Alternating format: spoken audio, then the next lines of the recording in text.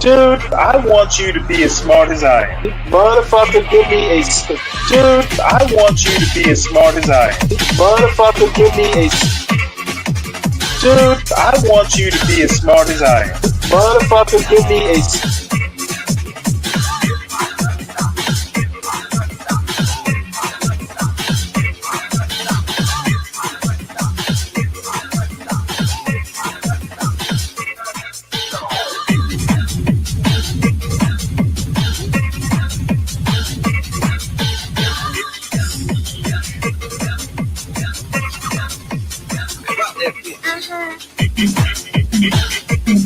Dude, I want you to be as smart as I am. Motherfucker, give me a specific...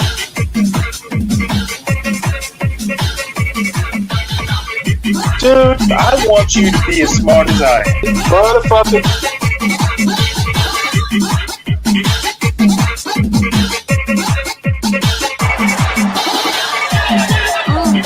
Come on out, you rapist!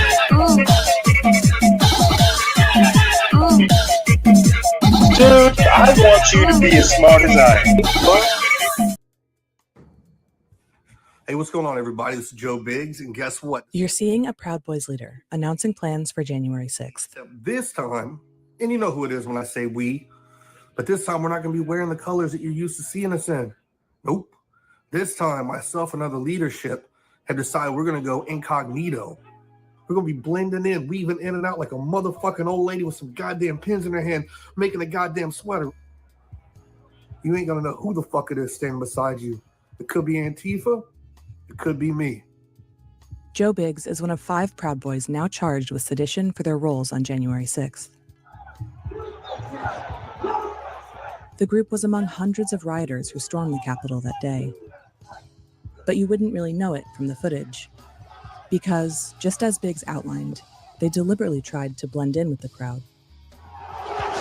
But building on the work of online researchers, the New York Times spent months finding Proud Boys in videos of January 6th. Our analysis shows, for the first time, how central they were to the Capitol attack. We'll reveal how again and again they instigated critical breakthroughs around the Capitol by repeating the same tactics: target an access point, rile up the crowd, join the violence, and reassess if police resist them. We combed through dozens of court records that included thousands of their text messages that show how Proud Boy leaders crafted a chain of command specifically for January 6th. Our investigation traces how an organized and violent group with a history of supporting Donald Trump came to his aid as he desperately tried to cling to power. This is exactly what was feared. And were catalysts in a vicious attack on American democracy. Repeat after me. I am a Western chauvinist. This is Enrique Tarrio, leader of the Proud Boys. You refuse to apologize for creating the modern world. Creating the modern world. The group is notorious for street brawling and facing off against far-left activists known as Antifa.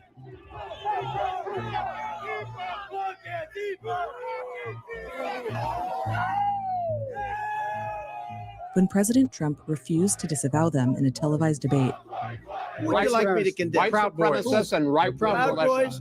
Stand back and stand by. Stop the steal! Tarrio responded by posting, "Standing by, sir." Stop the steal! Validated by a sitting president, they became more political than ever. If you think Biden's gonna fucking win, you're fucking. And if he somehow does win,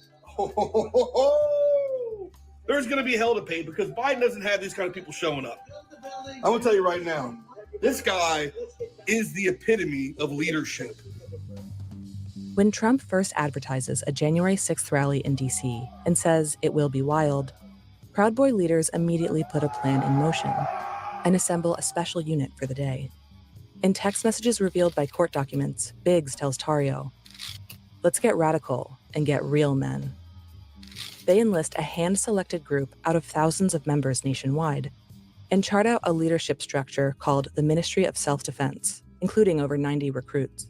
The Proud Boys say this was to defend against Antifa, but messages suggest there was more to their mission. Some recruits are so-called rally boys, who are prepared to get rowdy. Leaders tell the recruits to, quote, fit in or fuck off.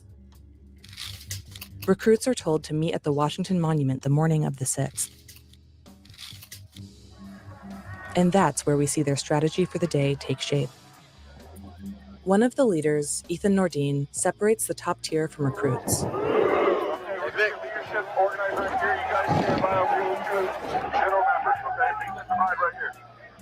A court order prevented Tario from attending. So Nordine, Joe Biggs, and Zachary Rail lead the group. They set off, not for Trump's rally, but for the Capitol. It's this hand-selected group that we will follow through the day, some of whom have varying ties to the official Proud Boys organization. Telegram messages from that morning showed that some of the Proud Boys intend to rile up other protesters.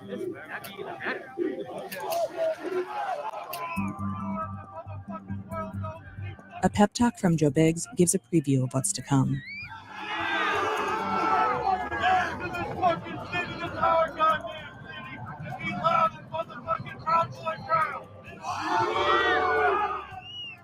And momentum builds as they near the Capitol. Right there, anyway. Come on, tighten up. The first time we see the Proud Boys' tactics at play is just 15 minutes before Congress is set to begin certifying the election results. They target an access point here on the west side of the Capitol and begin to rile up the crowd. Until now, protesters have stayed behind police lines. In minutes, that changes. In what is widely viewed as a tipping point, a protester named Ryan Samsel talks to Joe Biggs and immediately confronts the police. Biggs and other leaders look on. Samsel later told the FBI that Biggs encouraged him to confront the police, something Biggs denies. As the crowd pushes forward, many of the Proud Boys join in. They start removing barricades and urge others on.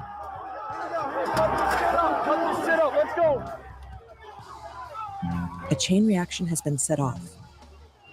The attack on the Capitol has begun. They're going in. And Proud Boys lead the charge, removing more barricades at the next police line. They scuffle with officers and break through the line again.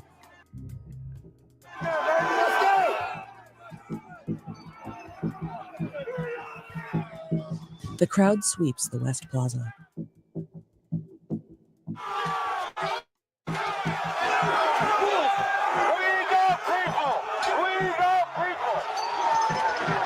For the next hour or so, police will try to hold off these rioters, including Proud Boys, from storming the building. Proud Boys make up a significant portion of the front line here. The Times spent months analyzing this scene to locate them, and there are likely more than we found. Many worked as teams, like this group in tactical gear. And these, marked with orange. But to blend in, most Proud Boys are deliberately dressed in plain clothes instead of their signature black and yellow.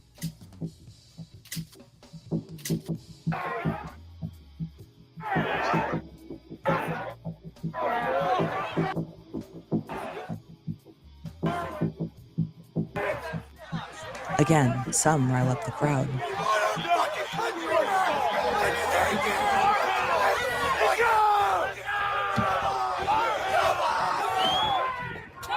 Others clash with officers. They're also communicating with each other at this time. On Telegram, a fellow Proud Boy tells the group to push inside the Capitol. One of the leaders responds, "We are trying." It's further evidence of their collective intent. Let's get him, boys! Come on!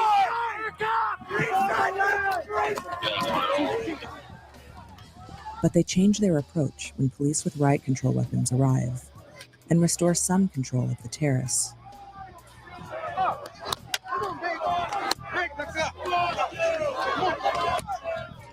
We know from their communications that leaders told members to expect contingency plans and that they'd work in teams. And over the next few minutes, we see some of these teams falling back in a coordinated fashion, starting with the leaders, Biggs and Nordine, at 1:25 p.m. I fucking love my life. The Proud Boys. Another group at 1:26, and another at 1:28. You just stole a riot shield? Wow. One leader, Zachary Rail, sends an update from the plaza. He texts, "We're at a standstill."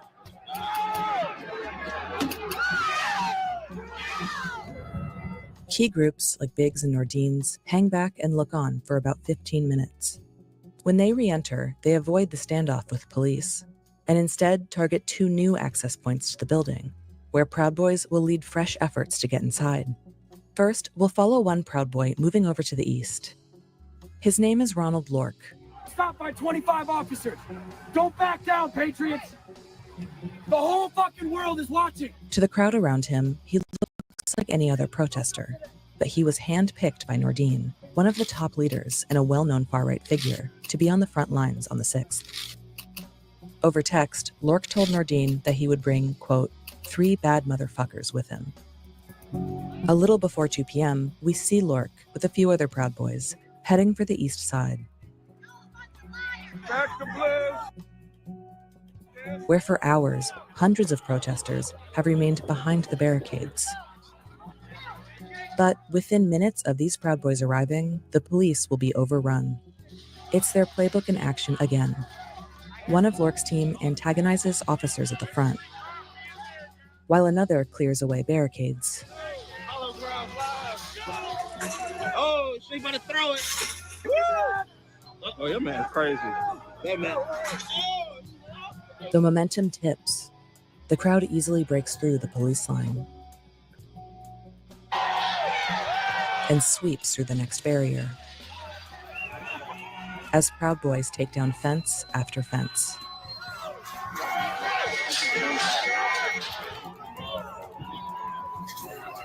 Suddenly, all the way down the eastern line, the crowd pushes past police and takes over the plaza. We'll return there shortly. Back on the west side, the crowd has made little headway against the officers on the plaza.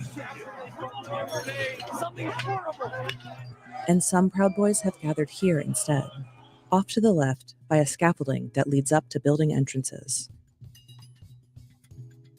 It's a key access point that's lightly guarded. And when Joe Biggs and his team rejoin the fray, that's exactly where they go. Within 2 minutes of Biggs's arrival, over a dozen Proud Boys are now trained on that entrance, and they attack the police.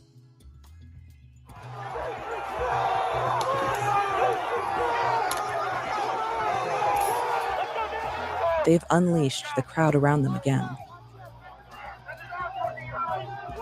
kicking off a fierce 20-minute battle for the scaffolding. It's the closest yet the mob has come to the lawmakers inside, who are still in session. Again, Proud Boys stay at the front.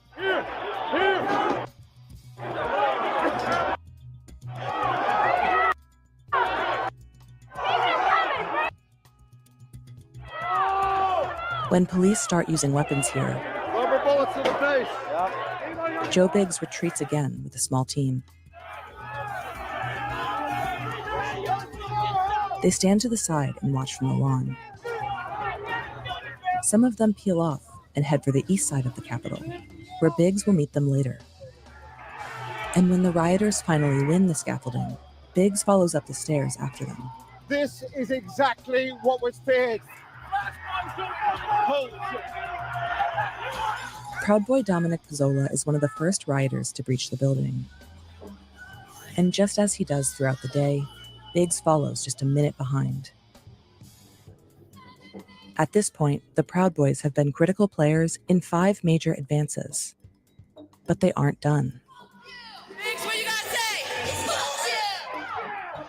After Biggs enters, he exits almost immediately to the east of the building. We don't know why, but in the chaotic crowd, he manages to team up again with the Proud Boys who left him some minutes earlier. In the background of this clip, we also hear Biggs on the phone, arranging to meet up with Ethan Nordine, also known as Rufio.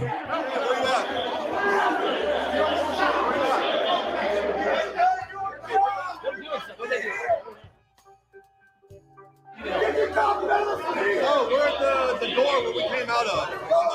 Outside. We're at the front door. Yeah. Here, I'll go back down to where you are. Go that way. Paul's down there. I'm gonna need you. Biggs makes his way up to the central stairs on the east side.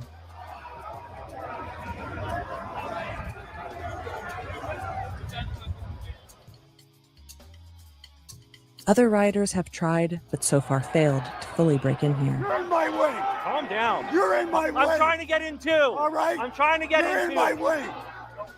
Lork, who we saw removing barricades earlier on the east, is already near the front.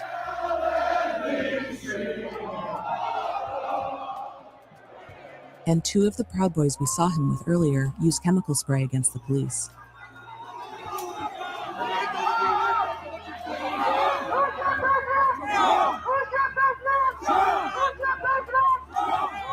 When rioters already inside the Capitol help open these doors, Lork is one of the first to spill inside.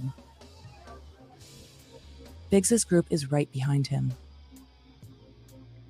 Entering from the opposite side at this time is Nordine, who makes his way into the same foyer. By now, it's mayhem. Congress is in lockdown. Lawmakers are being evacuated, and the peaceful transfer of power has been stalled.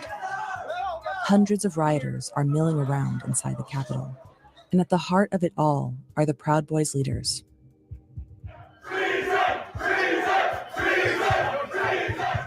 The group fans out across the building. Where's the rest of everybody? There's not enough of us. They're going to bring guns in. Hey, Nancy Pelosi. And later celebrate on Telegram. Lawyers for the Proud Boys have denied that there was any prearranged plan or conspiracy to storm the Capitol. After over a year, the country is still grappling with what really happened on January 6th. As our analysis shows, the Proud Boys played critical roles, from the first moment of violence to multiple breaches of the Capitol, while leaving the impression that it was just ordinary protesters leading the charge. The arrest of individual members has not deterred the organization or the far-right extremist movement they embody, and the Proud Boys continue to hold nationwide events. As their now former chairman, Enrique Tarrio, would like you to know, love them or hate them, the Proud Boys aren't going anywhere. We're here to stay.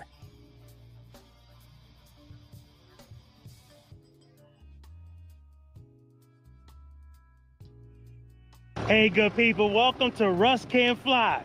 We're on our way to Martha's Vineyard, baby. Let's go!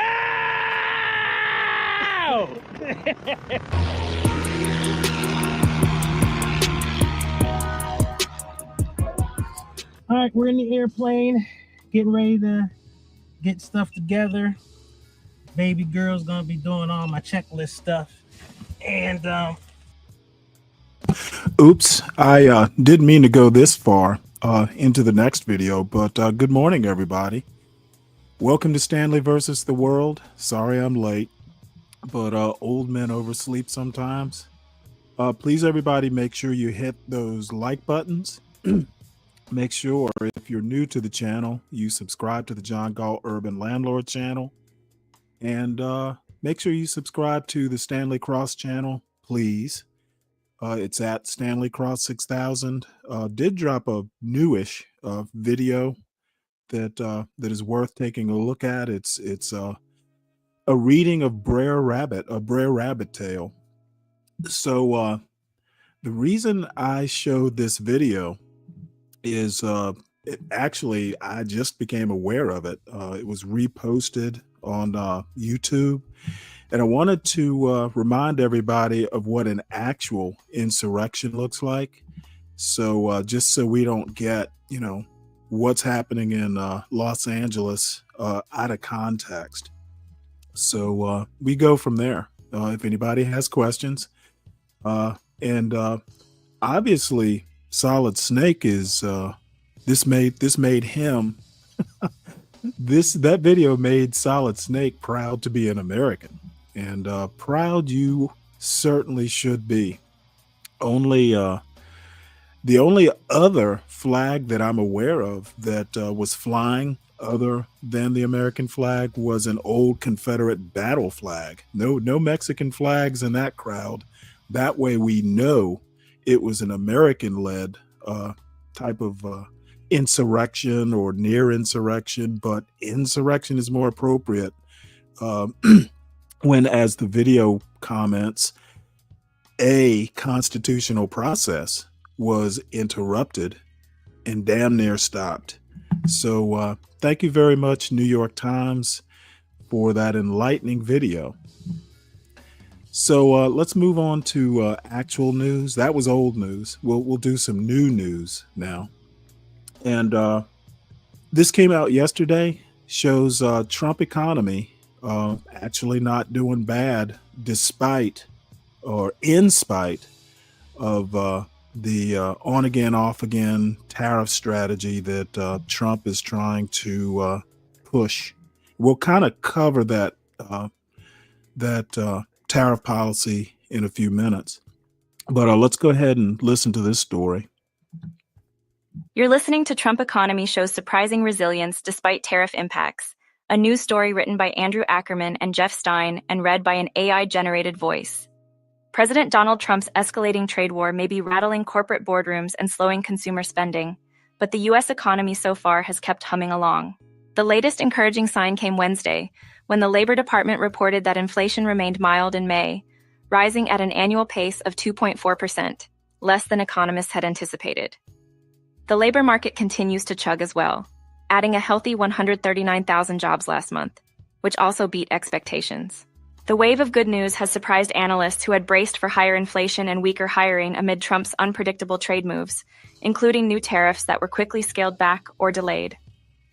The inflation report landed the day after U.S. and Chinese negotiators announced a framework for a deal to reduce tariffs and other economic restrictions between the countries, suggesting the administration may further retreat in its global trade war. That could remove another threat from the U.S. economy.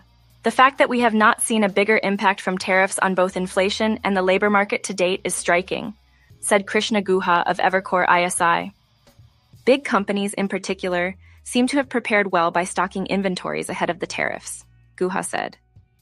Many also found alternative suppliers, improved productivity, and pressured wholesalers and distributors to absorb some of the extra costs. For now, most firms are holding off on major price increases while they wait to see if the Trump administration pulls back on its trade threats. But if tariffs stay high, economists still expect to see real damage over time, in the form of both higher prices and slower job growth. Without a doubt, firms are absorbing some of the costs, said Joe Brusuelas, chief economist at RSM. But it does not alter the reality that there are price hikes on the way into the economy. Still, the surprising resilience of the economy may have significant repercussions for the Trump administration and the upcoming 2026 midterm elections.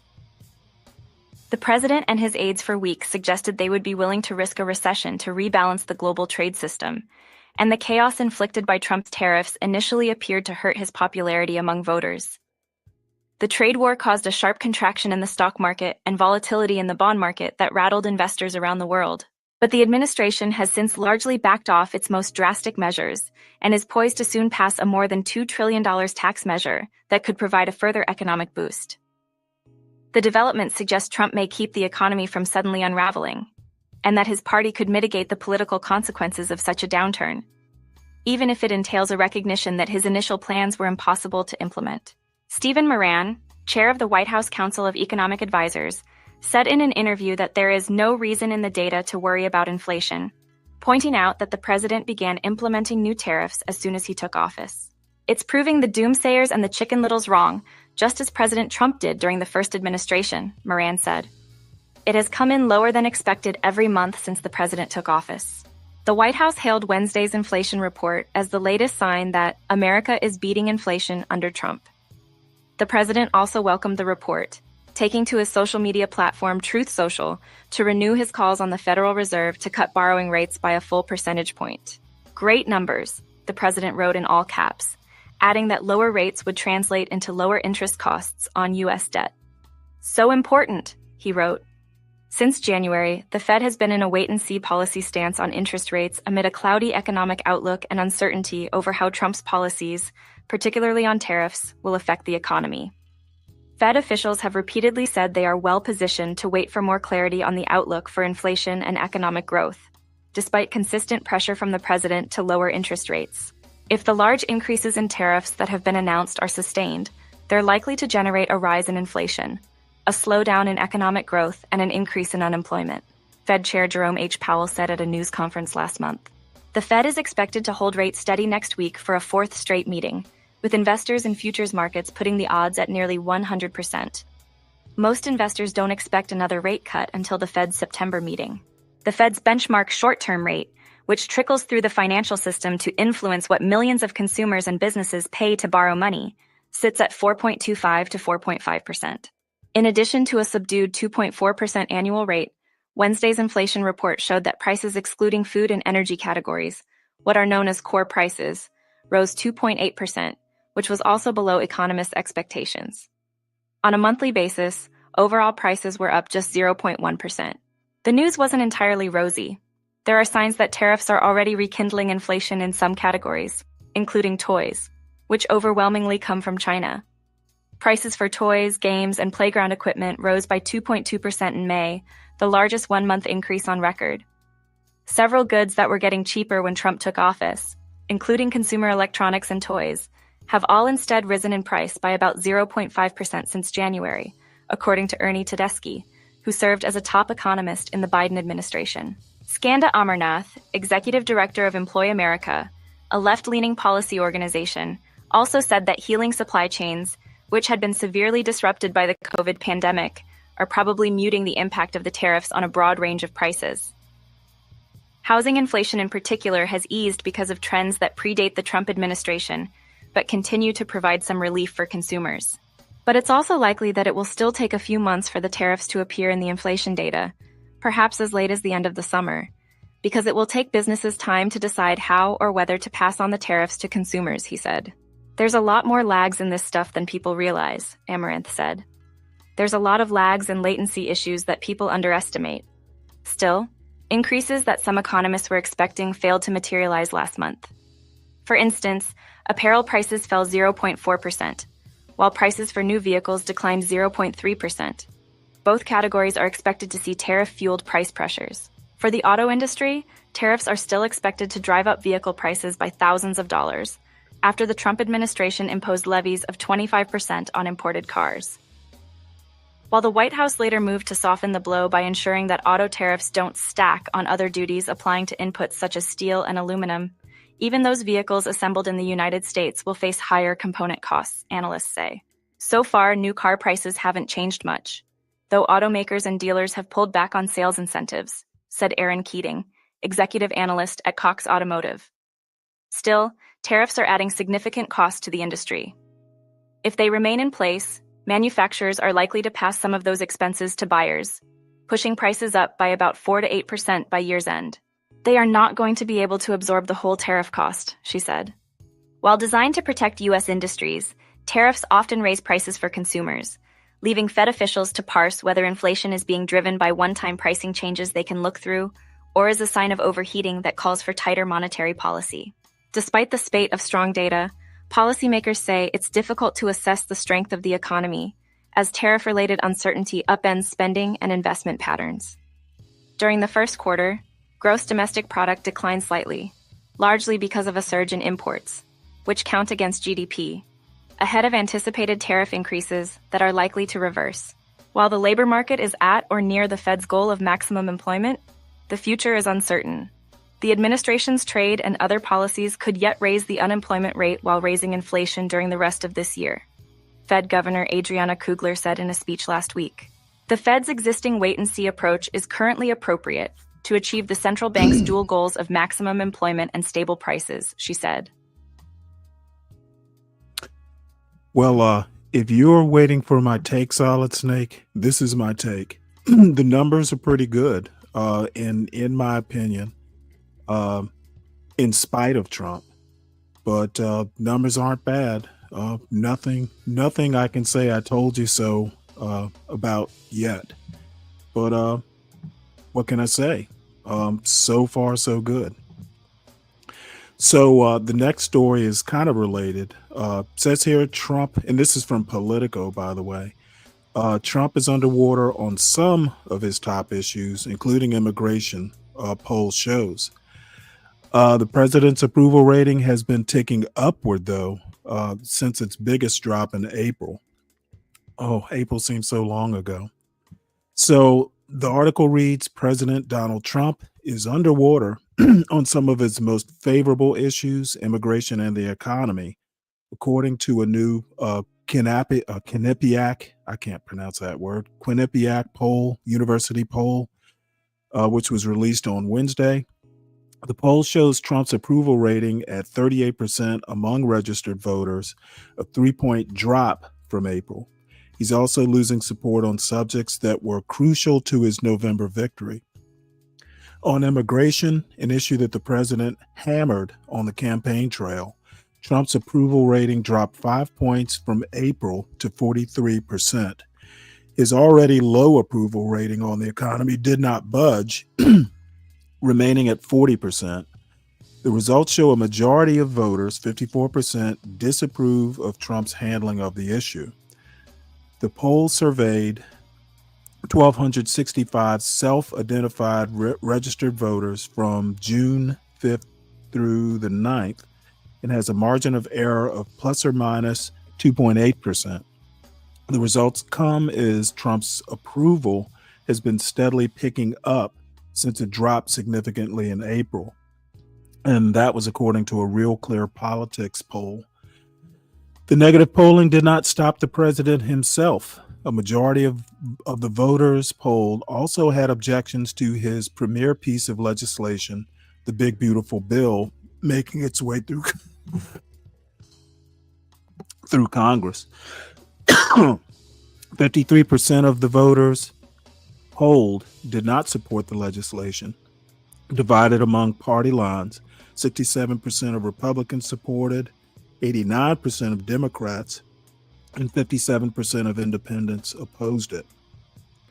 On Medicare funding, an issue that has become Democratic messaging priority, 47% of those surveyed thought funding should increase, while 40% think it should stay about the same, and just 10% think federal funding should decrease. The bill, as passed by the House, is estimated to end Medicaid coverage for millions of people. Quinnipiac also asked voters what they think of billionaire Elon Musk, which is really a non-issue now, and his approval rating is crashing among Republicans following his very public breakup with Trump. Among Republicans, 62% had a favorable view of Musk, a 16-point drop from April. But while Trump's approval languishes, it's not clear Democrats will be able to take advantage of it. A vast majority of voters, 70%, disapprove of the way Democrats in Congress are doing their jobs, while 20% approved. That's 12 points lower than how voters viewed Republicans in the survey. The good news here is, even if poll numbers are dropping for Republicans and Trump in particular, the Democrats have no answer. So, it's kind of a wash, in my opinion. We are where we are, back in January. For all intents and purposes, in my opinion, nothing's changed. I think Americans are still kind of pro-Trump by and large. And even if you're anti-Trump, you don't have an answer. So it's a wash. So the next thing that caught my attention is Trump can abolish national monuments. U.S. Justice Department says. Of course, they would approve of, of course, a Trump Justice Department would say that. So says here, and this is from Ground News, President Trump has the authority to abolish national monuments meant to protect historical and archaeological sites, according to a new Justice Department legal opinion. The opinion disavowed a 1938 determination that monuments created by previous presidents under the Antiquities Act cannot be revoked. Biden had designated 2 California cities, the 624,000 acre Chuckwalla National Monument. I said cities, I meant sites. And the 225,000 acre Satipla Highlands National Monument as national monuments at the request of Native American tribes. So whatever national monument, I guarantee you those are going to go. It seems the trend that anything Biden did, Trump is inclined to reverse. So we'll see how that goes. Dolomite says, typical propaganda. Well, yeah, politics is almost nothing but propaganda. So here we go. What is the next story here? Says here, U.S. to withdraw diplomats from Iraq amid Iran tensions. So that's kind of interesting. Hadn't heard about Iraq in quite some time, so let's see what's going on there. U.S. to withdraw diplomats from Iraq amid Iran tensions.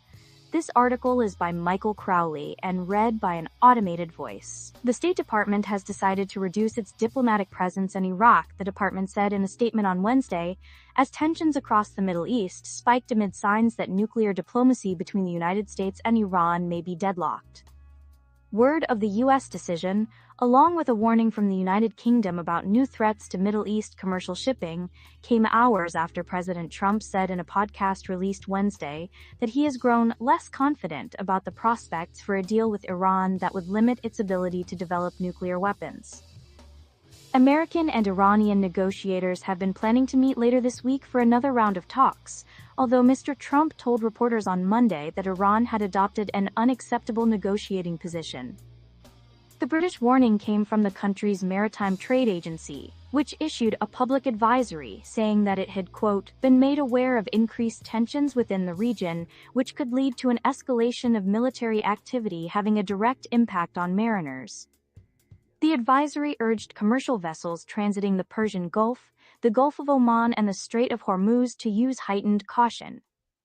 The sense of alarm was heightened by comments from Iran's defense minister, General Aziz Nasirzadeh, who warned on Wednesday that in the event of a conflict following failed nuclear talks, the United States would suffer heavy losses from Iranian attacks on U.S. bases in the Middle East. His comments were reported by Iran's Islamic Republic news agency. The State Department did not provide details on how many personnel would be removed from Iraq, or why. The Associated Press reported on Wednesday that non-essential U.S. personnel would be withdrawn from Baghdad, and that non-essential personnel and family members of diplomats had been authorized to depart from U.S. embassies in Bahrain and Kuwait.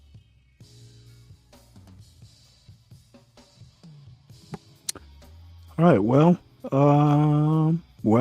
the U.S. is in negotiations, I believe, with Iran, so no particular comment on that. I'm surprised we still have a whole bunch of troops there, and that's pretty much my own comment there. And this next article, this is not a surprise. Netanyahu survives a vote to dissolve parliament, but emerges weakened. And I don't actually know that much about Israeli politics other than, Netanyahu is a problem, and they probably need some new blood. But in this particular crisis, I don't think Netanyahu's going anywhere. So let's see what this is all about. Netanyahu survives a vote to dissolve parliament, but emerges weakened. This article is by Isabel Kirshner and read by an automated voice. A motion by opposition parties to dissolve the Israeli parliament failed in the early hours of Thursday morning. But the vote itself presented the most serious challenge yet to Prime Minister Benjamin Netanyahu's right-wing government, exposing splits in the ruling coalition and weakening his leadership credentials. 53 of the 120 parliament members voted for the dissolution bill, including 2 members of the governing coalition, while a majority of 61 opposed it. Despite the defeat, representatives of the opposition parties said that they had nevertheless managed to drive a wedge into the coalition's ranks. By bringing the bill to a vote, the opposition parties plan to exploit a fight within the governing coalition over the contentious, decades-old policy that has largely exempted ultra-Orthodox men who are studying religion in seminaries from compulsory military service. Mr. Netanyahu's ultra-Orthodox coalition partners, the United Torah Judaism and Shas parties, have been locked in a dispute with other members of the government over proposals to enlist many ultra-Orthodox men of draft age into the armed forces. The issue has taken on more urgency and spurred growing public anger and scrutiny since the Hamas-led attack on October 7, 2023, ignited Israel's war in Gaza. The ultra-Orthodox parties had been threatening to cross parliamentary lines and vote with the opposition. If they had done so, in a united front, they would have provided the opposition with the majority needed to dissolve parliament. Instead, only 2 members of United Torah Judaism broke ranks and supported the dissolution bill. Shortly before the vote, Mr. Netanyahu reached an 11th-hour compromise with the ultra-Orthodox politicians over possible legislation for the enlistment, leading most of them to oppose the dissolution bill and averting a more severe government crisis, if only temporarily. In any case, had the vote passed, it would not likely have caused the government to fall immediately. Under the parliamentary process, this vote is considered preliminary. Any final vote would have taken months, giving the Prime Minister time to shore up his increasingly fractious governing coalition or create more favorable conditions for himself before a return to the ballot box. The ultra-Orthodox leaders' threats to quit the government or dissolve the Knesset had been mostly intended as a tactic to prevent the forced enlistment of seminary students. The hurried compromise reached early Thursday was unlikely to solve the conundrum over ultra-Orthodox enlistment that has confounded successive Israeli governments. But it could buy Mr. Netanyahu time. Netanyahu is a master of stalling, said Aviv Bushinsky, a political analyst and a former media advisor to the Prime Minister in one of his previous terms. No government... Yeah, I'm going to stop it right there because I don't want to get too deep into Israeli politics. It's always interesting, but again, I don't know that much about it. The only interesting thing is that forever, ultra-Orthodox students were exempt from military service. And it's very interesting that they are being newly recruited. From an outside looking in perspective, a lot of the ultra Orthodox are kind of like the agitators of these confrontations out in the settler communities and stuff like that. So it's actually good to see that, the young people of the ultra Orthodox are now going to take some responsibility in the Israeli armed forces. So that's an interesting thing to note. So moving on, RFK Jr., our Health and Human Services Secretary, a couple days ago, or last week actually, got rid of 8 members of this. I think it's a 17-member advisory panel on vaccines. He ousted 8 of them and has named 8 who are more allies of his onto the board. And Robert F. Kennedy Jr. retired the U.S. CDC's vaccine advisory panel 2 days ago. I guess so it was this week, and appointed 8 new members on Wednesday.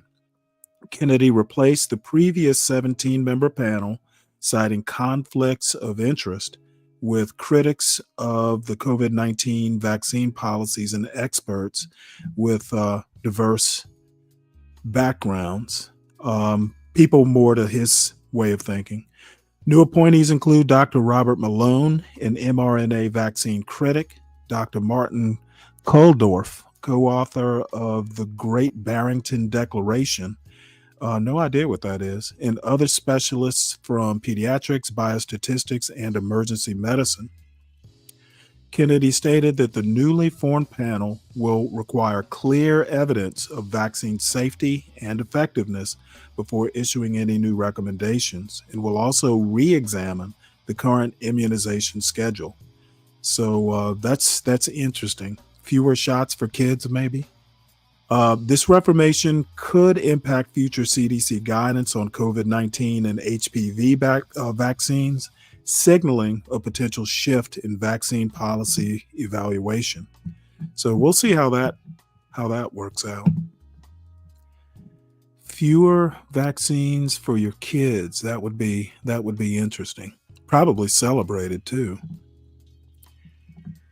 So let's see what's next here.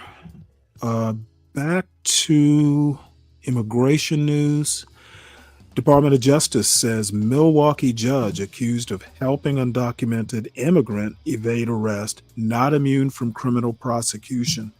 It was interesting. Her lawyers were going to argue that under that Trump versus United States ruling that the Supreme Court did a few years ago, basically giving certain types of appointed and elected officials immunity from prosecution if they're if they're working within their purview, their job's purview would give them immunity.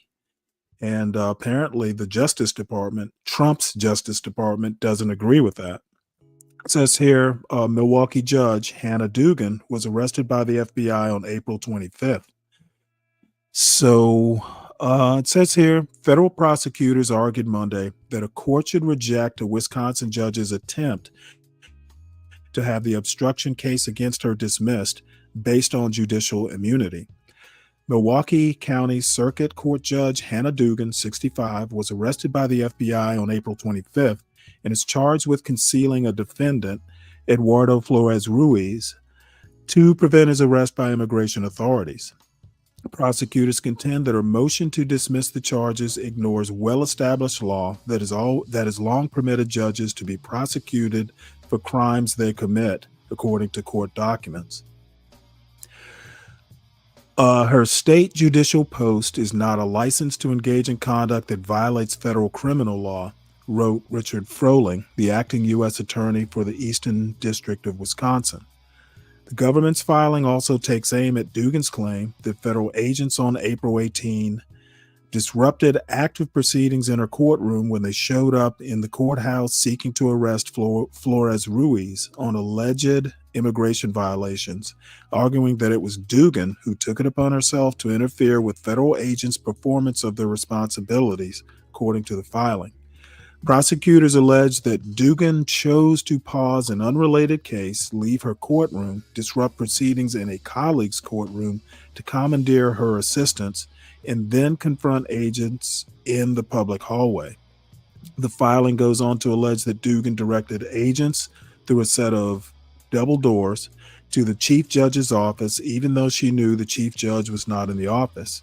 Dugan quickly returned to a courtroom and, among other things, directed EFR's attorney to take your client out and come back and get a date, and then to go through the jury door and down the stairs before physically escorting EFR and his attorney into a non-public hallway with access to a stairwell that led to a courthouse exit, stated the filing, which refers to Flores Ruiz by his initials, EFR. She did this all just days after thanking a colleague for providing information which explained that ICE could lawfully make arrests in the courthouse hallway. The filing is the first time federal prosecutors have alleged that Dugan instructed a man to go down the stairs, and the first time they've referenced access to a stairwell leading to an exit. Video from more than 24 surveillance cameras in the Milwaukee County Circuit Court, obtained by ABC News through a public records request, shows that the man and his attorney did not, in fact, take the stairs after the encounter with the judge, but exited a private door that led to a public hallway. From there, the video shows the man and his attorney take the elevator down to the court's main floor while being followed by federal agents. The video obtained by ABC News do not have sound. Flores Ruiz, who was due to appear before Dugan that day on a battery charge, was captured outside the court building after a brief foot chase. Put simply, nothing in the indictment or the anticipated evidence at trial supports Dugan's assertion that agents disrupted the court's docket. Instead, all events arose from Dugan's unilateral, non-judicial, and unofficial actions in obstructing a federal immigration matter over which she, as a Wisconsin state judge, had no authority, a prosecutor said in the filing. And I think that pretty much gets the gist of this. I think that she is going to be that proverbial example that will scare other judges. So I think it's egregious to, interfere in any court proceeding, whether you have federal authority or not. And the interesting thing, and this is actually kind of where Trump kind of goes against, conservative values, in that, there are a lot of clashes at the federal level, kind of challenging states' rights. It's pretty interesting. This is not a conservative thing to do, when you start challenging, what states have the authority to do versus federal authority. What happened to states' rights? So this is another interesting story, and emoluments acts in the Constitution be damned. It says here, a Trump family project spurs resignations and a criminal charge in, of all places, Serbia. So who knew that there was a Trump property in Serbia?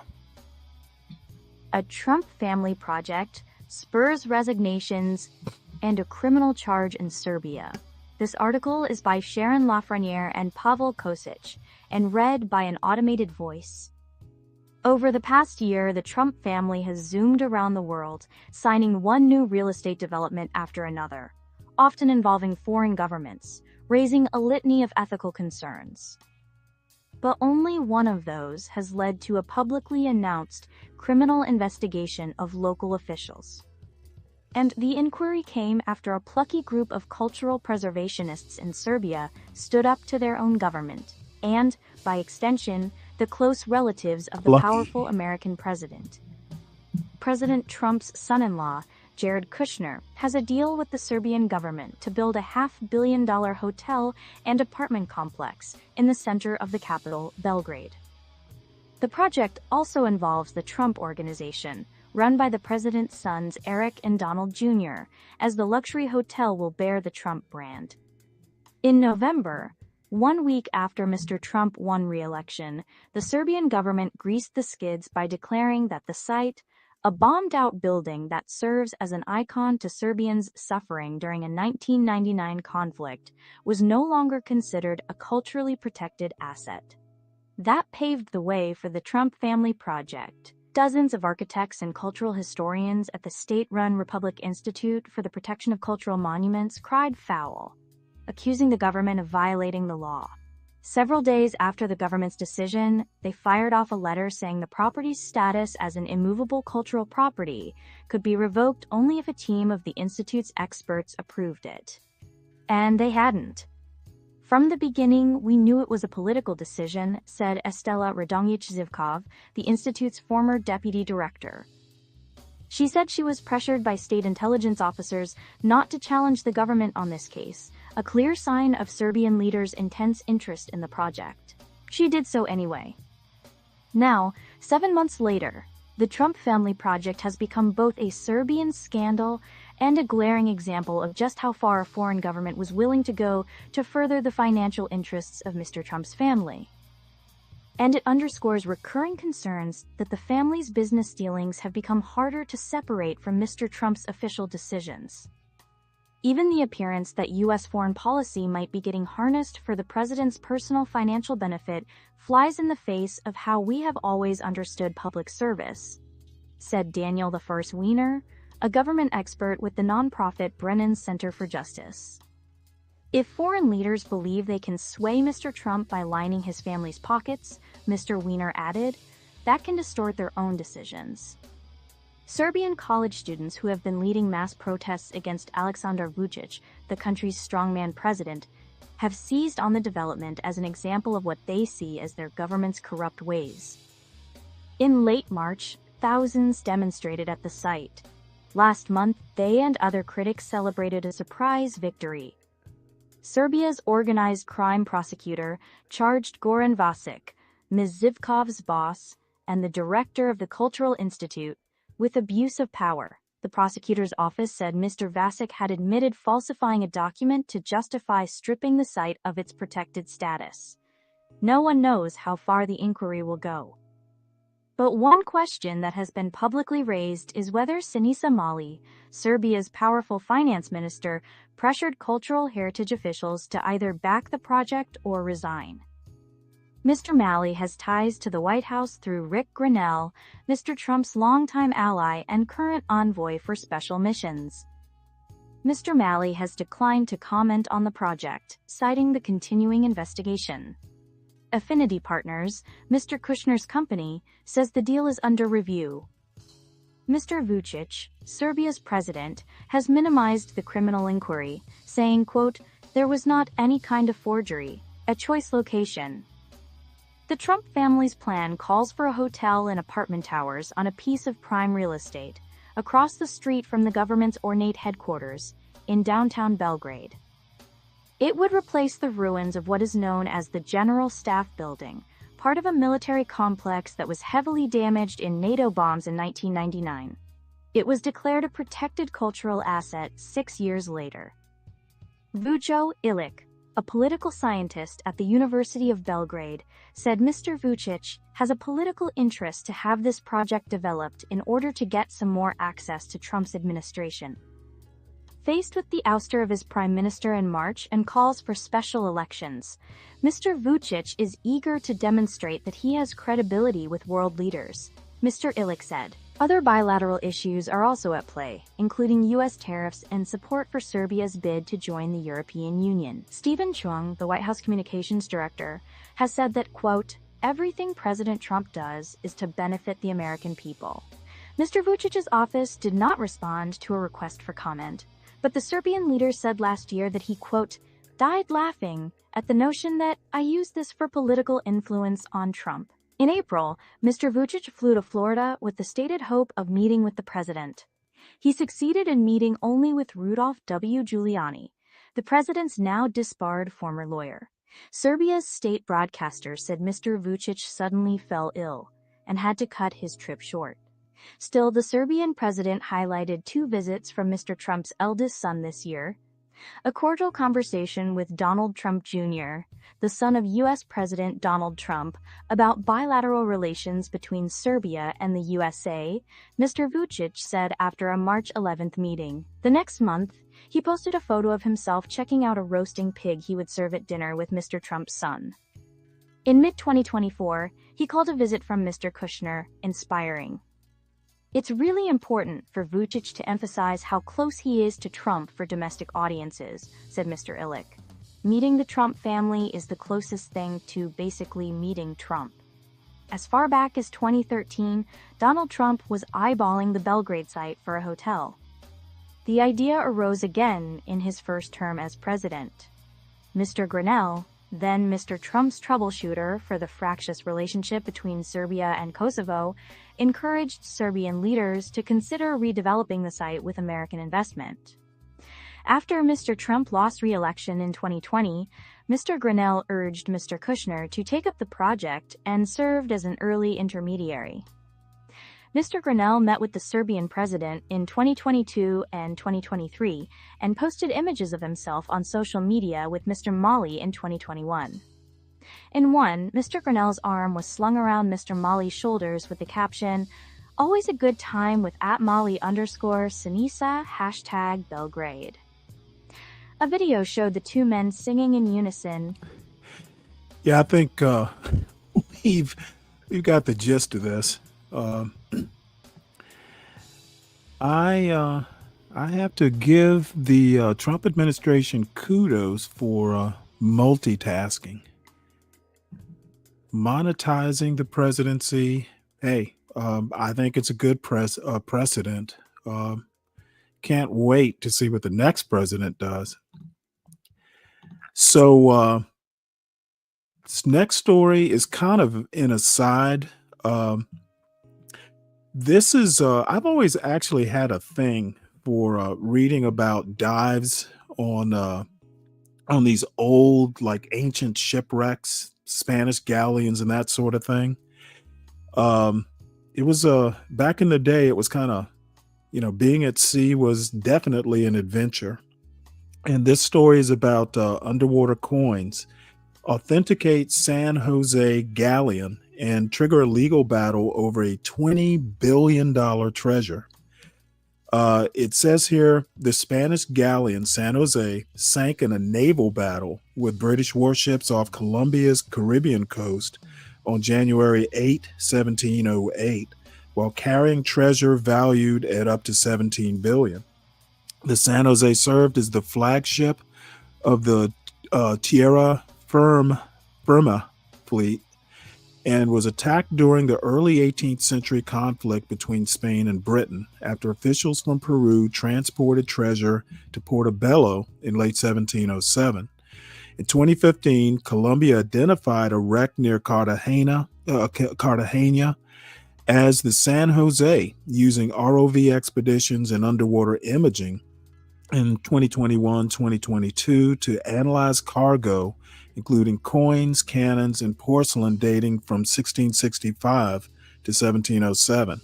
Researchers found hand-struck silver and gold coins called macuquinas, minted in Lima in 1707, bearing Spanish heraldic symbols, supported by imagery of Jerusalem crosses and crown pillars of Hercules. The discovery offers a unique archaeological insight into colonial maritime trade, but has triggered ongoing legal battles over ownership between Colombia, Spain, Sea Search Armada, and indigenous groups claiming reparations. Well, this reminded me of a book I read some years ago, maybe 10 plus years ago, called Ship of Gold in the Deep Blue Sea. And you can get it on sale at Amazon. But this book was excellent. If you have any interest in, like, maritime, treasure diving, that sort of thing, I highly recommend this book. So it's like I said, it's a total aside here, but if you're into, maritime treasure hunting, that sort of thing, definitely a highly recommended book. So back to news here. This is interesting. David Hogg to exit DNC after backlash to his primary plan. And if you don't remember, and I imagine most people in this John Galt universe don't keep up with Democratic politics. I pretty much keep up with all politics, at least as much as I can. And David Hogg basically had the idea that, that these Democratic politicians should not stay in office till they die. And kind of imitating a MAGA tactic, hey, we will primary politicians who basically don't, meet whatever, DNC or Democratic political policy we want you to support. And he was vice chairman or something like that of the DNC, and he got into hot water. It's almost reminiscent of back in was it 2000 what 2016 15 where Bernie basically got shot down by the more quote normie liberal Democrats. So they basically have forced David Hogg out. And actually, I would have loved for to see some of these politicians who have been in office forever, practically going senile in office, and between Ruth Bader Ginsburg, Biden, and Dianne Feinstein is like the poster senator for just literally staying in office so long that her job can't be done by her personally. So I want to listen to this because it's very interesting. I think essentially the Democrats want to do business as usual, or as close to it as they can get away with. And any new ideas just get shot down, much to their detriment, to be honest. David Hogg to exit DNC after backlash to his primary plan.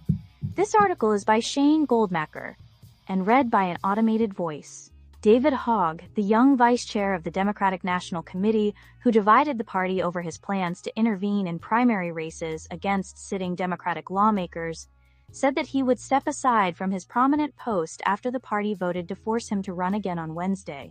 Mr. Hogg, 25, became a lightning rod for criticism within the party after he told the New York Times 2 months ago that he planned to spend millions of dollars on primaries through a separate group, Leaders We Deserve, that he leads. He said he was raising as much as $20 million to help bring generational change to the Democratic Party.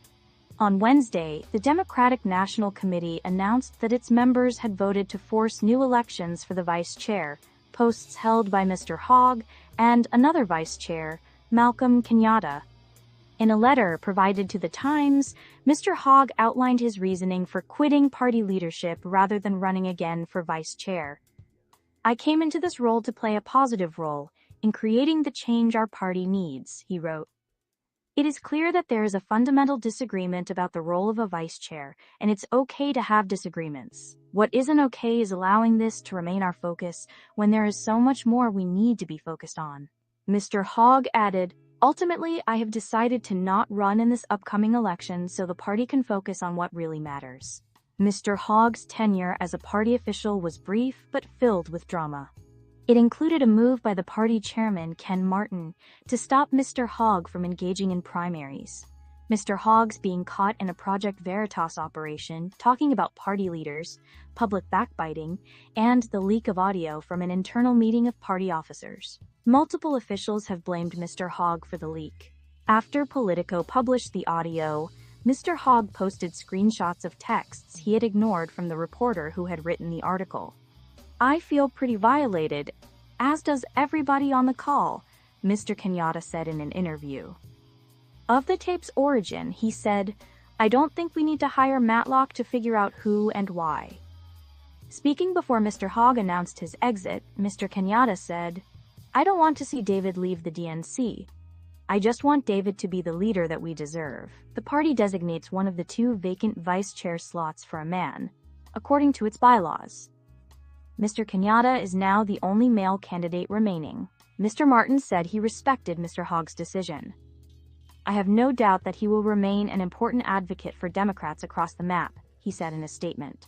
Mr. Hogg, an activist and outspoken survivor of the 2018 school shooting in Parkland Flat, has continued to raise money for his outside group while serving as vice chair and used the fight with the party to stir up donations. I am doing this so that we have a stronger party, he wrote in one fundraising email this month, adding, "A few members of the old-school Democratic establishment are pissed at me for calling us weak." The move to redo the vice chair election came after a complaint that the party had not properly followed parliamentary rules in its initial February vote that elected both Mr. Hogg and Mr. Kenyatta. The complaint was lodged before Mr. Hogg had announced his primary plans, but the issues were quickly conflated, in particular by Mr. Hogg, who called the effort to redo the vote a, quote, fast track to push him out. The first ballot in the new race would have featured Mr. Kenyatta competing directly with Mr. Hogg, and whoever lost could have run in a contest for the second slot against other remaining candidates. Mr. Martin publicly rebuked Mr. Hogg's decision to intervene in primaries through Leaders We Deserve. Mr. Martin had pressed every officer to sign a pledge to remain neutral in primaries during a previous officers' meeting, and everyone did so besides Mr. Hogg, who at the time did not bring up his plans to engage in primaries. Mr. Martin had since pushed to change the National Party's bylaws to prevent its leaders, including Mr. Hogg, from intervening in such races. Mr. Martin and Mr. Hogg exchanged proposals about potential firewalls inside both Mr. Hogg's organization and the DNC, but never came to an agreement. This week, Mr. Hogg's group announced an endorsement in a Democratic primary in a vacant congressional seat in Virginia. The group has yet to endorse against an incumbent Democrat. The audio clip from the May 15th meeting that leaked to Politico had Mr. Martin complaining about the infighting and saying, "I said to myself for the first time, I don't know if I want to do this anymore." The DNC issued statements from multiple officers afterward praising Mr. Martin. "Ken showed vulnerability in a private conversation," said Shasti Conrad, an associate. I'll stop this right here. This is actually one of the DNC's biggest problems. And Aramiyose Frimpong has actually commented on this. I want to play a little bit of his assessment of this DNC fight. The DNC, for some reason or another, insists on presenting a unified front, and they do not allow enough internal debate. This is half of the DNC's problem. It's half of the Democrats' problem. Progressives want a little bit more of power in the Democratic Party. And, most of the younger people in the Democratic Party tend to be a little more left than, the straight up, liberal Democrats. And I think personally, though I don't tend to have a lot of, I'm not a progressive part of the party fan, but, these people are young, and for better or for worse, they're going to wind up taking power anyway. A little bit more of an internal battle before you present candidates to be up for actual elections. You got to do it. Even MAGA has internal struggles, and basically knowing that the party actually has internal fights over actual policy is a good thing. And for some reason or another, Democrats have shunned that for decades, much to their detriment. If you don't have a Barack Obama or somebody who's really charismatic, who can just basically carry water and stand up to the DNC, you got a bunch of just bland people who are doing the party line. And I think Trump being reelected after losing to Joe Biden, it just shows that the Democrats have indeed lost their way, and they don't seem to be able to find their way. And, even with Trump's weaknesses currently, I still think I was a little more hopeful, say, a couple months ago, that, one of the houses of Congress might wind up going Democratic. I'm a lot less hopeful 2 months later. These guys just cannot get it together. And what you're going to get is a President Vance if these folks can't seem a little bit more viable in the next couple years. And, much like I say about MAGA,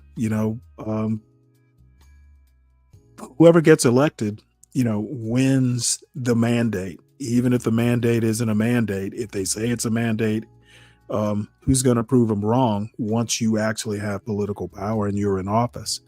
So I want to play this video if I can find it.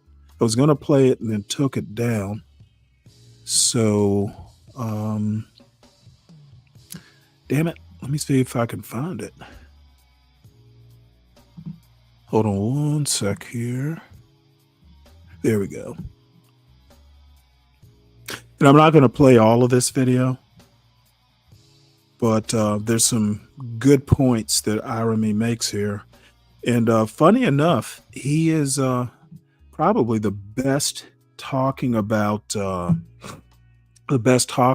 democratic politics of all people that I've run across. So let's have a look here.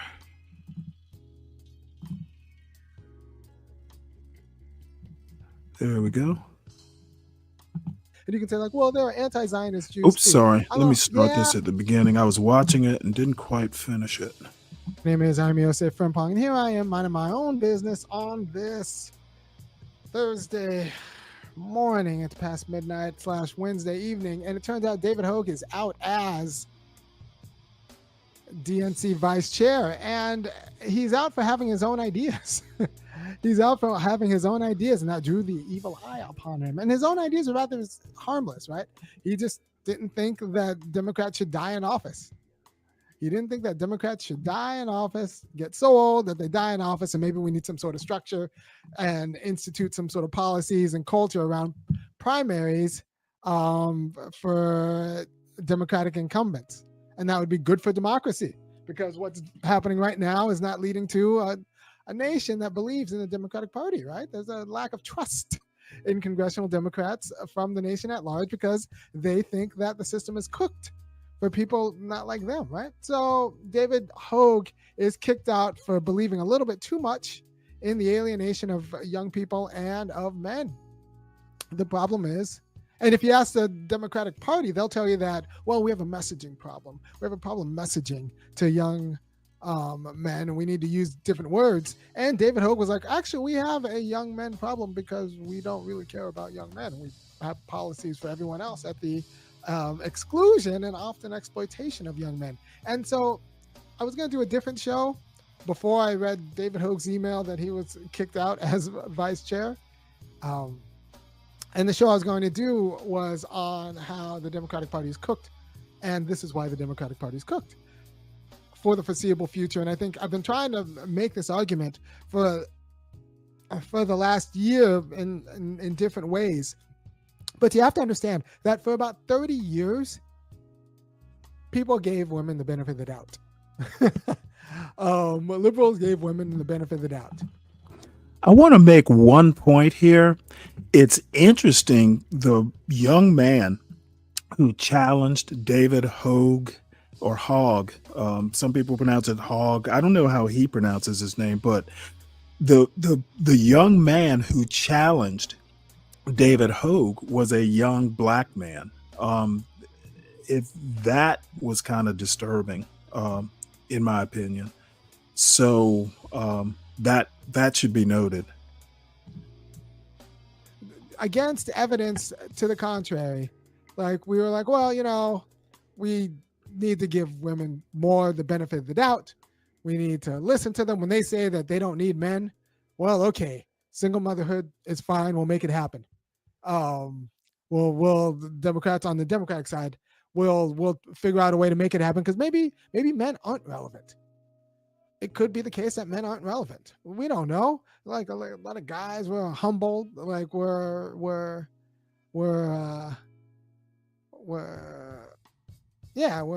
appropriately humble, especially on the left side and the liberal side. We're like, well, you know what? Maybe men aren't relevant. Maybe we don't have to listen to them. Well, we're giving away their jobs. Well, maybe that's okay. Maybe they just need to hustle harder and learn to code or whatever. And, maybe men aren't relevant. They don't need to be in the house. Maybe women are enough. Everything's telling them that they are enough. They've been told that they are enough, and maybe they are enough. And that actually was working a little bit for about 35 years. For about 35 years, we were telling women that they were enough and that it wasn't clear that men were relevant. And the conservatives always fought against that, but the conservatives are wrong about so many other things that it was easy to presume that they were wrong about this. They assumed the relevance of men, but they assumed a lot of other things that was trash. So liberals and the left kind of assumed, well, we're willing to entertain the possibility that men were irrelevant. The problem is the professional class women who were telling you that men were irrelevant weren't particularly good at doing the things that men were doing. Right? They're not out there, swinging the hammers and building roofs and plumbing with their hands elbow deep in feces. So they weren't particularly good at the stuff men did, both civic building and civil building. They weren't particularly good at that. And then they also weren't particularly good at the stuff conventional women did. They weren't great parents. Liberals are not great parents. Now, I've said many times on this show and other shows that I think that liberal feminists are the worst parents in the United States. They are the worst parents in the United States, and that's not particularly good. So the class of people who now kind of took over the Democratic Party, who are willing to entertain, who actually promulgated the idea that men are irrelevant, and everybody else kind of were willing to give them the benefit of the doubt, because maybe we were reared on The Simpsons and that kind of the idea that guys are buffoons and, put upon wives are the real people in this world. And that made sense. That the only thing that made the culture of single parenthood tenable in the 90s and 2000s, the 80s, 90s, and 2000s. That was the only thing that made the culture tenable. But it turns out that same class of people weren't particularly good at doing the things that conventional men did, and they weren't particularly good at doing the things that conventional women did. So they were like failures, but there was a slow failure because it took about 40 years for us to figure out that these women weren't particularly good at the things. And maybe it's when you have a sexual differentiation in culture that equality is going to look like in some ways a messier process, as we have to look at the entitlements of womanhood and the entitlements of manhood and undermine both of those.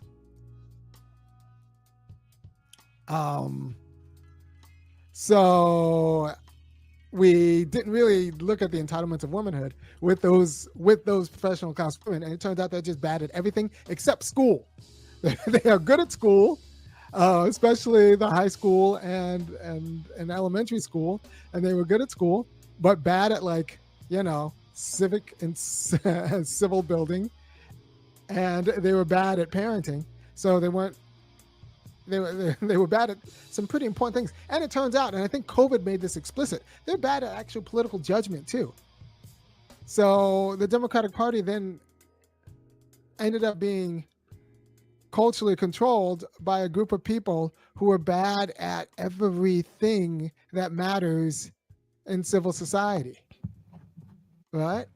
And that is essentially what he's saying, and I hear this a lot, especially, in this John Galt space, that women and the PMC class in general are kind of out of touch with things like grocery store prices. To a certain extent, I agree with that. However, I think that I basically think that what people need to learn is that not everything about politics, not everything, you have to be good at a lot of different things. You have to be able to read a book, and you have to be able to change your oil. And too many people don't seem to realize this. It's almost like everybody takes their cars to Jiffy Lube, back in the day, when you could save that $25 and change the oil yourself. In the end, it actually winds up being cheaper or just as much. So I think, to boil down what Iremy's saying, we have too many people that are not good at a lot of things. Good at one thing or another, but not good at both, is a problem. And this lack of being good at several things gets passed down to kids. And we got a bunch of people who know a lot about, a lot about politics, but they don't know a lot about stuff outside of politics. You could actually make the argument that, the career politicians are a problem because they're not good at real life. If you're bad at politics, you're bad at business, and you're bad at parenting, but yet you feel like you should be able to kind of control all of those things, we call you a Democrat. And that's a problem.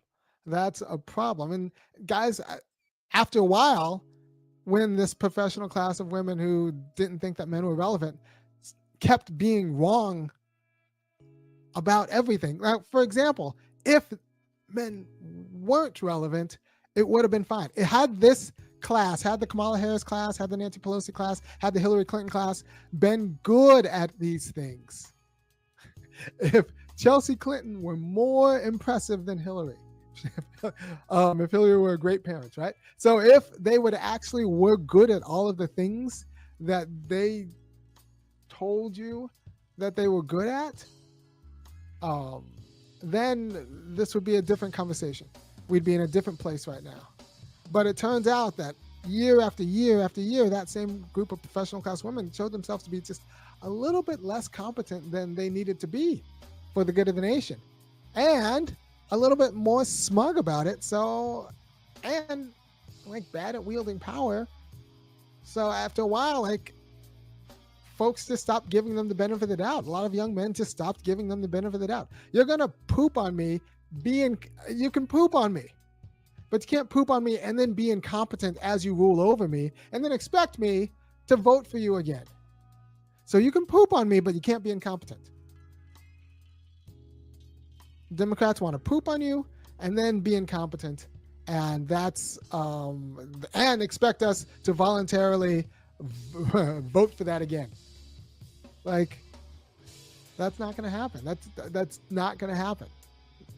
So the men are not coming back until the Democratic professional class women eat crow. But I think there are a lot of commercial incentives that keep professional class women lost in their own sauce.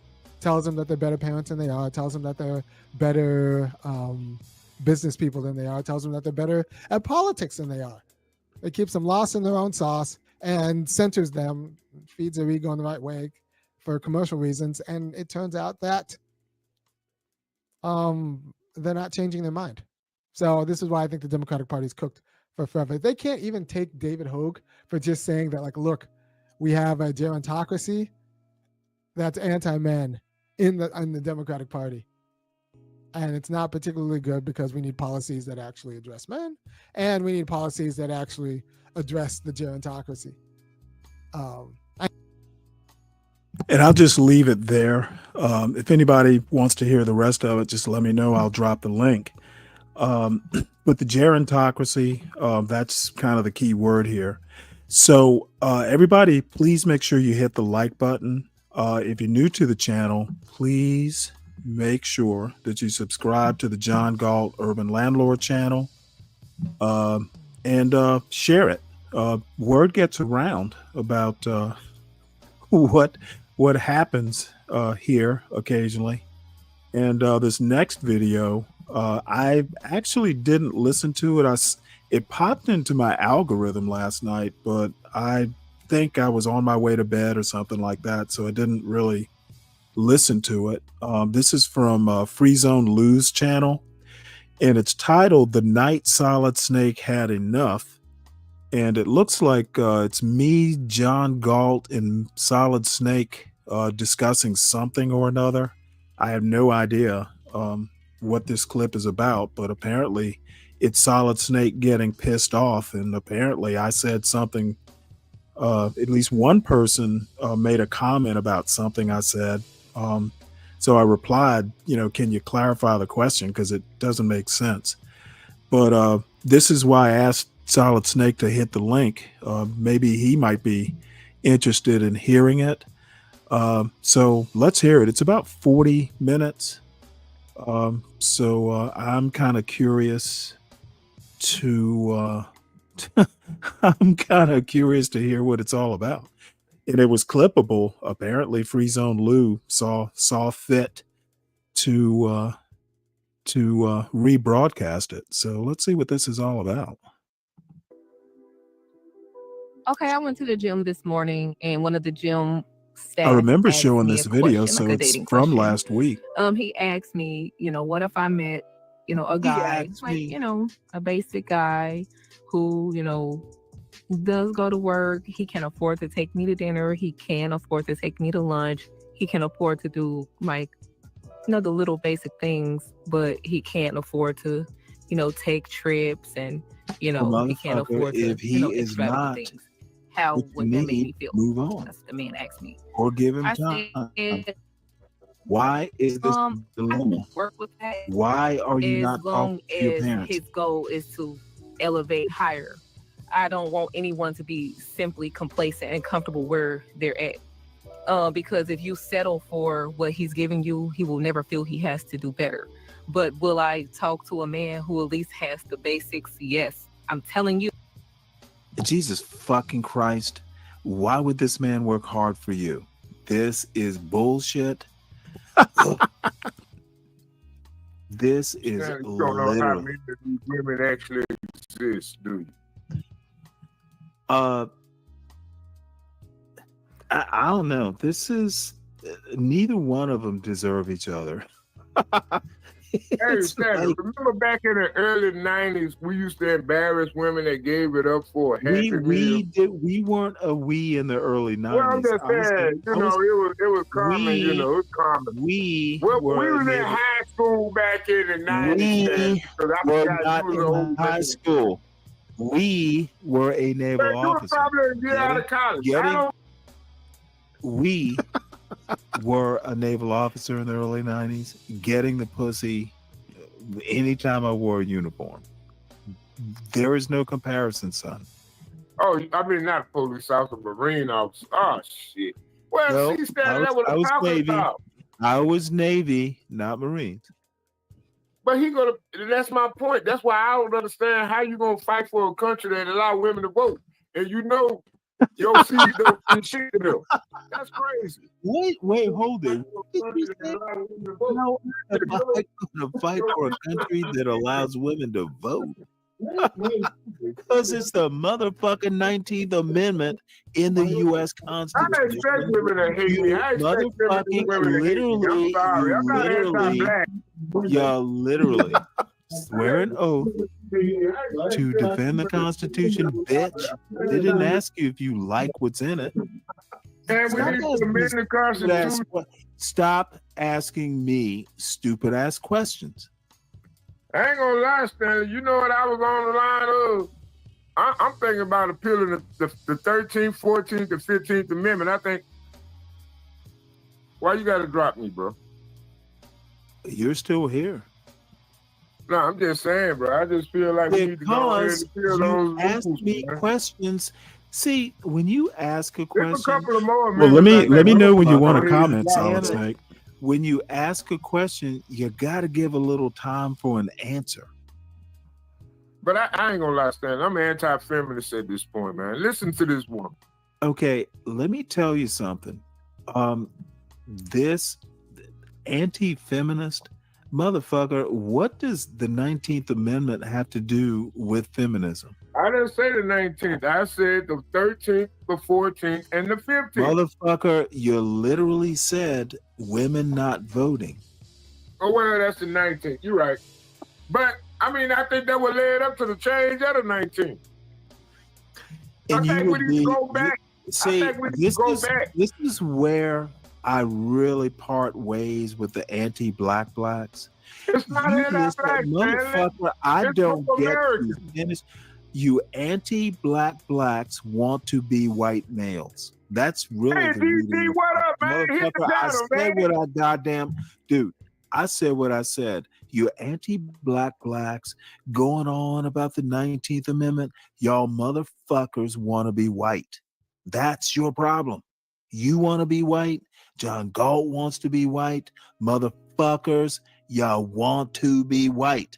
You want to mimic white male power. That's your motherfucking problem. And you know what? I absolutely stand by that statement. First off,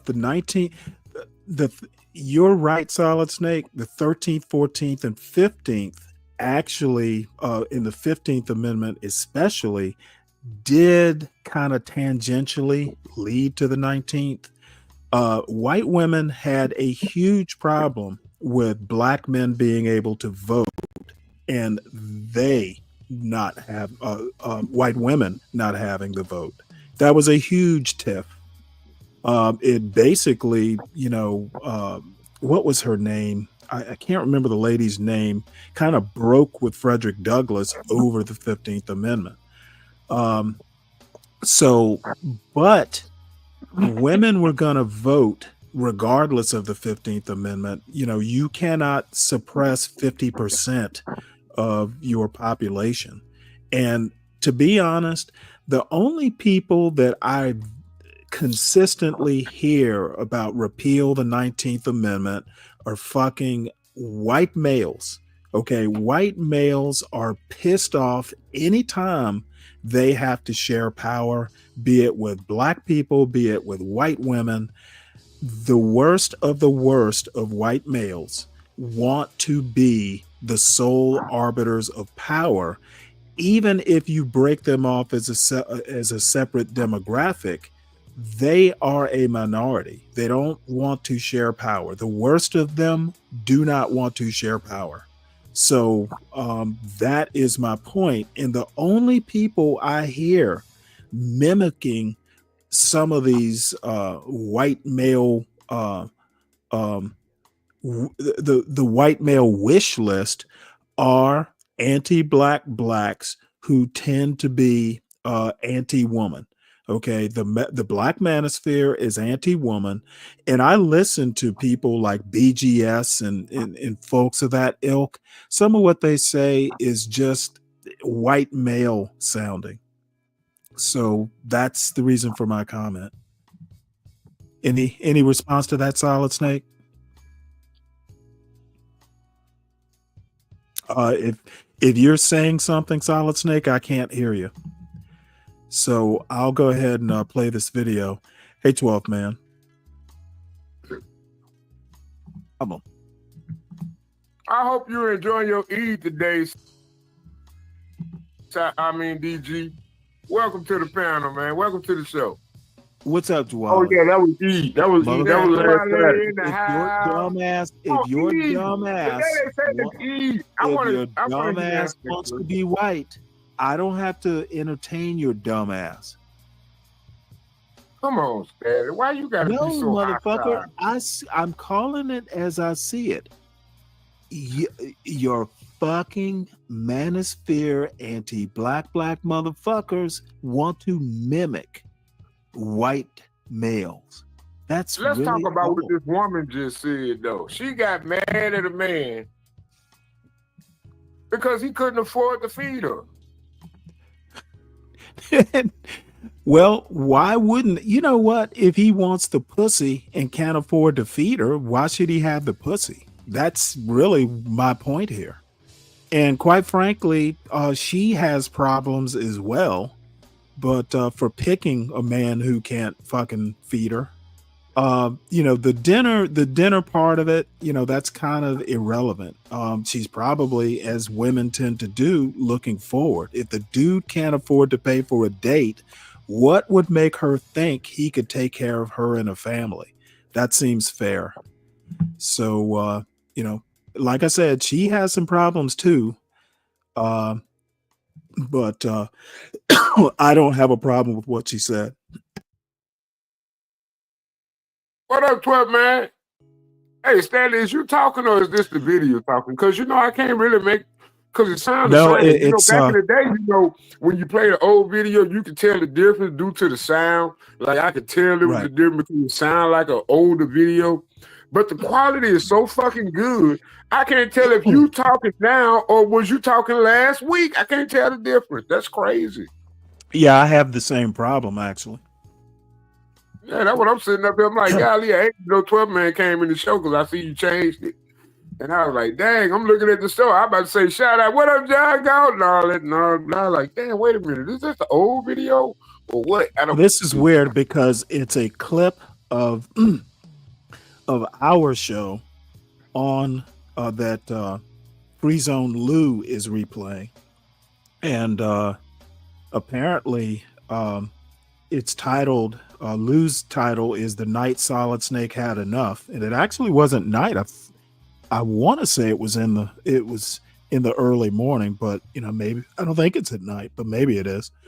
I lose track of time these days.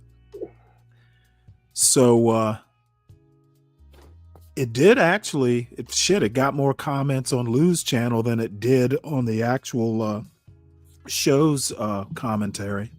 So probably more people watched this clip on Lou's clipping than the actual show, which is saying something very sad in and of itself. 12th man, you got any comment?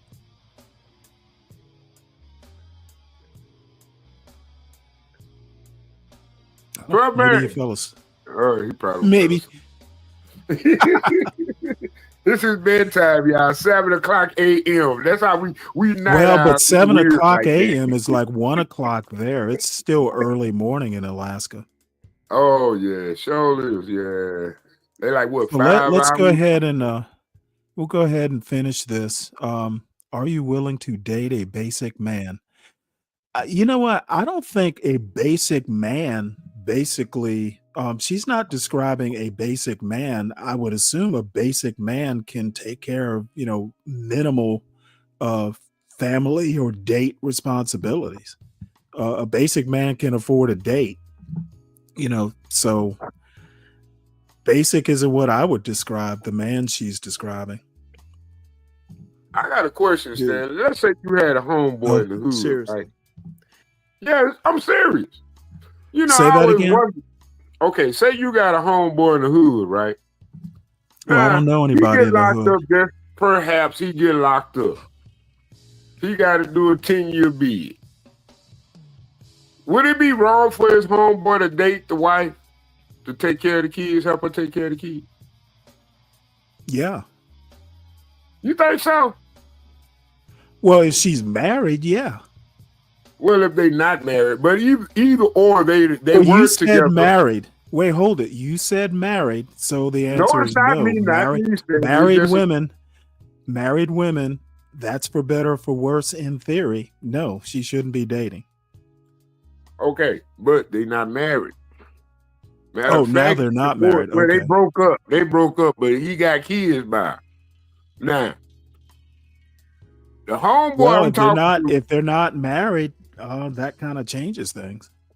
I mean, he but shouldn't. that's still his homeboy. But there's homeboys do shit they shouldn't do all the time. Yeah, but damn, do you really want to risk another man moving in on him? Well, you know what? If he, you know, I don't know how parole and stuff like that works, but you know what? If a man, look, if a man gets put in jail doing shit, obviously he's found guilty of a crime. You know, once you have kids, even if you're not married to the mother, that changes, you know, it should change your behavior. If you're doing criminal shit and you got kids, you're basically not thinking of the kids at all. So in that scenario, if they were like best friends or something like that, yeah, he probably shouldn't, but there's nothing binding this woman to her man. There's nothing legally saying, hey, this is a couple. If you're in jail, you can't take care of the kids. You can't take care of the baby mama. She's gotta think of herself and her kids, and a man in jail can't help her. And that's what I'm saying. It's like, okay, he in jail. Okay. Now the friend, his homeboy, he don't really like the girl like that, but he did like the girl previously. Before he got with her. I remember them days. But it's like, man, I'm like, dude, I feel like he violating. You know what I'm saying? He running it to Violating what exactly? I just think he violating, Stanley. He violating. Violating what? Can y'all hear me now? Yeah, man. There you go. You got the mute button figured out. Come on, 12, man. You know better. Well, I had to restart shit. So, okay. So back to your question, Silent Snake. I don't see a problem other than, violating the bro code. But I mean, all bets are off. When your bro is in jail for 10 years, all bets are off.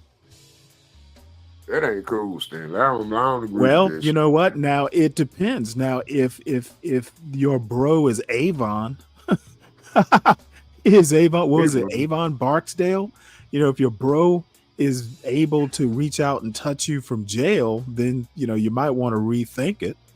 But if he's not Avon Barksdale, you know what? There's no marriage certificate. There's no ring on the finger. It may violate bro code, but bro code isn't a law. It's just like an agreement. Yeah, but what you gonna do if they let him out early? What you gonna do? I know what I was saying. Well, you know what? You gonna do All that gets factored in. All that gets factored into the decision you make, yes or no. I assume that guy is an adult, and if you make an adult decision, there might be adult consequences. Yeah, you're right. I don't know. He asked me for his opinion. I just told him, man. So this happened to you? No, this my homeboy. He was telling me about it. I was like, I wouldn't do that. Well, what did he do? I mean, did he go through with it? Did his homeboy get out of jail? No, it just started, man. It's just really getting started, Yep. Well, let's go ahead and see what else is on this treasure of a video. You talking about marriage and shit, though. I'm like, man, really, bro? What do you mean? How is that white? That ain't got nothing to do with race, man. I said what I said. So what, just because I'm black, I'm supposed to feed her? No, this silliness about about women, the 19th motherfucker. You sound like a white misogynist. Stop. Black males look like fools when they try and mimic white male power in America. What do you mean, white male power? I'm talking about.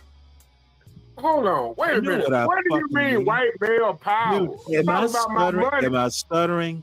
So white male power equal money in your Am I motherfucking Absolutely. stuttering? Wait, hold white it. Male power equal money. Is that what you're saying? Richard, I'm checking my mail. Wait, let me address that point. Yes, white male power literally means money, political power. It means founding a country. Okay, this country was not founded by black male power. Other than now, you could make the argument that it was physical power. That basically drove the economy of the new United States. But yes, the answer is yes on this video. The question is, does white male power equal money? The answer is yes. And I would add, it's an obvious yes. I would call white male power. I just call it information. I mean, Okay, no, you Stan, know, listen, Stan, the have you old ever version, heard? man. Have you ever heard the term "knowledge is power"? Yeah, and we got a lot of it So now. information is It's power. freely White, accessible to whatever everybody. you want to call it, dude. You know what? You're asking like fifth grade social studies questions. Yeah, but are you smarter than the fifth grader though? You know what? Emphatically, yes. It don't sound like I have no doubts because I once had a fifth grader and I was definitely smarter than him. Yeah, I was once in the fifth grade and I had those same perspective of life, but I grew up. I used to get bullied in school, believe it or not. Yeah, Why by wouldn't I football believe players. that? I was a basketball player. I was a brute on the basketball court. But man, I get on that football field, boy, them boys was a whole different species. They was up to that motherfucker benching 300 and 240 and regularly. I was like, man, Okay, I felt like well Mr. that's Nature a in the basketball gym up in that bump benching 220 because you know we basketball well players, so they try to have no big on. now that you have started drifting off the topic, maybe we should get back to the video. A mail right now. Let me put my email address in the chat. I said what I said, dude. What Deacon Dave got comment every question. Motherfuckers. What Deacon Dave going say? nattering on about. Wait, That way, shit, you know, that way someone besides me can email Stanley.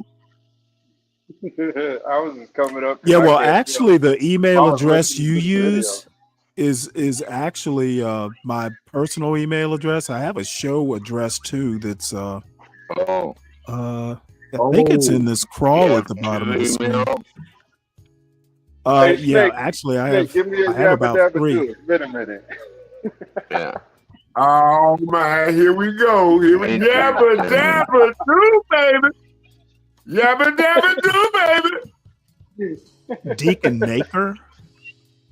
Yeah, my bad. Yeah, man, I ain't gonna lie, man. I'm just a puppy. So, when you say this is Inception, you mean the movie?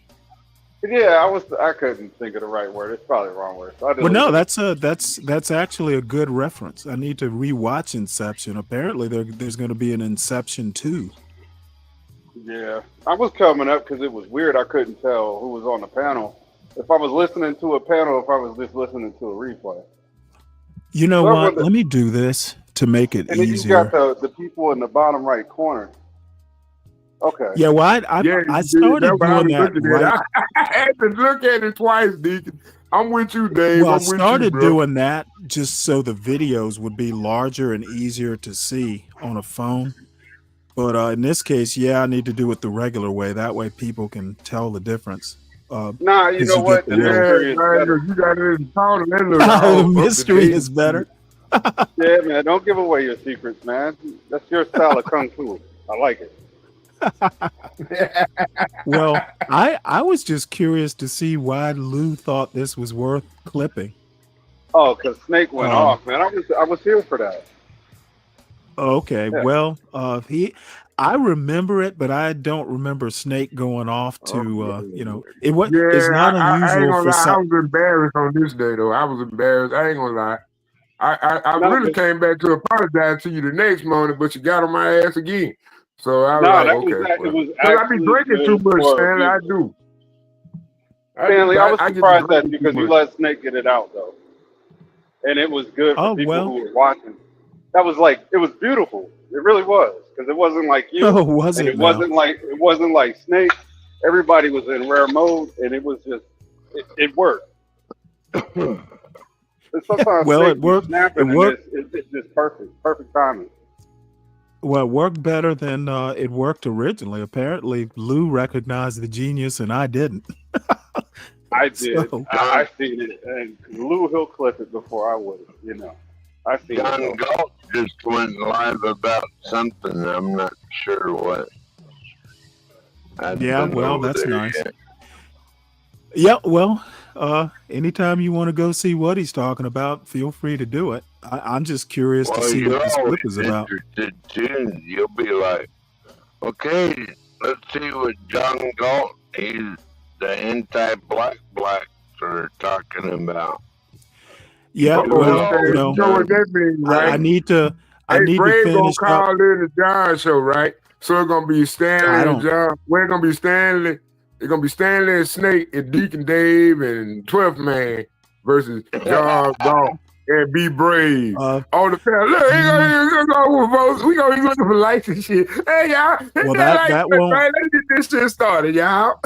Nah, let me stop. That won't be happening this morning. Man, But go get let's in go and ahead and enjoy it. see. Let's see what else is on this about how bad women are in the 19th Amendment. We got You that dope, sound dog. like a mother. Chivalry is dead. You already called me a bitch ass nigga when I opened the door for you. But all of a sudden now, if I don't buy you a motherfucking plate or a meal or something Okay, or some Stan. shit, come on, man, stop it.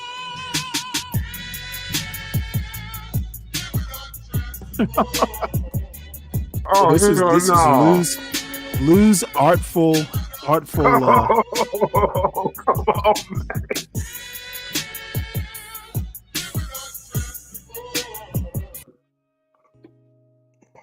I'm not in charge of that copyright.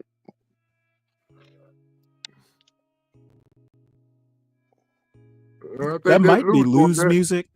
I don't know, but let's skip past it just to make sure.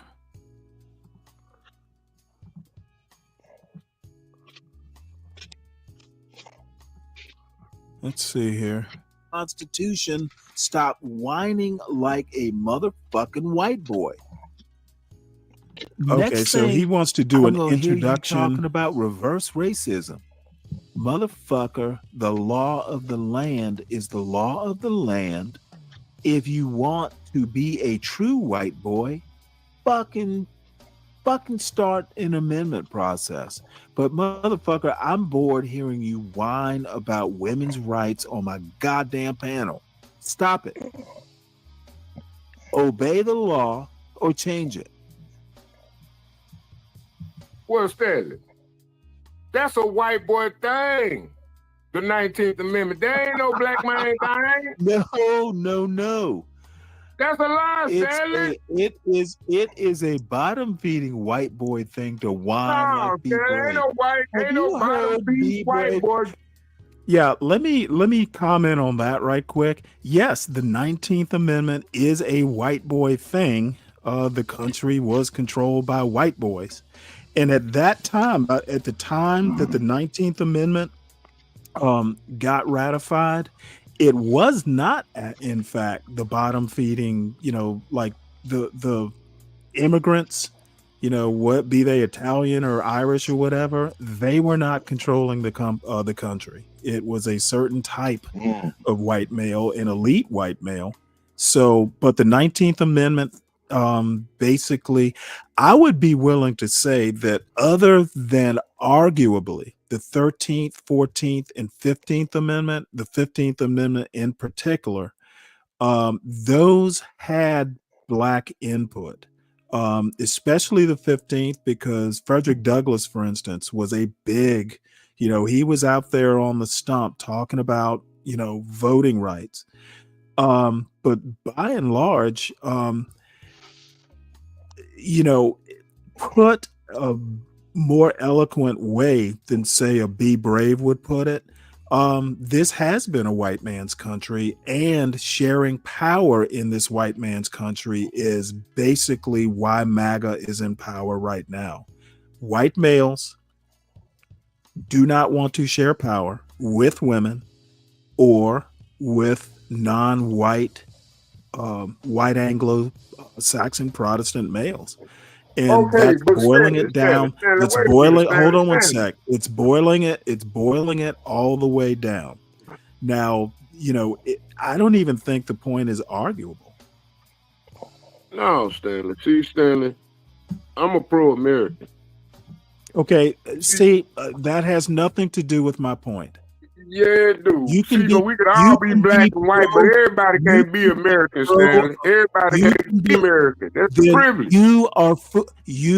you can be pro-American. There's nothing wrong with being No, pro-American. no, Now Stanley, I okay, am God damn it, American. Solid Snake. Let me finish my I'm point, just a please. pro-black American. You can be pro-American all you want to be, but you need to understand what an American is and what America is.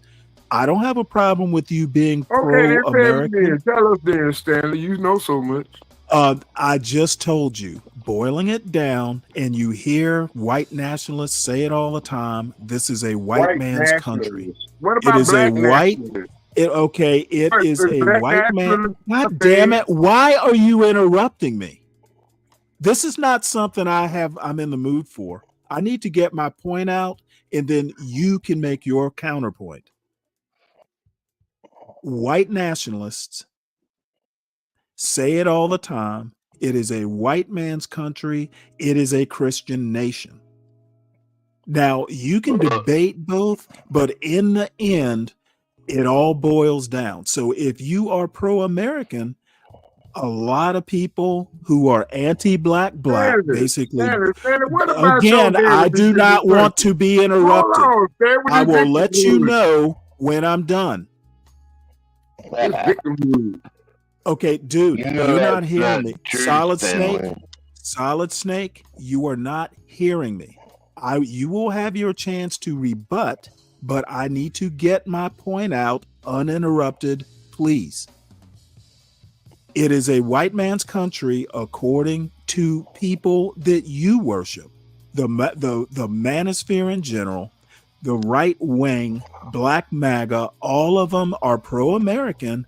And I also think that they will accept and are willing to accept that, well, shit, they think it's a white man's country. If you've ever heard SKC, for instance, talking, I don't know. he will That's not, your boy. That ain't my motherfucker, boy. you are That's your not, boy. see, this is what I am not going to tolerate, Solid Snake. I will let you know when I'm done. People like SKC will nod their heads vehement. Okay, dude, I warned you. People like SKC will nod their heads vigorously and admit that they think it's a white man's country. In my opinion, it shouldn't be. This is 2025, but there are still plenty of soul brothers or anti-black blacks, whatever the day I happen to use the pejorative, that believe. I'm sorry, what? Oh, this is Stanley talking. My bad. Sorry. Yeah, it's me talking. Basically, it is a strongly held belief by the SKCs, by the Solid Snakes, and others that this is a white man's country, and we need to conform to that particular worldview, and they can't deny it. Stanley, go back and play that video.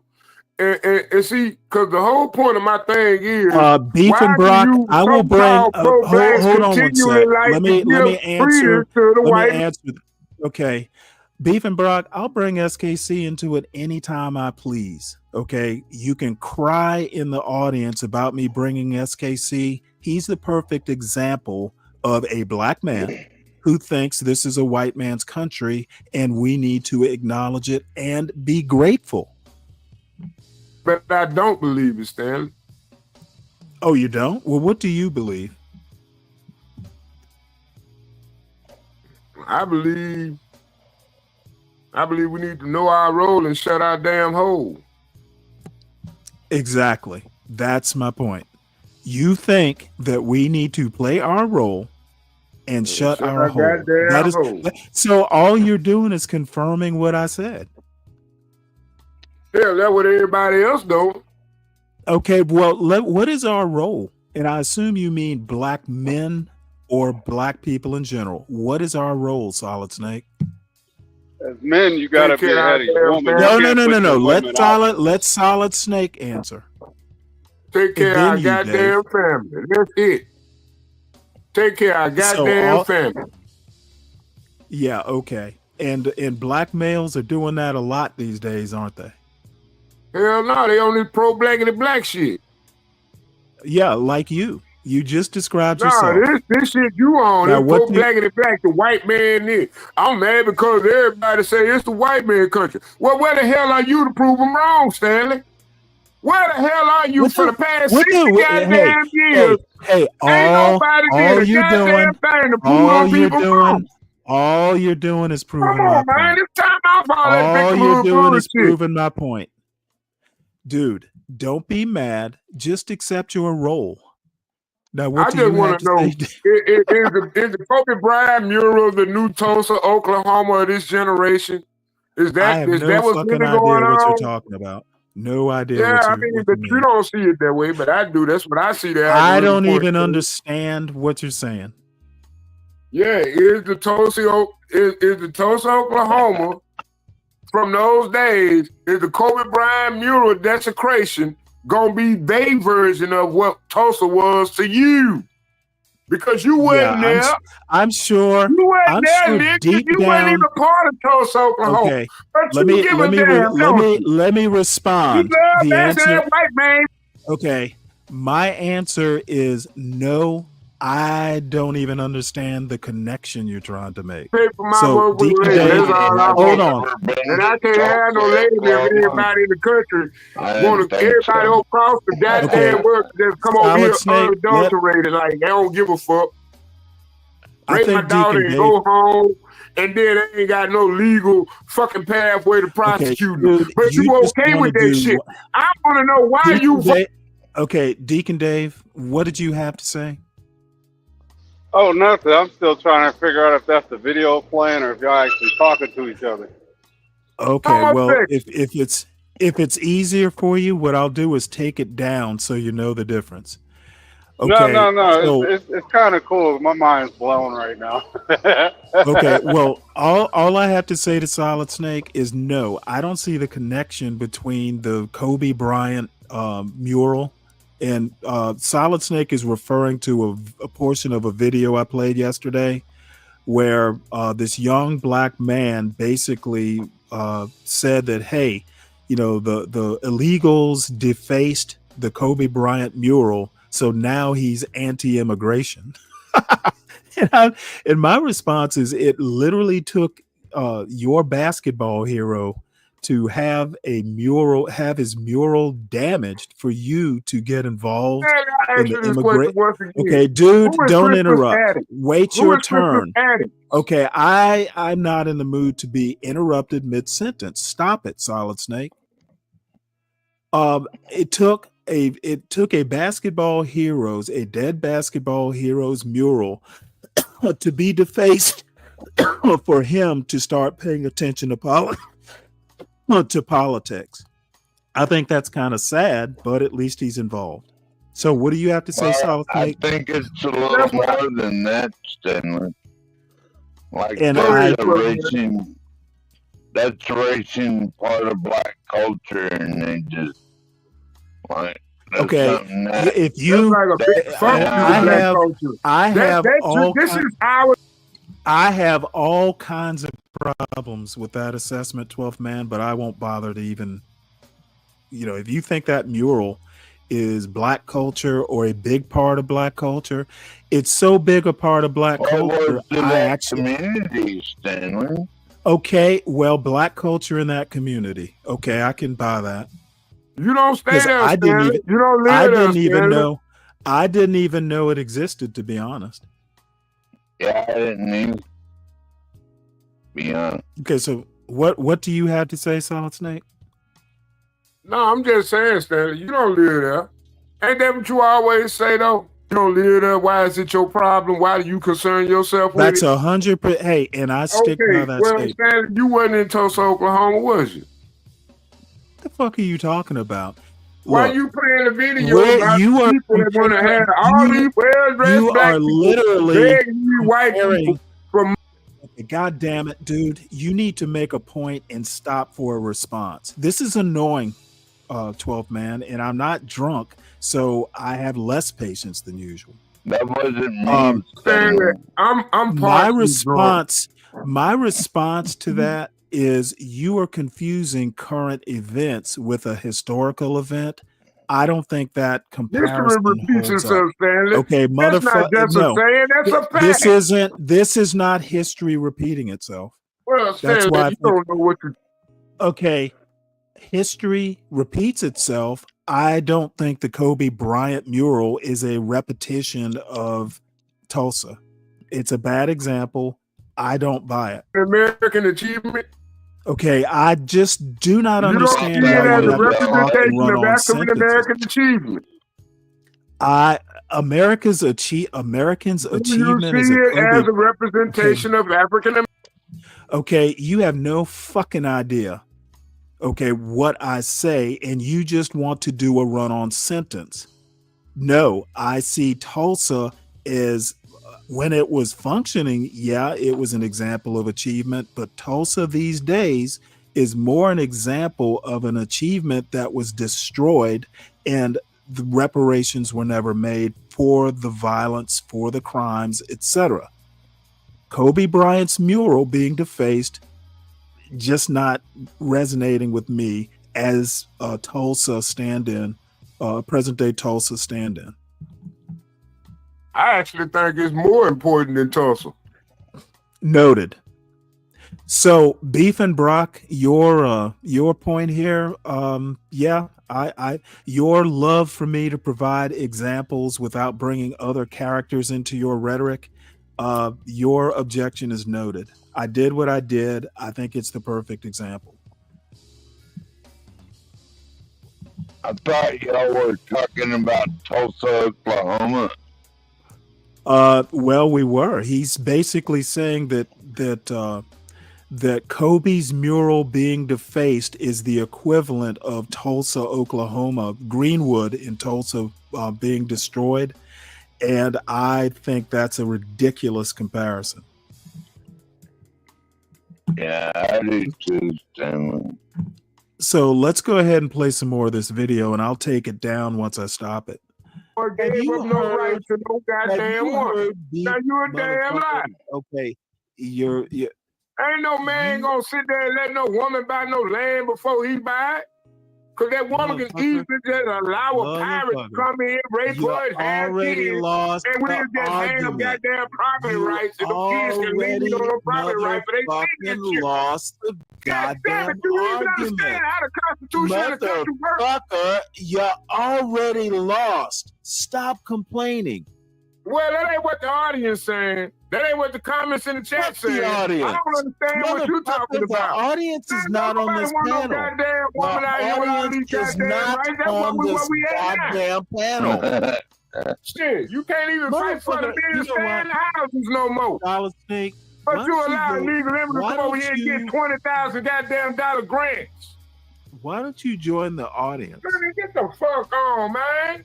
You need to join the working audience. at McDonald's, but you quiet about a motherfucker that sit his ass up there and just come to the goddamn country and receive a goddamn federal grant money of $20,000 he ain't got to pay back. But my child going and enroll in college at HBCU, he got to be suffering his whole goddamn life with student loan debt.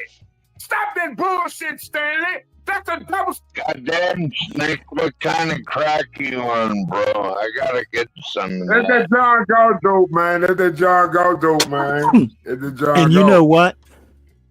This stream of consciousness connecting points, it just doesn't work. And the you should have stopped at the I'm not going to let a woman buy land before I buy it. My response should have been, well, how you gonna stop her? If you don't have, I'm repealing all that shit, man. Fuck all that shit. That's why you got all these dumb motherfuckers out here now. All these goddamn dumbass kids, all these goddamn dumbass people, all these dumbass niggas staying out here in the streets. Ain't no goddamn gonna be no rate of success, Stanley, when you keep bringing back failure. Okay, you can't bring failure up to success. Okay, all I have to say, since I can't get a word in edgewise, is that if you don't have the money to outbid that female, why is it always the people who don't have the money to outbid that want to repeal laws? You don't even have the power to repeal a law. I worry about my own laws. Don't put me back in when you diatribe down just to start your own. See, because you move your conversation, you moving this field the way you want to move it. See, absolutely, I do. I'm just trying to say, all I'm trying to say is, it's their fault. It's their fault and they need to own up to it. Ain't nobody Captain Kirkin for that. Whose fault? Wait, whose fault? The women's. The women's fault. Democrats. It's the women's fault. Yeah, I guess I should just let that go and not comment because you're not making sense. You must be on that same crack you were on during this clip. Whatever, Stanley. No, Stanley. Society only run one way, and that's through the patriarchy, not the matriarchy. Okay, and who's in control of the patriarchy? Well, the men need to get control. Okay, and see that's where you start going off the rails. Who want to die for a flag where you allow the person to come into your country and lay your flag? Hold on, let me address your patriarchy point. Okay, God damn it, dude cannot stay still long enough for me to destroy his very bad point. Okay, I asked you who's in charge of the patriarchy, and your response is men. And my response to that is which men are in charge. It's not black men. Hey, why don't you go ask Brandon Johnson why he sent his police officers out there to a ride with no fucking helmets? Who the fuck is Brandon Johnson? No, is that gentrified men. Okay, who is Brandon Johnson? Remind me. So okay, dude cannot answer a simple question because he's already off to his next horrible point. Who is Brandon Johnson? The name is familiar, but I can't place it. Please let us know. The Chicago mayor. Oh, okay. So what about Brandon Johnson? Because I don't live there. Do you? See, that's what I'm talking about. Oh, all of a sudden you got amnesia. You know what? I know the name. If I said something about Trump, you'd be putting me in the back. Where does Trump come into this? Trump derangement syndrome, bro. You have a problem with narrative flow. Okay, you start a story, half tell it, don't answer questions, and then you move on to the next topic. You were talking Brandon Johnson, and all of a sudden Trump is in this. How about fix your narrative flow so it's coherent? I asked you, how did Brandon Johnson allow his police officer to quell a riot without riot helmets or riot gear? I don't know. I don't live there. Oh, well, I do. It's called treason. Okay, well, you tell us then. I don't like this political game being ran by the DNC and the RNC. I don't even like it no more. Again, we were talking about what kind Brandon of American Johnson. are you, Stanley? What kind of American are you? Again, it all sounds good because it's loud and it kind of flows somewhere.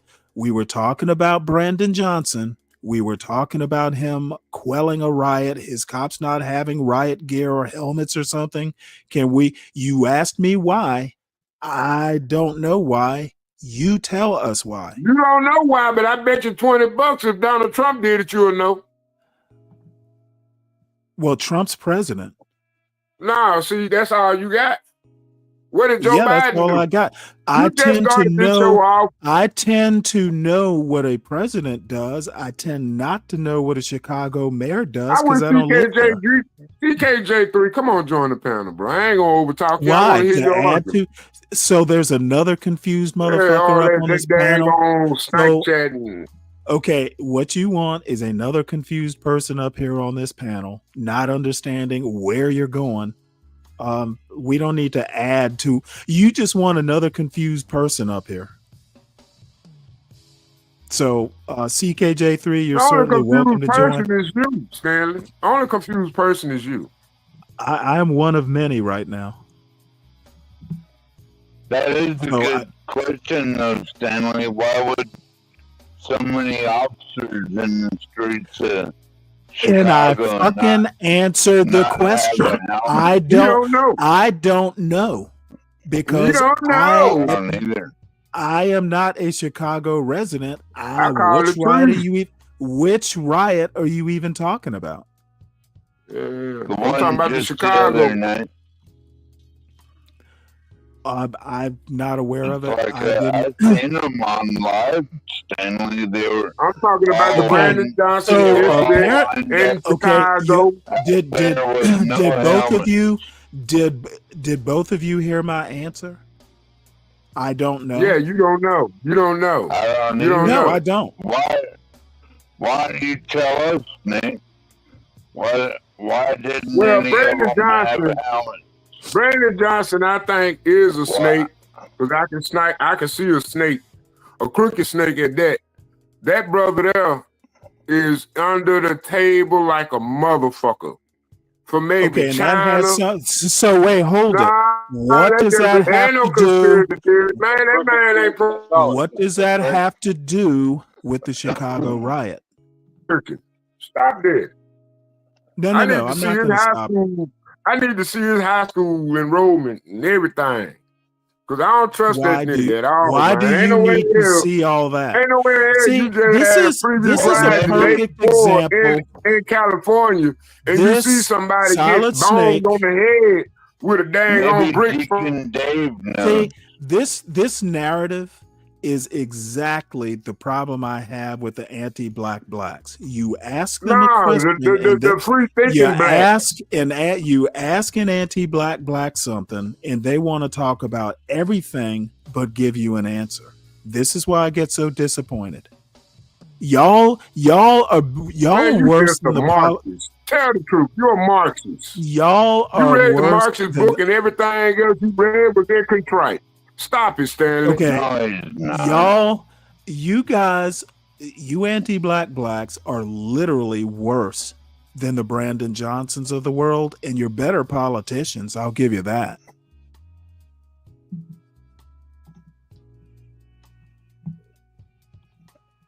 Yeah, you're a Marxist, dude. Yeah, sure I am. I don't think Stanley is a Marxist.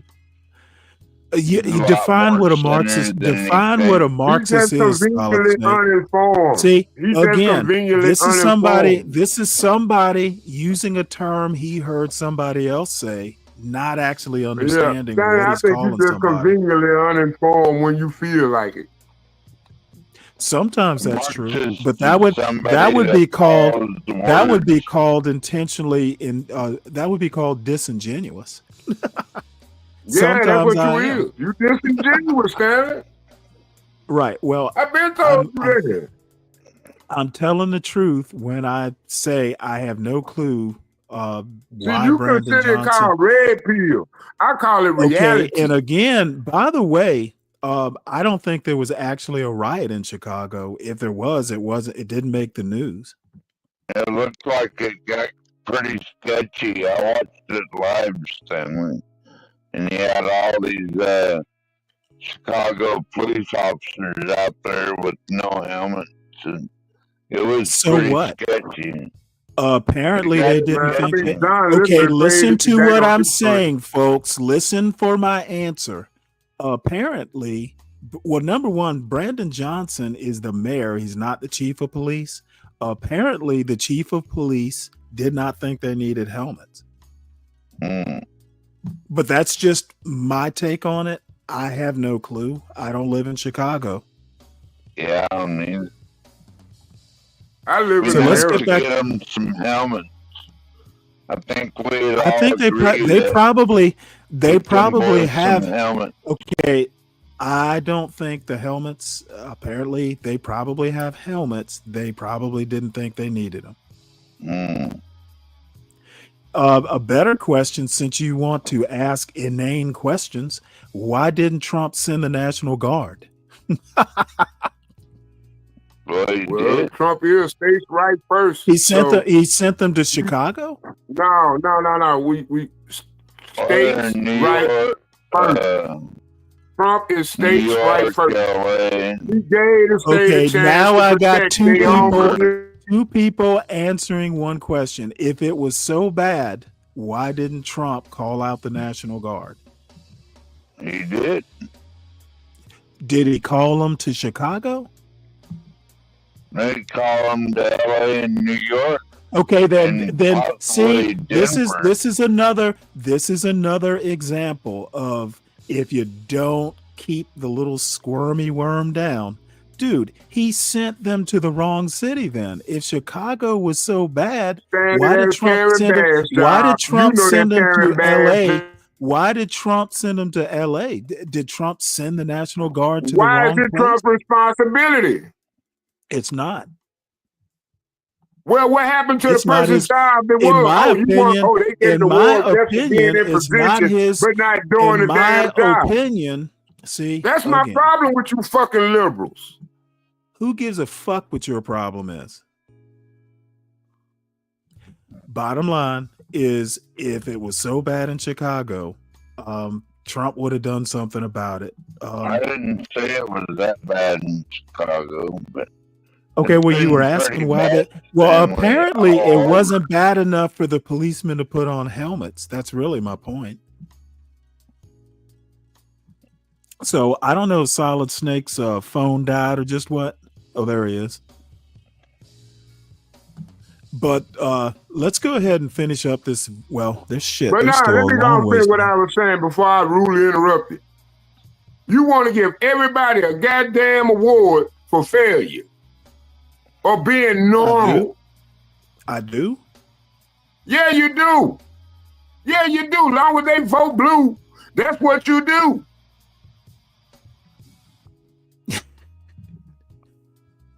Yeah, okay. Ryan says, I want to call in so badly right now because 12th Man and Solid Snake are on the panel. Party on, man. Yeah, okay. Well, let's see what else is on this video. I can't allow you to have. Oh. They could come up anytime he wants, right? I mean, he's probably busy about shit you have no hope. To the 16 people in the chat, man, hit that like, man. You are literally you can't change it. Stop whining about it, bitch. I can't change it because a motherfucker like you got a right to vote. Because you fought for the country. Man, I'm back to the whole pre-civil rights war right, motherfucker. Fuck you, man. You fought for the country. You can't vote not to take your ass back to Africa. But ain't no way in hell you should have the right to vote and contain goddamn public policy when your ass can't even differentiate the difference between a motherfucking man and a woman. You know what? Fuck your shit, man. What at this point, you just use that shit as some kind of glamorous ass motherfucking posture. Fuck that. You don't mean shit. At this point, I can't tell between a fucking white boy or a white man. You're neither. Don't tell me. Motherfucker, I had the privilege of defending this goddamn country. What the fuck have you done? I've literally defended the Constitution in a motherfucking war overseas on a motherfucking ship in dangerous situations. And do you actually think I'm going to sit here and allow your silly ass to tell me about the Constitution, motherfucker? Fuck you. You need to fucking level set your dumb ass and realize who you're talking to, Solid Snake. Motherfucker, I don't talk about it a lot, but I'm a goddamn tried and true patriot. Fuck little boys like you who talk about shit but never defended it. Do better, son. And you a motherfucking racist. And I hate you, man. Stop doing that shit, man. Stop blaming white people for everything. Do better, son. Hey, Stanley, did you defend You this do country better. with your own marriage, better by your or did you goddamn defend it uniform. with the white man tool? Did you use the white man hammer, Hey. Stanley? Wasn't you in the wait, white hold man it. ship? Oh, Wasn't wait, you on hold the it. white Let me man answer. boat? Let me Wasn't you, answer. Stanley? Let Wasn't me you in the answer. white man army? Okay, well, let me help you a little bit with your rhetoric because it's just messy at the start. You just a proud black No, military man. what you ain't want to you, do? Stanley? Wait, see, you want to overtalk my answer, dude. Did the white man help you fail? Who said I failed, Stanley? Because let me When put did it to I you say this I way. failed? Let me put it to you this way. You failed with the white man's tools. When did I fail? No, motherfucker, I'm gonna get my goddamn answer out. If you have to use the white man's tools, it's better to succeed with them than to fail with them. Okay, so you and I are kind of dichotomous here. If you want to accuse me of being in the white man's army, which I was in the Navy, yeah, okay, let's boil it down to that very racial point. Yes, I use the white man's tool to help me succeed. You use the white man's drugs to fail. How the hell marijuana a white man drew?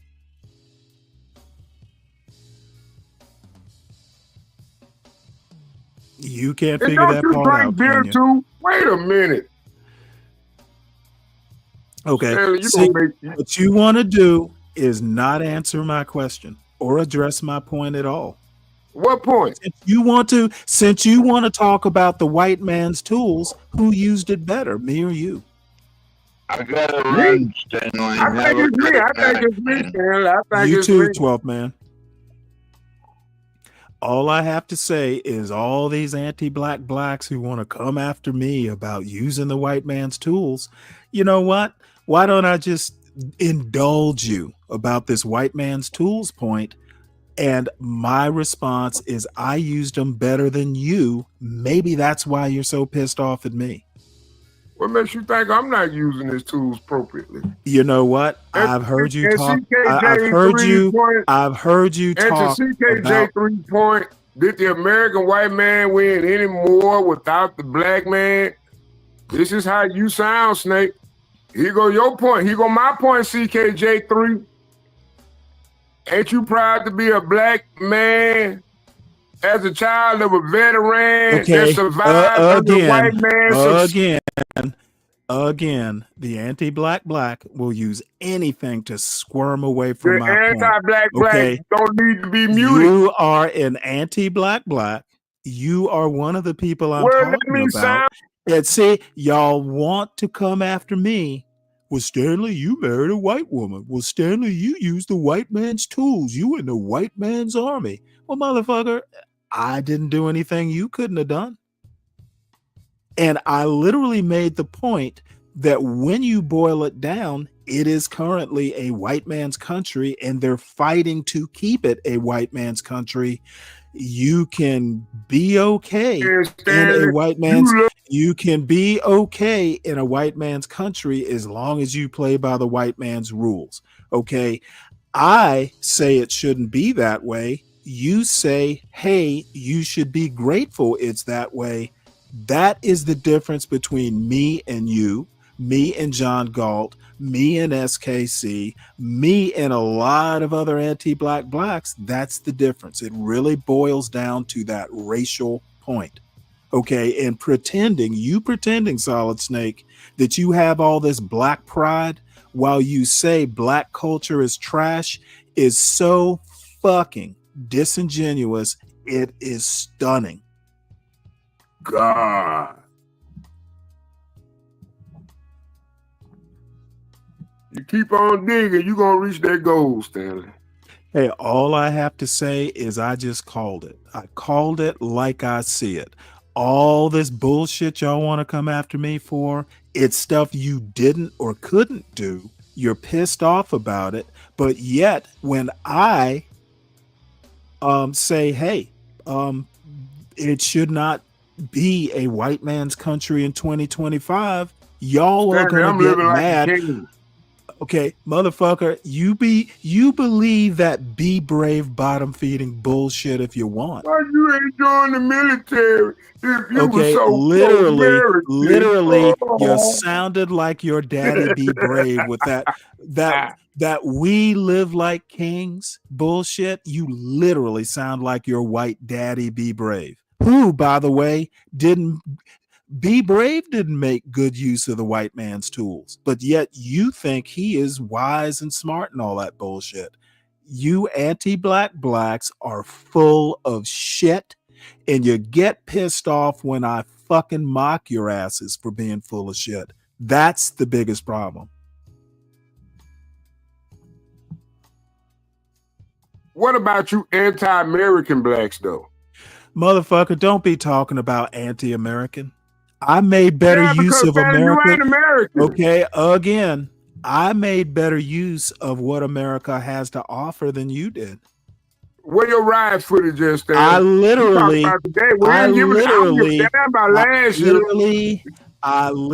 have made better use of America than you have. So I'm not going to sit Stanley, here. I could have saved the baby from a burning house a couple years ago. Do you think I still need attribution and celebration for my... I'm not going to take your bullshit. I made better. I'm more American than you What because have I you used done the for tools us? better. I used the tools better than you did. I make the argument that I'm a better American than you are. I had good sense enough to realize what was out there and took advantage of it. How about you? I think you're a perfect pro-immigrant, illegal immigrant American. That's what you are, Stanley. Uh-huh. All I have to say, Solid Snake, you are pro-illegal immigrant American, Stanley. That's what you are. I am not You don't surprised. appreciate the people that... I literally think I'm making an example of someone who's a better American than you are. All this bullshit about me being anti-American when I had good sense enough to realize what was out there and took care of it or took advantage of it. How about you? Don't tell me that I'm not a good American when I literally realized what America was and benefited. I have a better argument than you do. The only difference between us is I understand America for what it is. You're still trying to figure it out at 47 years old.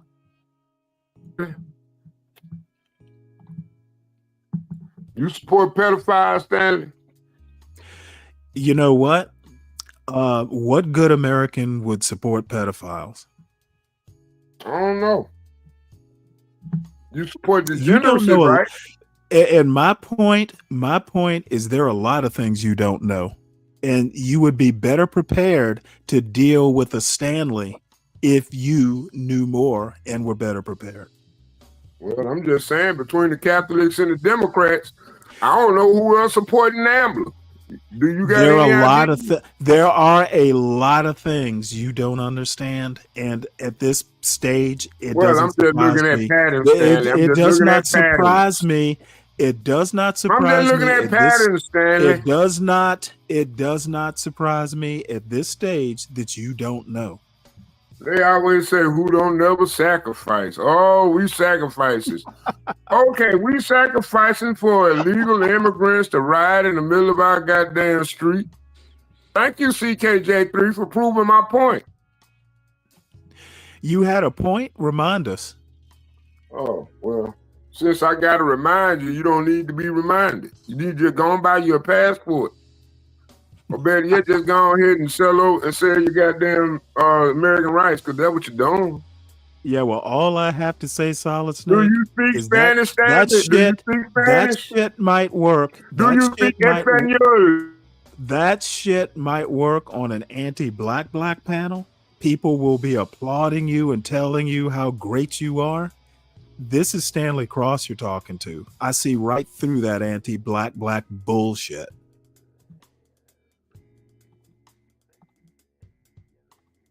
to represent all Americans. Stop trying to motherfucking draw lines. Stop that bullshit, Stanley. You talk a good game, but motherfucker, I've done shit. Stop the cap. I've defended the Constitution. I have more of a right to criticize it than your lazy motherfucking ass. Stop it. Don't pretend that there is equality on this panel. Stop it. Stanley, you only defended your self-goddamn conceived goddamn ideology. Your notion of what the fuck American culture and American country was. That's what you defended when you did it. But now that you know and you know better, goddamn it, I expect you to speak better. What in the hell wrong with you hollering about you defended your country? What the hell that mean? I didn't. Well, wait, hold it, motherfucker. Wait. I'm not gonna let you sit here and fucking talk shit. Motherfucker, you don't think I defended the country? Motherfucker, you are such a sad little boy. You need to stop throwing your little motherfucking temper tantrum, son. Be a man. You're talking to a man, motherfucker, you better stand up and stop sniveling about women voting, bitch. If you have a problem with it, fucking fix the problem. Hold on. Hey, y'all don't I don't have to hold on. Stanley, stop. You wrong. You wrong. Just admit you wrong. Have not. You have not. Just admit you wrong, Stanley. Privilege to tell me to stop. Fucking get a good goddamn attitude adjustment, son. I'm literally fucking getting tired of hearing you talk shit. Enough. Act your age. You're not even a part of. Motherfucker, I keep telling you to act your age. Act your age, man. Well, why you don't think your age?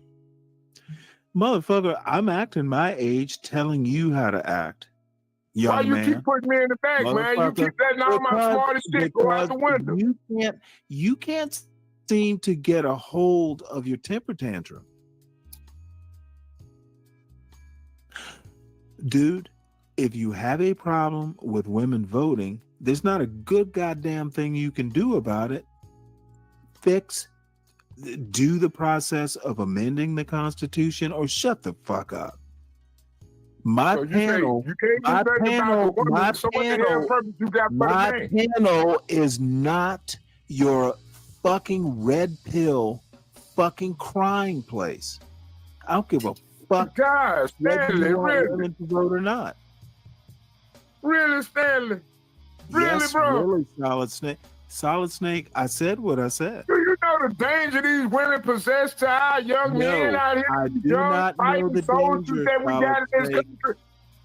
The only danger is you These drowning. women are a danger to.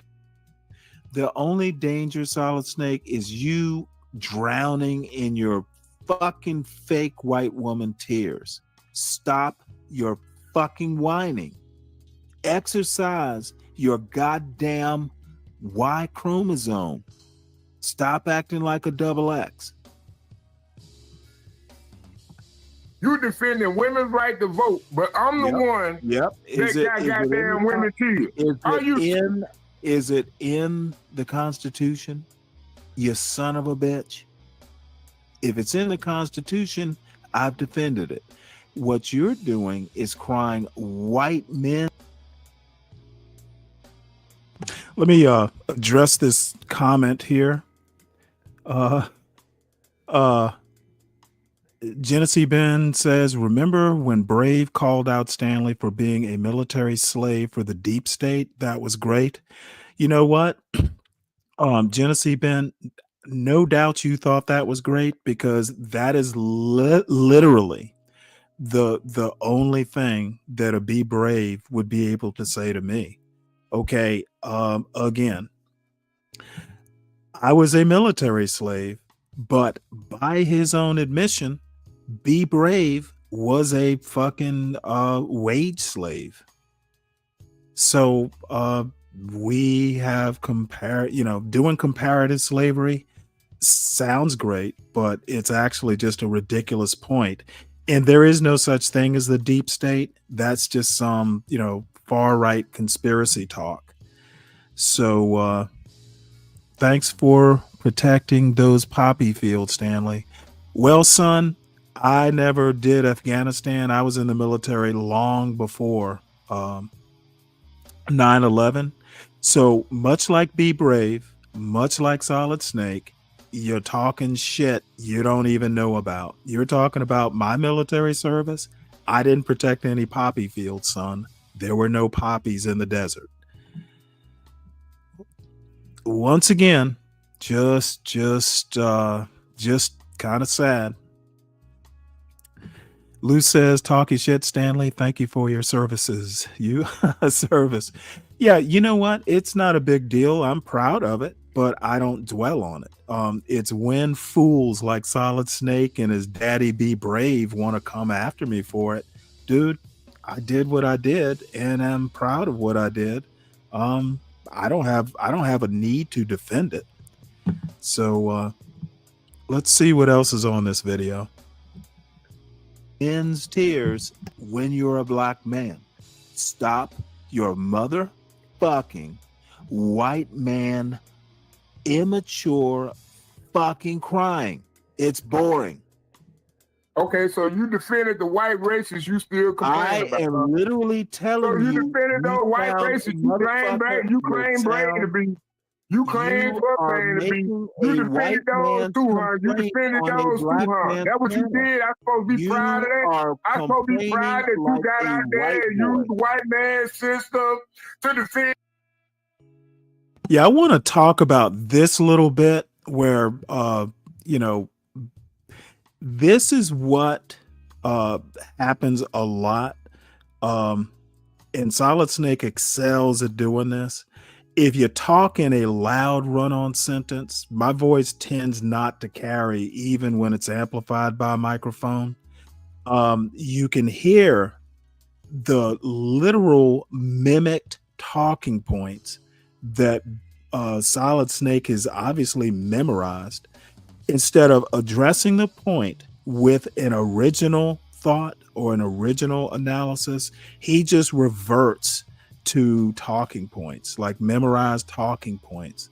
And this is why I can't take, the anti-black seriously, because if they actually were well thought out, they wouldn't be doing run-on sentences. They would be able to address points point by point. This is where this is actually why I like reviewing this video.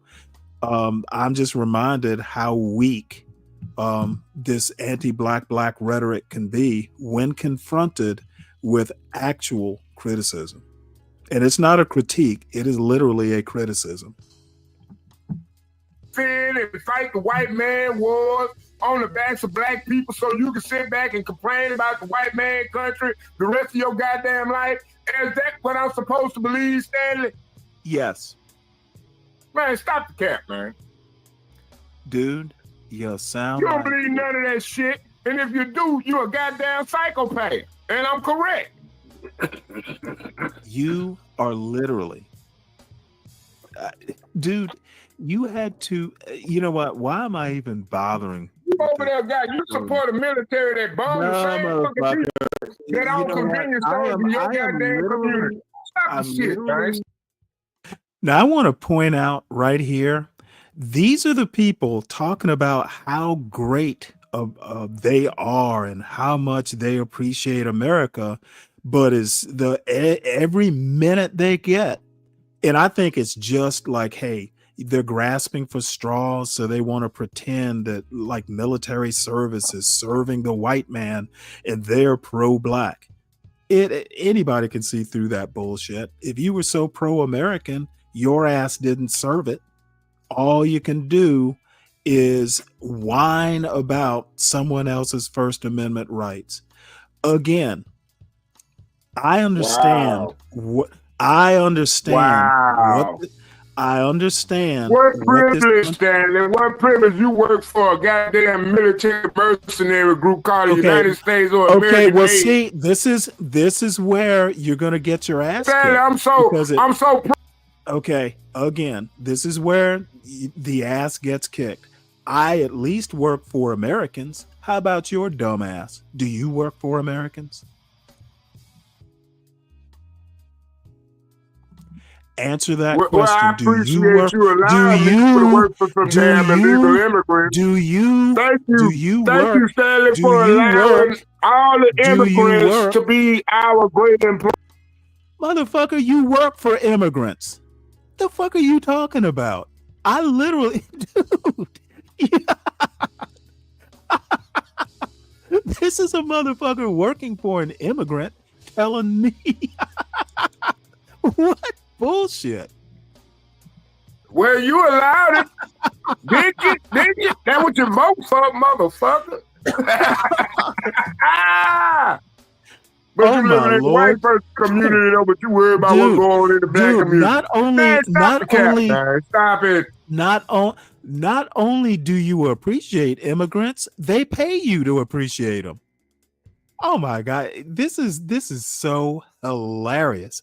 This is why I can't take you anti-black seriously. Yeah, but you believe in communism, don't you? Don't you, Stanley? Okay, you hate I believe, economy, dude. All That's I the have free to market say, economy, Stanley. I mean, the thick of it. You like communism, don't you? You want to tell me how much I love immigrants when you literally get Well, that's paid what you by fought for, immigrants. Stanley. Yeah. Okay. Once again, you just spout out whatever comes I to build mind. great things, Stanley. I ain't had to sit in no white man ship. You know what I'm saying? I ain't had to have the white man military ship all around me, protecting me out there in them dangerous waters and them oceans, you know? I ain't have to go over there and defend America's financial interests overseas. You know what I'm saying? I'm taking care of the financial interests at home. You know what I'm saying? You ever thought about that, Stanley? Why would I think about it when you can do it? Yeah, I know you wouldn't. You're already on the government goddamn payroll. Yeah, all I have to say, son, is you on welfare. You're on that military welfare. You know what? But you know what? I appreciate that. You know what I'm saying? I appreciate your service for whatever you thought your service was, because I don't believe you really know other than welfare. I think the only reason you join the military is the same reason most black women get pregnant. Just get all I money at have the to government. say, That's all. That's all. And that's all your civil rights meant. And, I don't think you meant nothing more in life than that. Free Zone's point. Free Zone says realistically, in macro, both sides are complicit. Yeah, we live here. Free Zone. There's almost no way you can't be complicit if you are a U.S. citizen. So that's obvious.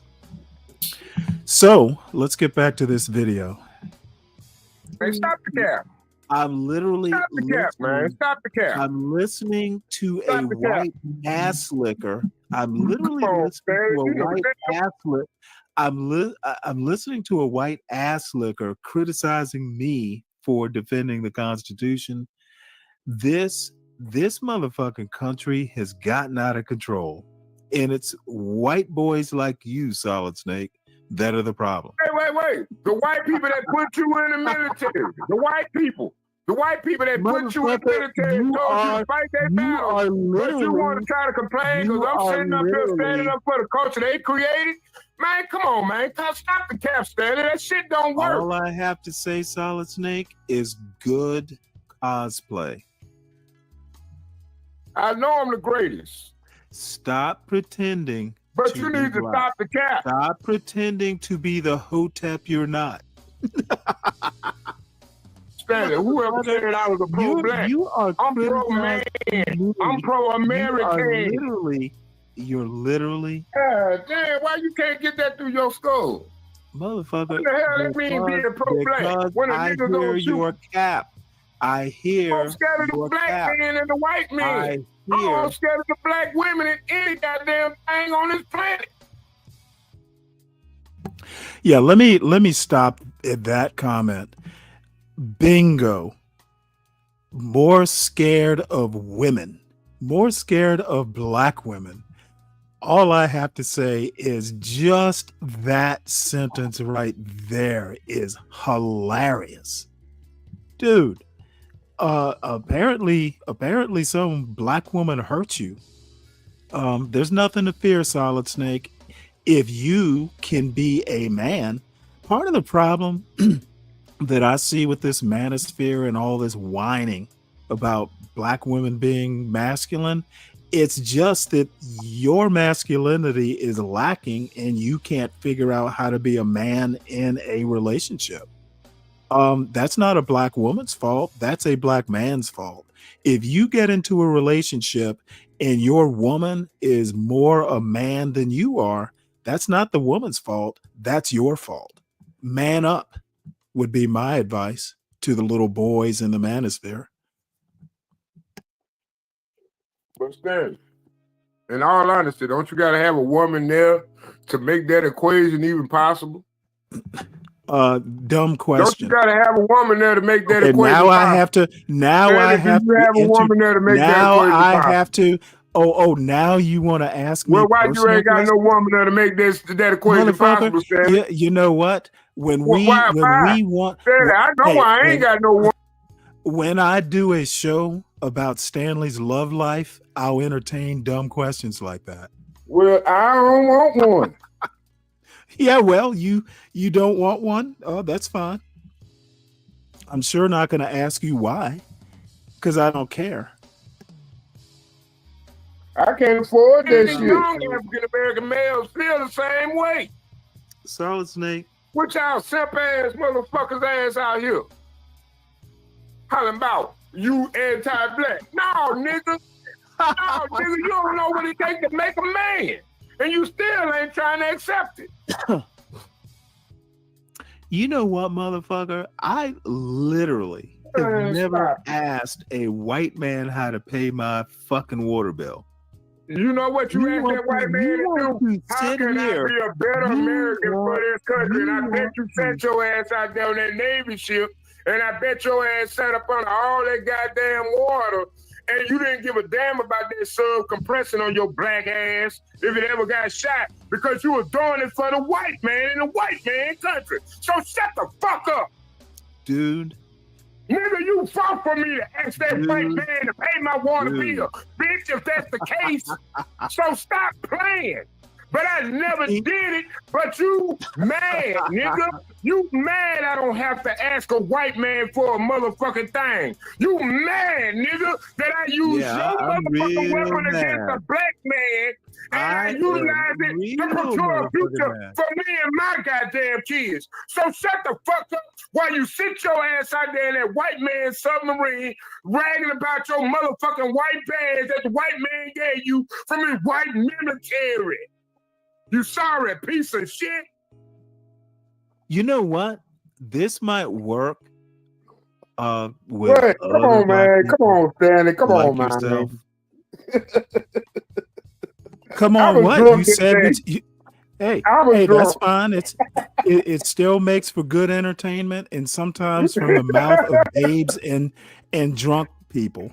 Dude, all I have to say is I literally hear you and people like you talking about how lucky we are to be in America and we live like kings and all this, and then you want to turn around and criticize someone for being in the white man's navy.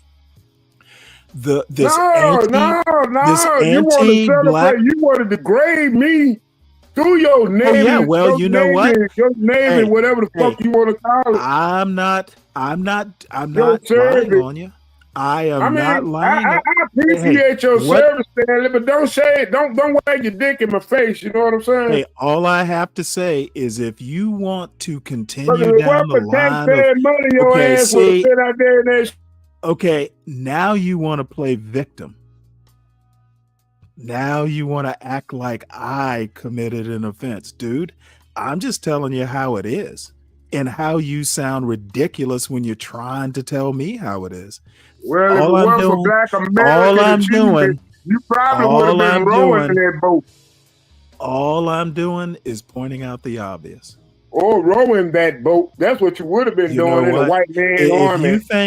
you think that's what I did in the Navy, I was rowing around on a boat, then hey, that's just No, that's one what I'm more saying. example. Without us, That's just the one American more. working man, you would have been rowing that boat. Okay, you know what?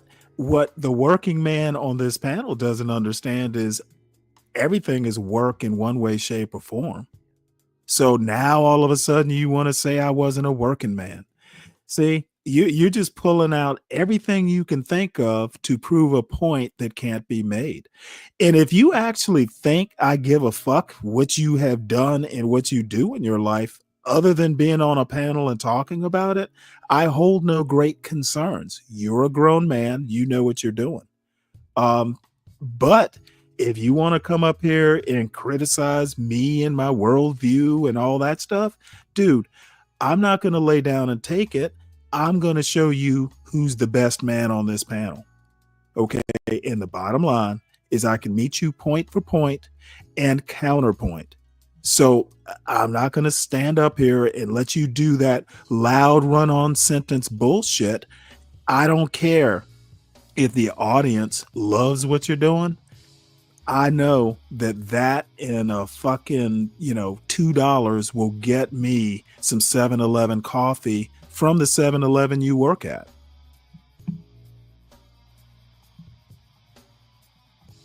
Who are really, the more you yell, the calmer I get, because I know I'm better than this. Everybody hit that like button. I know.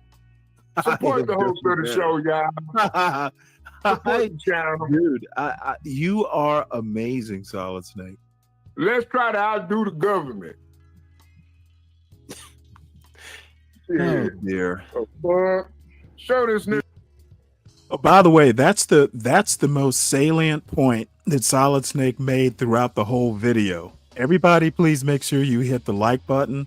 And if you're new to the channel, please make sure you subscribe to the John Gall Urban Landlord channel. Share it out every now and again. It's entertaining. Usually only when Solid Snake is up here, apparently.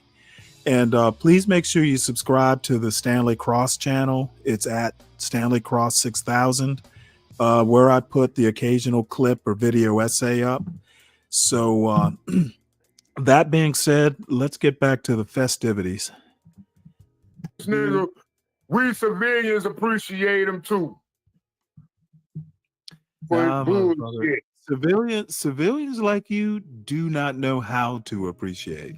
You damn right. I damn sure ain't. I ain't gonna never understand You will show your ass to the white man and then fucking pretend that I worship the white man.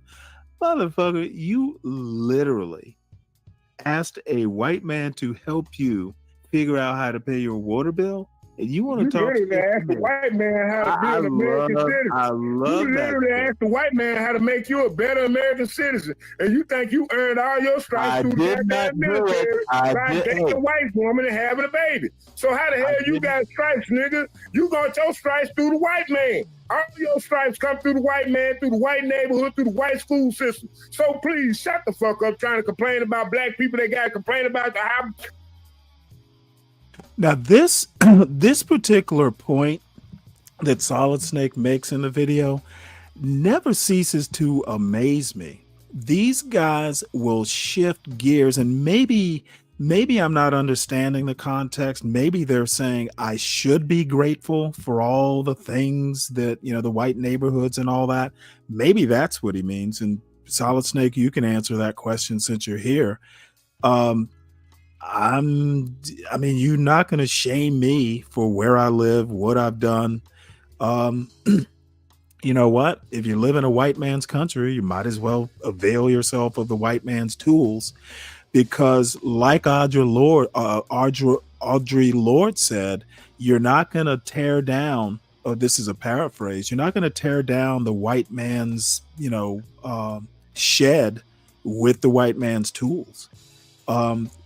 at least I can say I know what the country is, and you know what? We all got to survive. If the tools are there to use, why not use them?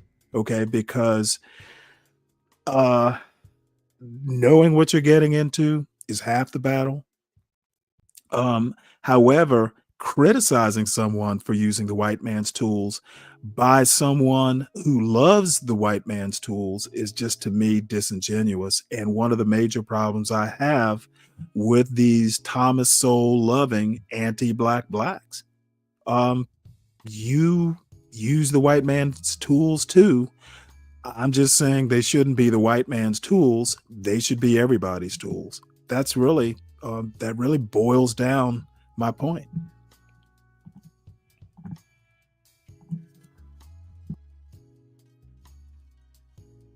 That's because we got questions, nigga. We got a reason to have questions. Because we invested in the community. You not, nigga. Dude. Stop it. The only damn thing you do is want to sit up here and brag about your half-white family. Oh my God, now it's gotten to a family level. Look at you, motherfucker. You just want to make it all personal. Why you gotta beat my mic? That's what you try to do. No, motherfucker. Oh, don't get mad now, motherfucker. Oh, wait, hold it. Don't get mad now. Did you just ask that question, or was it on the video clip about muting your microphone? I'm telling you, man, this is like Inception times 2, man. I'm telling you, man, this shit is crazy. I'm thrown off because I don't know if you talking now, you talking then. You sound the same today you did yesterday. And that's a goddamn shame, Stanley. That's a damn shame. Why is it a shame? Because, man, you anti-white. You know what? And I don't appreciate your anti-white rhetoric. I'm anti-white shade white. Mm-hmm. I'm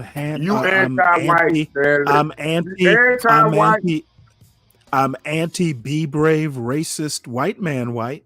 I don't like all that. And then why you gotta call somebody a racist like they deserve to be called a racist? Like because I'm calling it. Okay, well, you call me a racist. So yeah, why I call not? you a racist because you blind to the crimes that's being committed by so the it's okay. So it's okay for an anti-black to call me a racist, but I can't call Be Brave a racist? Are you defending your daddy? No, I'm defending goddamn. Am I hurting? What about truth, your Stanley? feelings? What about the truth? Am I hurting your feelings when I state the obvious? It's not you hurting my feelings, Stanley. It's just that I'm disappointed in you. Yeah. Well, let me tell you something. You being disappointed in me, that's okay. That is perfectly okay. I will wipe your tears. Nah, you ain't gotta do all that. I'm just saying, man, I don't understand how you a black man, intelligent, military service, still voting for the Democrats and ignoring all the crimes they're committing in their democratic cities. And when somebody brings it up, I have explained all this. If you'll let me re-explain it. I don't live in those cities. It's really none of my concern. Now, if there was high crime in my city, yeah, I'd have a problem with it, and I would get involved to, the extent that I care to get involved. But most blacks don't live in Chicago. Why you want to make it a black problem is actually my biggest concern. It is a Chicago problem. It is everyone who lives in Chicago's problem. White, black, or indifferent. Y'all just want to racialize crime. That's why I call you all racists. Who racializing crime? You. When there's only one race committing them. It's literally racial. It's literally racializing crime. Come on, man. You delusional. Back now. I'm no more delusional than you are. So let's get back to this video. No, don't get mad. I ain't that type shit. Motherfucker, you want to make this No, personal. nigga, that's what you do. Good no, for nigga, you. because I got an all-black family. Let's make it mighty yeah, I'll be a fucking failure, but it was mine created by me through my own goddamn will and not through the white man oppression, nigga. You want to talk about... I don't blame no white people. Motherfucker, you I just blame want to niggas talk like about you. families.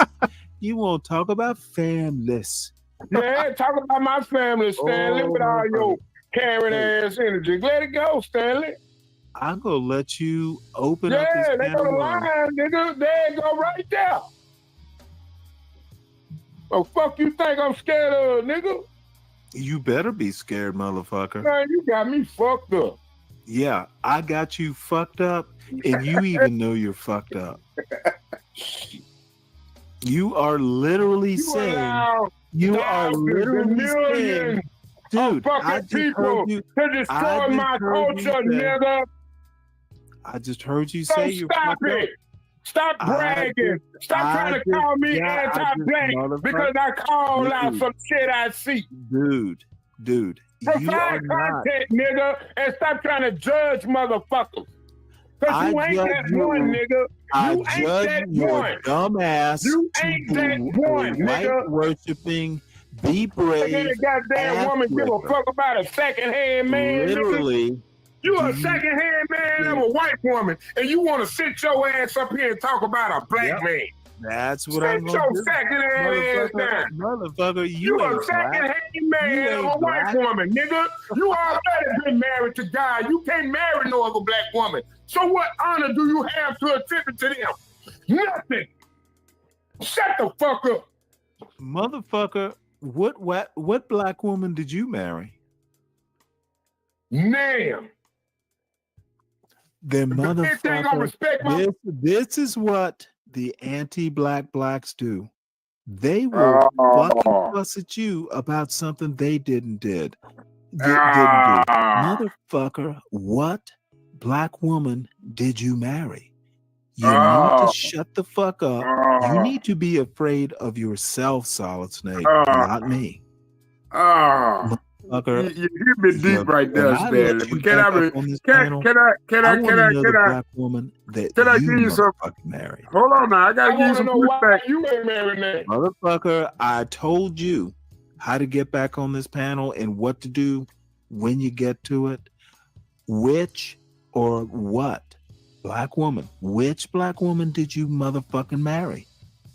Motherfucker, I married a white woman, but I married a woman. You want to tell me about the black woman I did marry? Motherfucker, Solid Snake.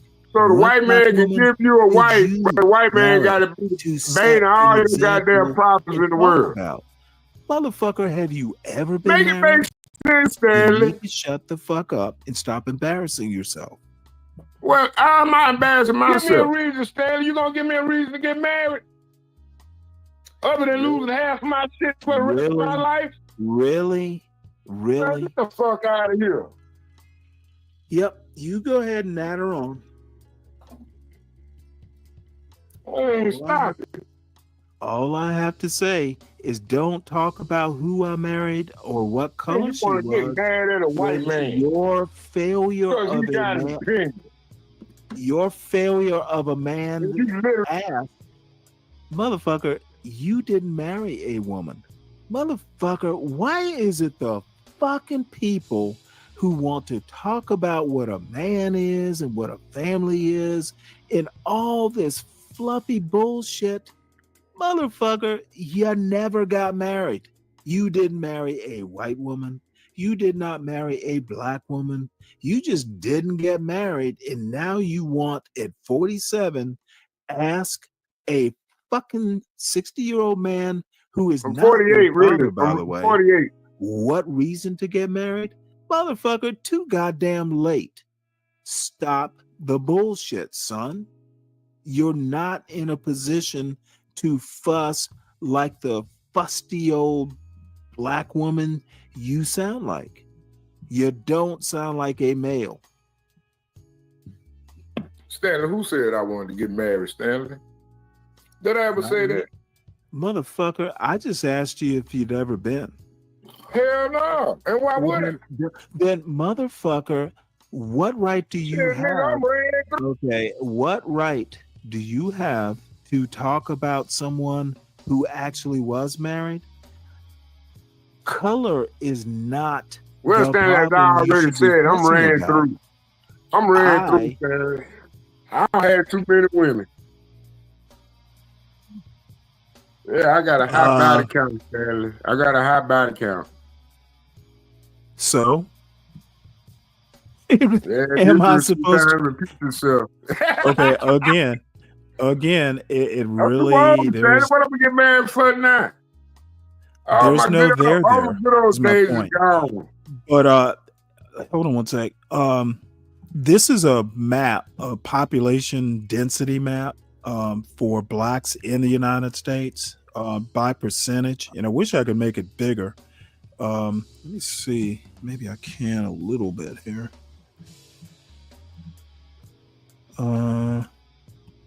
Hopefully that makes it a little bit easier to see. We're talking about Chicago.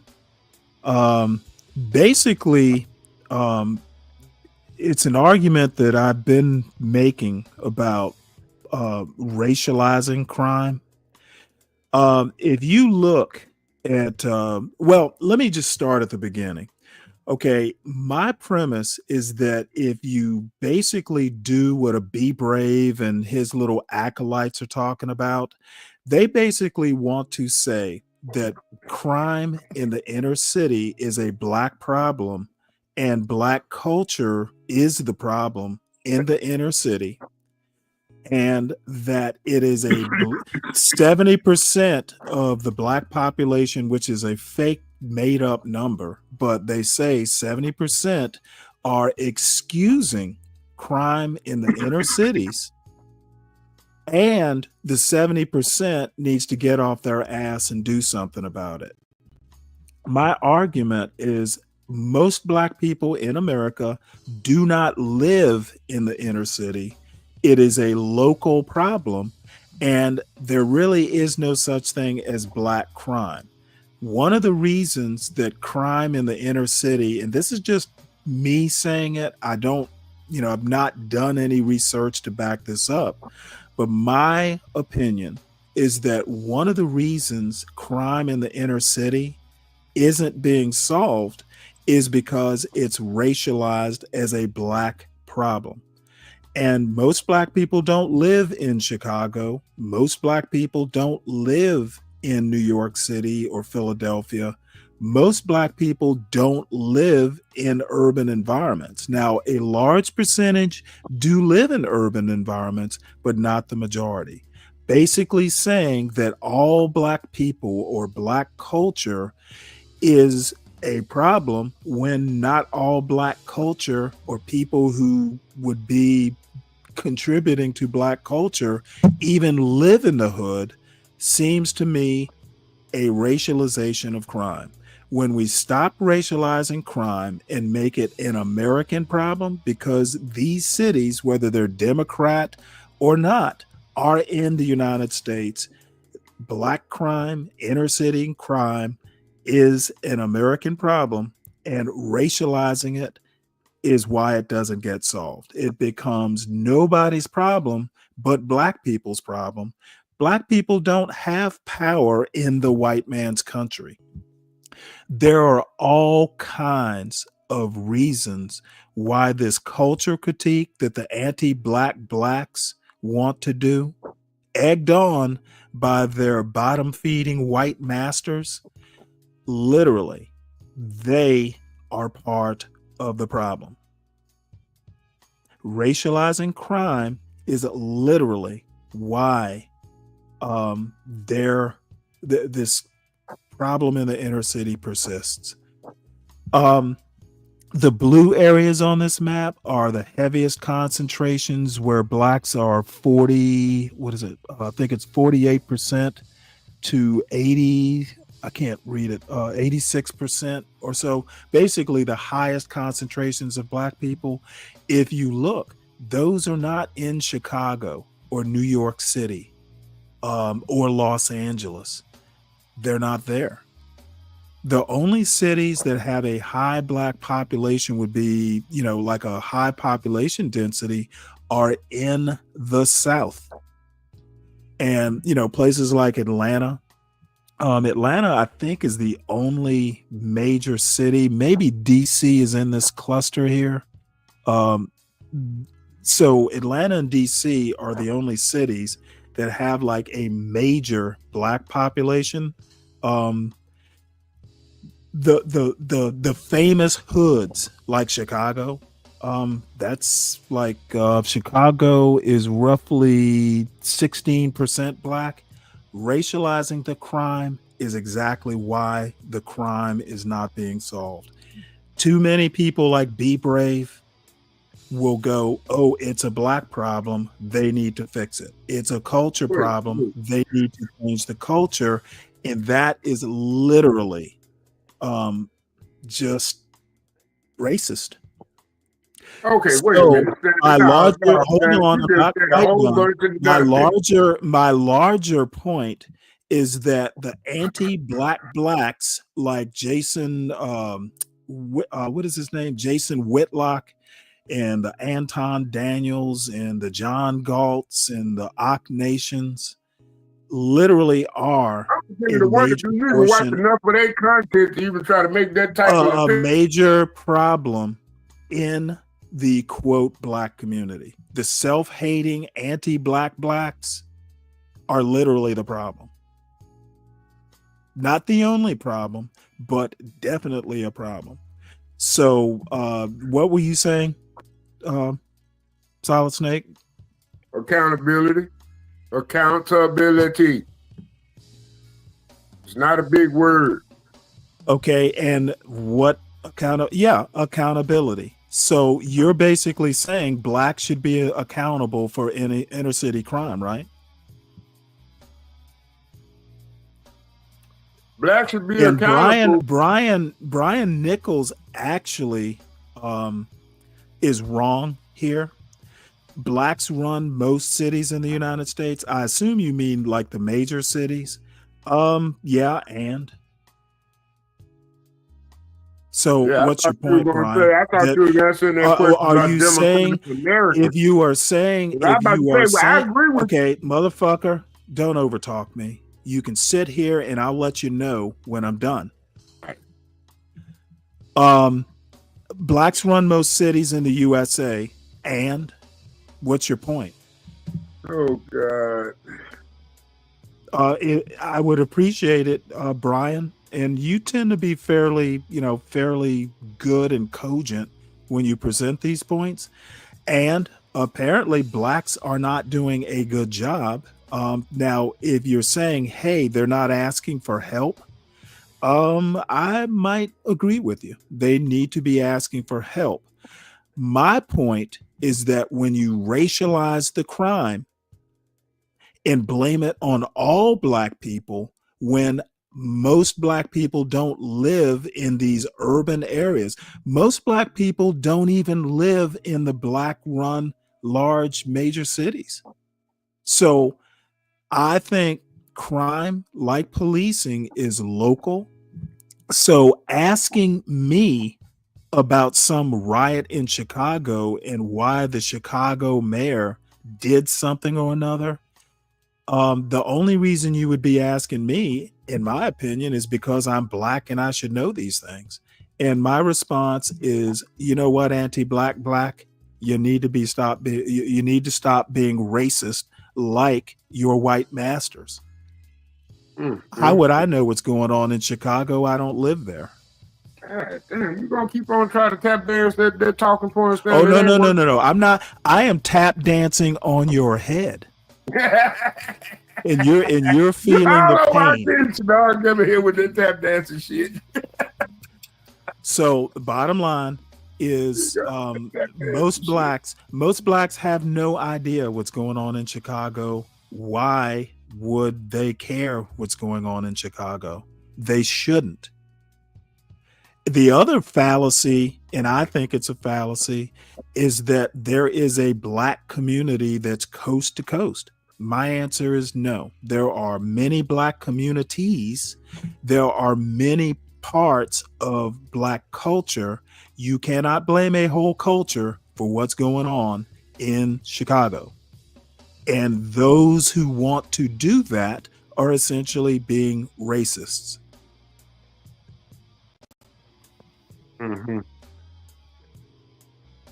Okay, so explain subscribers that show up on your channel that actually can relate to what you're talking about. Explain that. I don't care. Well, you know what? If they want to relate, they're welcome to hit the link and come up and ask me about it. What's up, Anton? And I'm interested. What does SKC say? Mental note: does the black population heat map have a correlation with violent crime numbers? It could, but again, I would be more willing to sit and you talk about one of these areas in the blue concentration here, and talk about that. Talking to me about crime in Chicago doesn't do the heavy lifting you want it to do. That should also be a mental note. Motherfucker, do not interrupt. I'll let you know when I'm done. SKC, you need to make a mental note. You need to make a mental note that racializing crime is exactly what you're doing right here. And it's why crime persists as a problem. What? You cannot believe that. Oh, I sure do. I just said it. I don't ever say something I don't believe. You think racializing crime is the reason we got crime? No, I think it's why it persists in high numbers. Because we racialize it. Because the anti-black blacks do, and probably everybody does. Wait. So you telling me I ain't supposed to believe what I see? Okay, well, you know what? That's part of the problem. Everything you see is not as you see it. That's where critical thinking comes in. That's where motherfucking critical thinking. God damn it, dude! I will get what I have to say out. Believing what you see is not a substitute for critical thinking in analyzing what you see. Oh my God. Yeah, God's not going to help you on this one. Well, yeah, I think you're a psychopath, Stanley. I think you're a psychopath. Yeah, well, you're free to think what you want to think. I think you're a psychopath. I think you got mental issues. Yeah, my mental issue is called critical thinking, and you can't seem to handle it. Crime correlates to a high black population. There's no doubt that the statistics are right. I'm saying to solve the problem, racializing it is not a solution. We've been doing that for decades, and it persists. And blaming black culture is not a thing because most blacks don't live in these high crime areas in the major cities. Now, the places in blue where there are high concentrations, I'm sure there's high crime, just based off of quote what Solid Snake sees. Still, it's a little easier to racialize crime in a high density black populated area. I'm mainly talking about the famous places where, you're on national TV talking about it and somebody will go, what about the crime in Chicago? Well, if they said high crime in Mobile, Alabama, I would have less of an argument. You're making your jobs harder by talking about New York City or talking about Philadelphia, and having a black mayor doesn't carry the weight you think it does. Obviously, that black led city is not doing a good job with crime, but it's not a black problem. Now, if you want to make the argument that, hey, these mayors need to be getting some federal help, who's going to deny that they should be doing that to get the numbers under control? All I'm saying is don't fucking bring up Chicago if you're trying to make a point. It just does not work as an argument.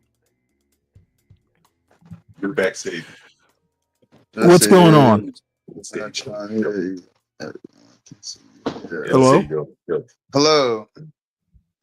What's up, Janelle? Yeah. So what I want to say is I'm a black man, as you can see. And I agree with you. Crime rates are high, you know, as far as the black community goes and everything like that. And I'm not even high class or anything like that, but I do sympathize with your views. As, how do I put it? I'm a black man, right? Tell them about the Mexicans. As a low income black man, right? I do understand where you're coming from. I do. And no, the other guy, I can see his point, but you gotta call a spade a spade. It is what it is, you know. And I'm not bashing my people or anything like that, but it's very difficult, you know. As you gotta face it.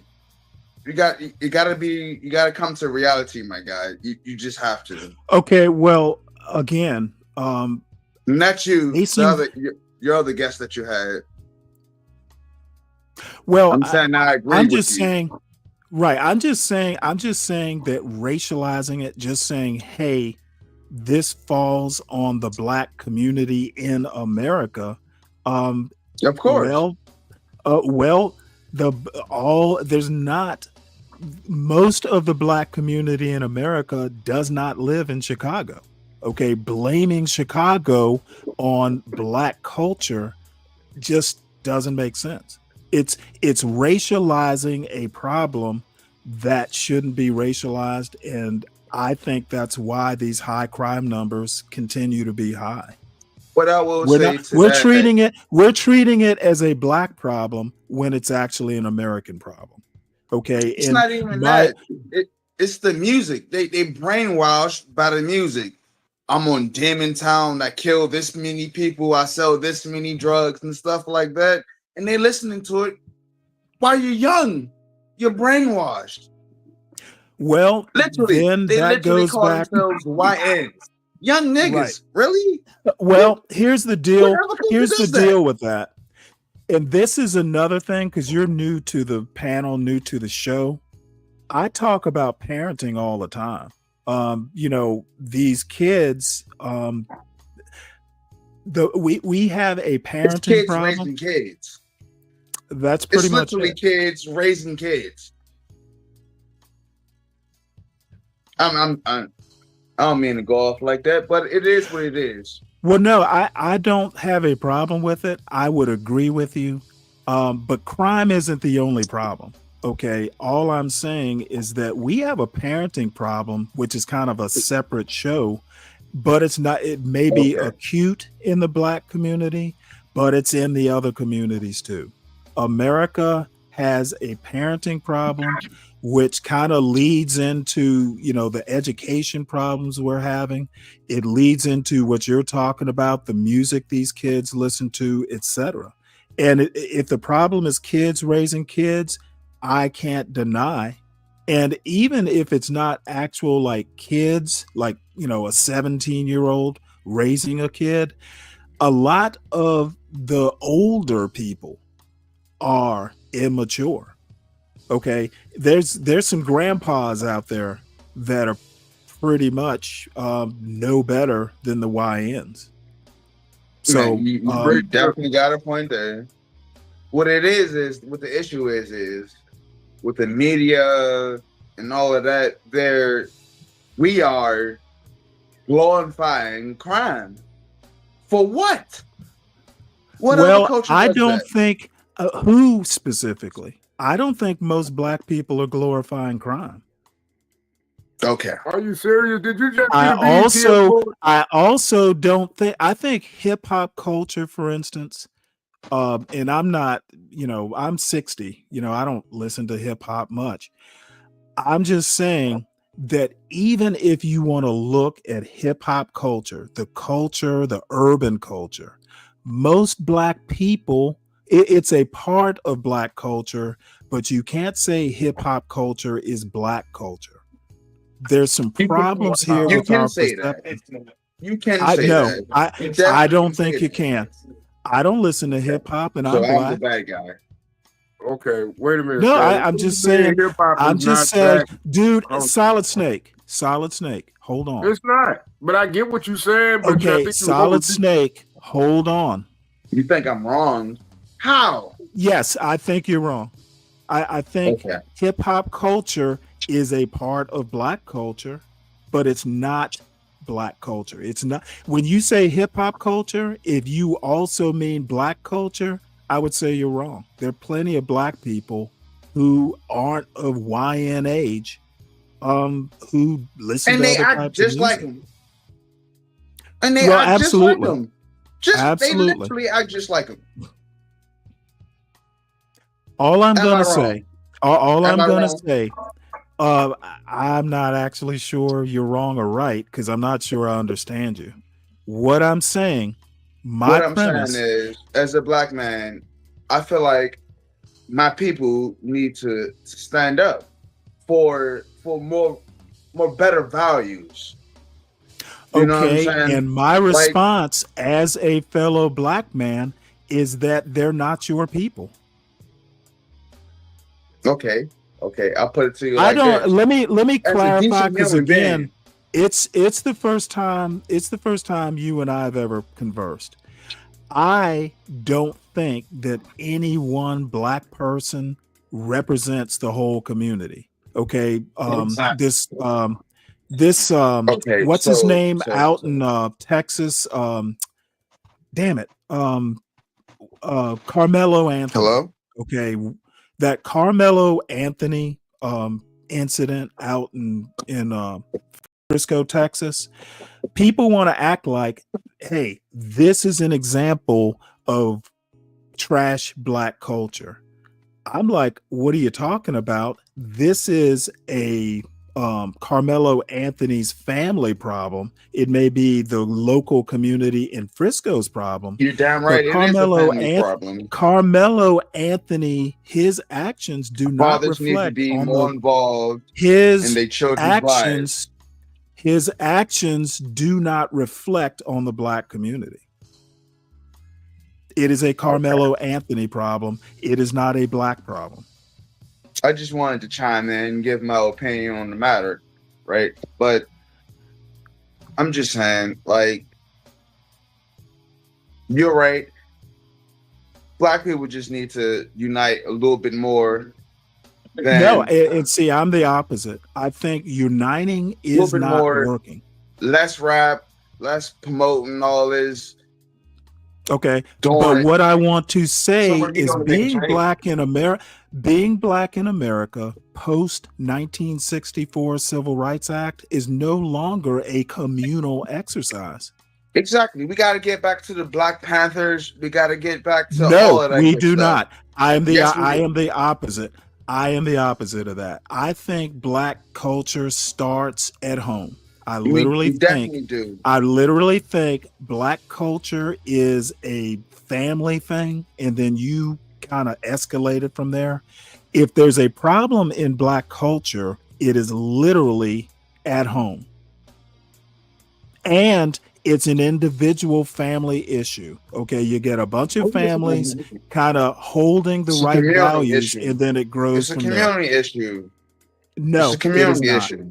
It is not. Yes, it is. The Mexicans then you and I will the Asians stick disagree. Together. Okay, again, the Asians, you don't, and the Mexicans, all of them stick together. Okay, again, I am 100% in disagreement. We're not Asian. We're not Mexicans. We have a different history in America. Okay. I think I'm listening. time is out. Time is out for blaming the community for individual actions. Exactly. Again, we have to unite. We have to unite. Again, I disagree. The black community is very divided. The black community is divided because there's not one black community. There are many black communities. Just like you got Japanese, Chinese, Korean. We are not like the Japanese. We are not like the Japanese. We are not like the Mexicans. We are the Japanese. Do not stick together. All of them stick together. I don't agree. Okay. I agree. So I mean, we can agree to disagree. I just see it differently. And it doesn't mean that I'm anti-black. I'm not anti-black. I'm black. Well, no. I'm talking about me. Just because I don't think there is right. Well, no. I'm not saying you're anti-black. We just see it differently. I don't think there is one contiguous coast to coast black community. I don't think you're absolutely right about that. Right, and I do not think why? Because why do you think that is? Well, is there one white community? No, not at all. Do you not see? So why should there be one black community? There was a time.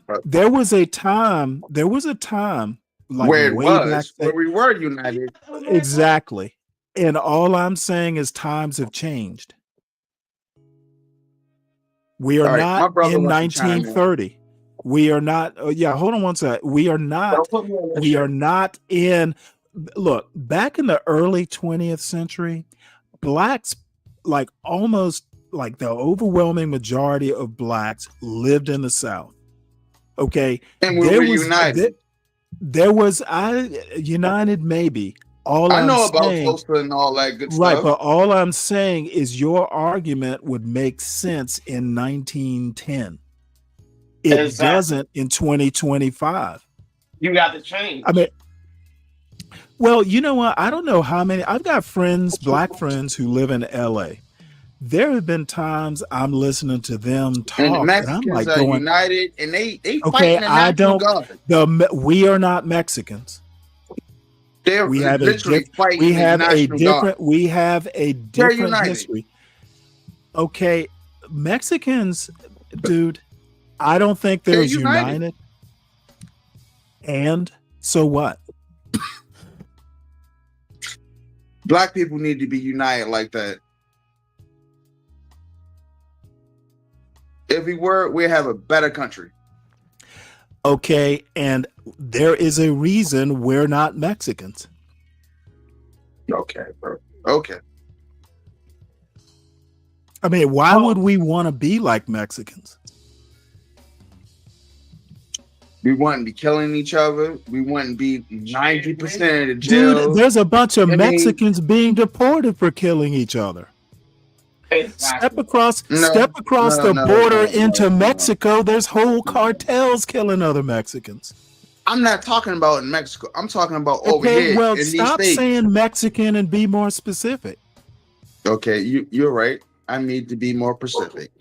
What I'm saying is I feel as though the black community needs to unite, and we're divided as of now. I don't know why. We will continue to be. We have young black people on the internet doing dumb stuff, calling themselves YNs. Like, really? Who does that?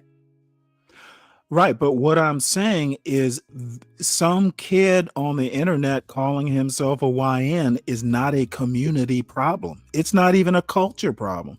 It's not a broad black culture problem. Well, you could even say it's a hip hop culture problem, propagated through the music and the lifestyle. But not every black person in the United States listens to hip hop and lives the lifestyle. I know I'm one of them, but it's glorified. For what? Why would you want to glorify? But it's glorified. But who is it glorified by? It's glorified by white people, too. Okay. Dude, that hip hop culture is worldwide. It is. And it's a bad image of black people committing crimes. I 100% agree with that. What other culture does that? Well, Mexican culture. Oh my God. Okay. Okay. But you know what? That's kind of a joke, but it is true. But what I'm saying, where we're differing is on the solution. I don't think fixing that YN culture is a community project. I think that's something that begins at home. I feel as though, as a black man, like, we shouldn't be doing that. We shouldn't have our young men out here talking to most. I'm a Who is YN. we? Like, We are not having our young men out there. It's not a community project. Okay, I just wanted to chime in, and I do agree with some of your views. I just wanted to, you need to make sure you come up here more often. Don't be a stranger. All right.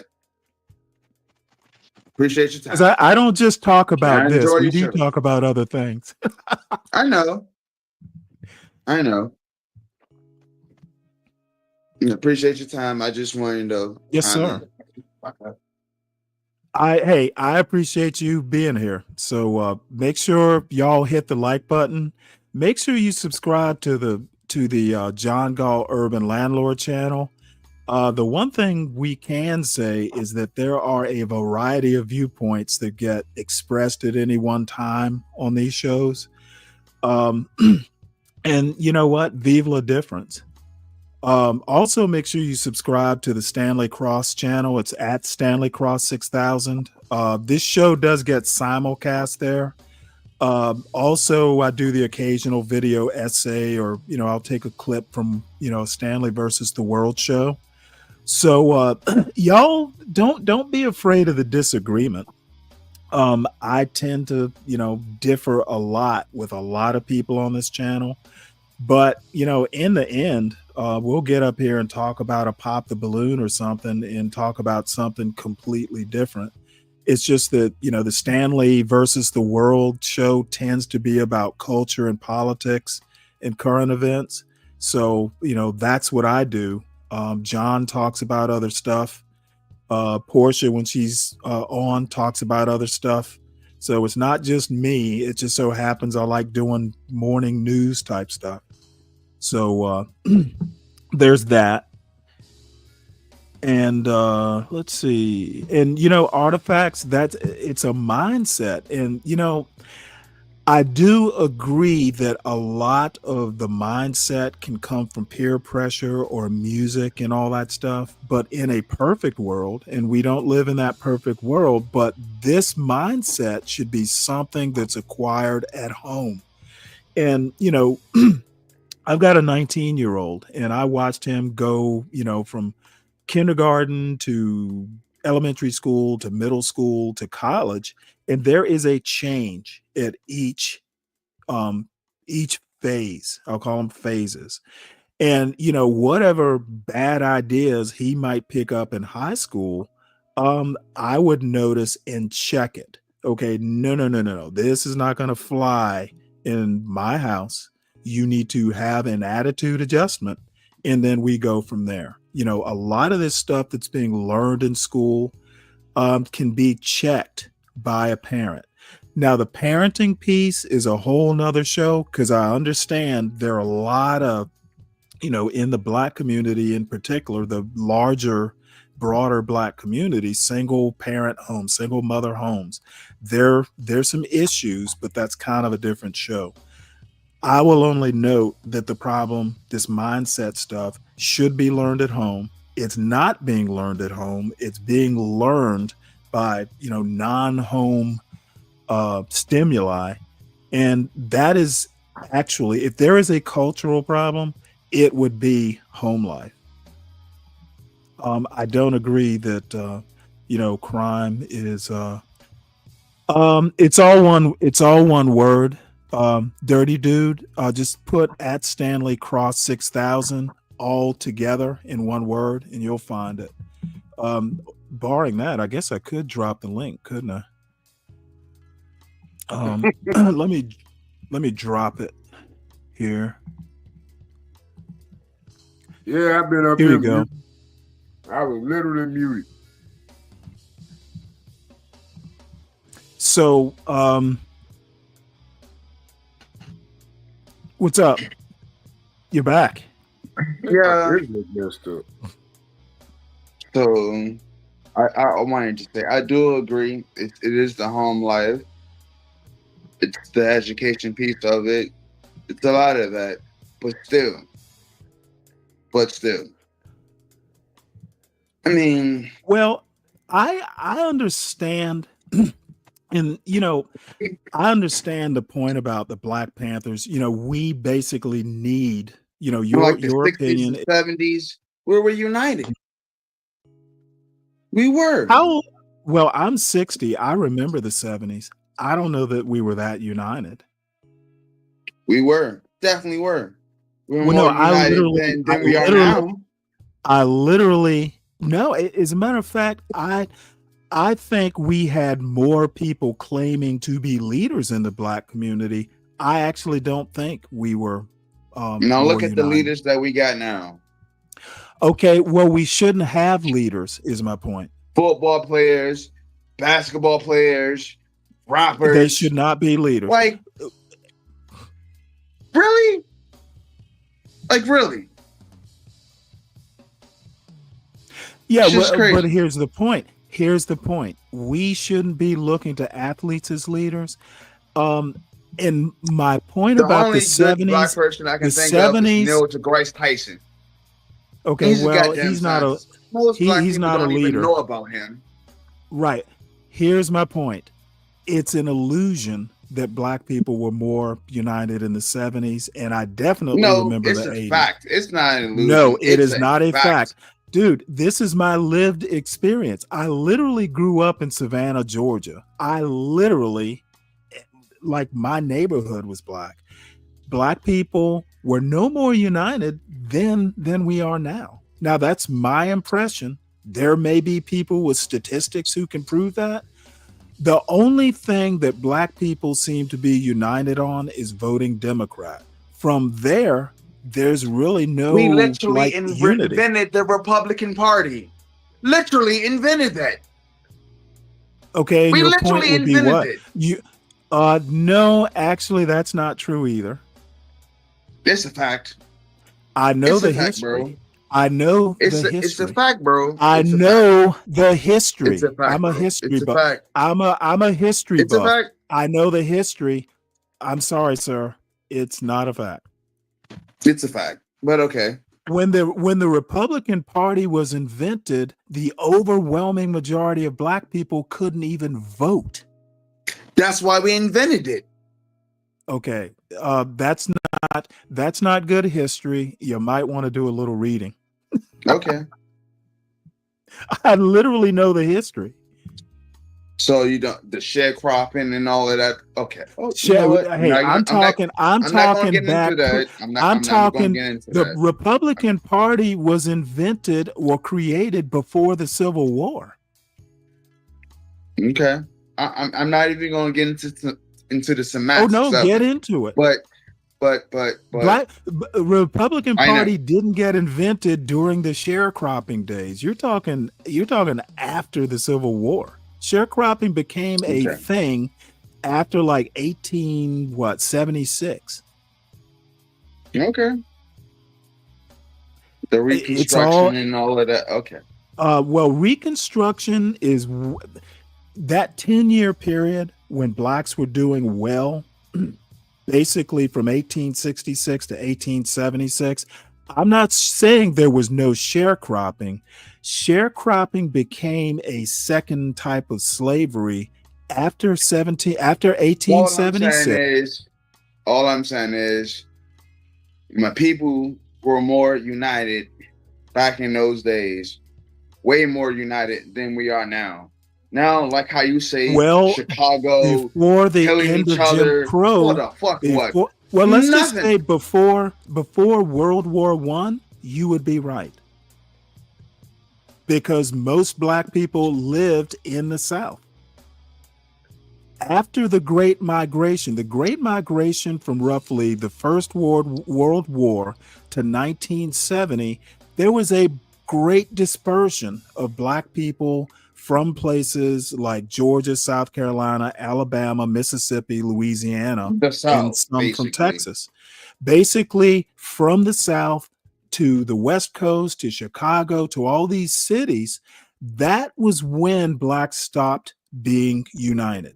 Okay, the Great Migration basically created a bifurcation in the black community. There were Northern blacks, there were Southern blacks, and I can get into more detail. The dispersion in any quote black unity started happening back around World War I. It's an illusion that, you could argue that the civil rights movement was black unity, but do you know most black people, the overwhelming majority of black people, weren't fans of Martin Luther King? I think I read somewhere I read that his approval that's rating, crazy, bro. Hey, it's history. Read about it. Read all about it. Go ahead. I'm listening. Martin Luther King became more a unifier after he was killed. I disagree that there was a great degree of unity in the black community in the 70s. The Panthers were pretty much Marxists. Most black people were not fans of the Black Panther Party. What I'm getting at is, my brother, man, what I'm getting at is blacks were more united back in those days. Now it's 2025. Look at us now. Okay, blacks were more unified. Blacks were more unified post pre-World War I. And we have been breaking up. We have been disunifying ever since the early part of the 20th century. We're gonna get more diffuse. We are not going to coagulate or unify or whatever the word might be. It's not going to happen, is my point. Damn. Okay. How can it happen? How can it happen? I'm just saying, I hope one of these days that my people can get back to where we were as a people, because right now we ain't doing too good. We just not. And you know what? It's not because we're not unified. It's because of the divide and conquer tactics. No, it's because of poor. It still rings true. It is literally a result of poor parenting, for whatever the reason might be. I agree with you on that one. Poor parenting is, in my opinion, and this is just my opinion, the root cause of not only problems in the black community, but problems in America at large. Poor parenting. I can agree with that.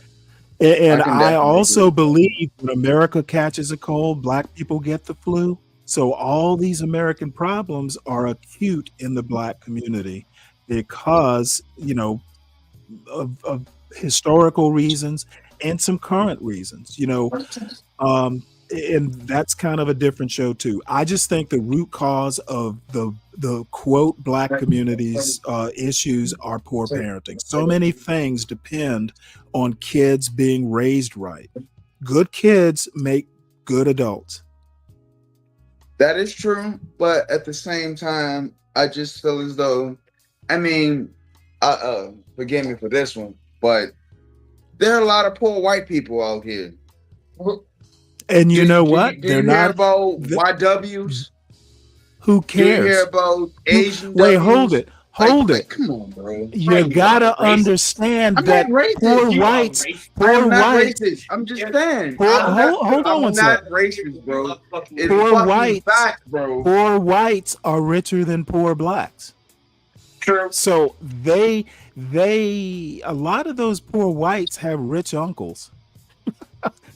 Do you hear about trailer park homes and been shot up and shit like that? Yeah. And fucking, I don't know, Idaho. Yes. I hear about Like the schools. only thing is I hear about schools being it's shot crystal up. meth. That's the I hear about schools. But I whole hear about goddamn neighborhoods, schools. bro. Whole Schools neighborhoods are being shot up. bro. They don't publicize what's going on in other racist So all I have to say is, no, it's people not on trailer parks. What this whole conversation is irritating. All right. Oh, don't worry about it. It's fine.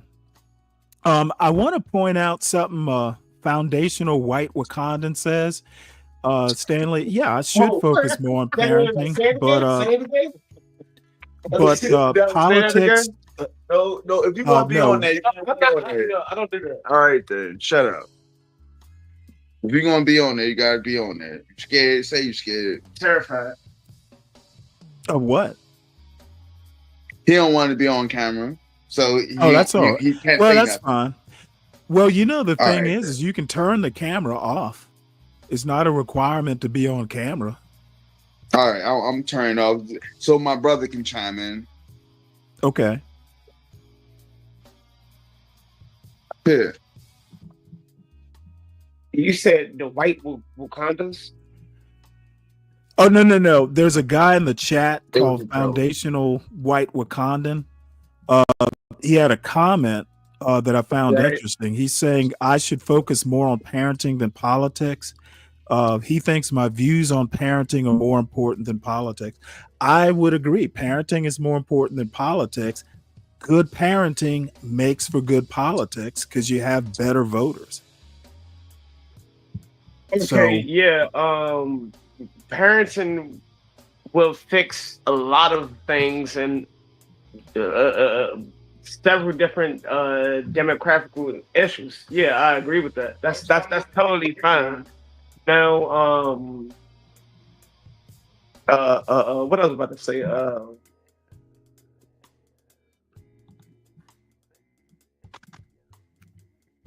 fixing a lot of the things in the Black community will help with that. Will help parenting. Will help fix all of that. Black people like I was saying, was what's been publicized about the Black community is mostly negative because they're just focusing on that. They're not focusing on what's going on in other demographic areas with other races, ethnicities. Well, yeah, I mostly agree. But concentrating on the negatives in the Black community, without concentrating on the negatives, in my opinion, is basically racializing. There are more positive things happening in the proverbial Black community than negative. So why is it always the negative being promoted? Well, it's the negatives are the negatives are very negative. And you know what? Positive news doesn't sell papers. Exactly. Got a point there. So I mean, there's some reasons for that. However, what is my biggest concern is when it's Black people concentrating on the negatives. What I just said. You got a point.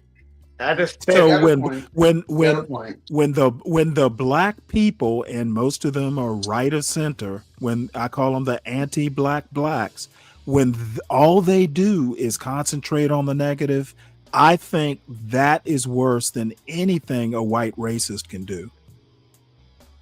Uncle Tom. Being anti-Black when you're Black is a bigger problem. I'm not anti-Black.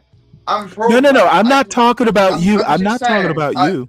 Hold on. I'm talking in general. I'm not talking about you specifically. I don't think you're anti-Black. I don't know you that well. What I'm saying is basically, I just want my peoples to be a little bit more united. Like, the goddamn Mexicans is damn near burning down California. Like, really? What's up with you and Hispanic people? Don't do that, bro. Don't do that. Well, it's a good question. It's a good You question. keep bringing up Mexicans. What's wrong with you and Mexicans? United. I think you If know. all people had did that, what I ain't saying that. If you racist, just say it. I'm not, bro. I'm being racist against myself. You said you want Trump to drop a bomb on Mexico. You do know my kids are half Mexican, right? Man. Bye-bye, love. Well, all I have to say is I just don't agree. I don't agree that blacks should be like Mexicans. I think blacks should be like blacks. And the reason we aren't like Mexicans is they have a whole different history in America than blacks do. You can't be what you're not. I agree with a lot of your views. I just want my people to be a little bit more united than what we are now.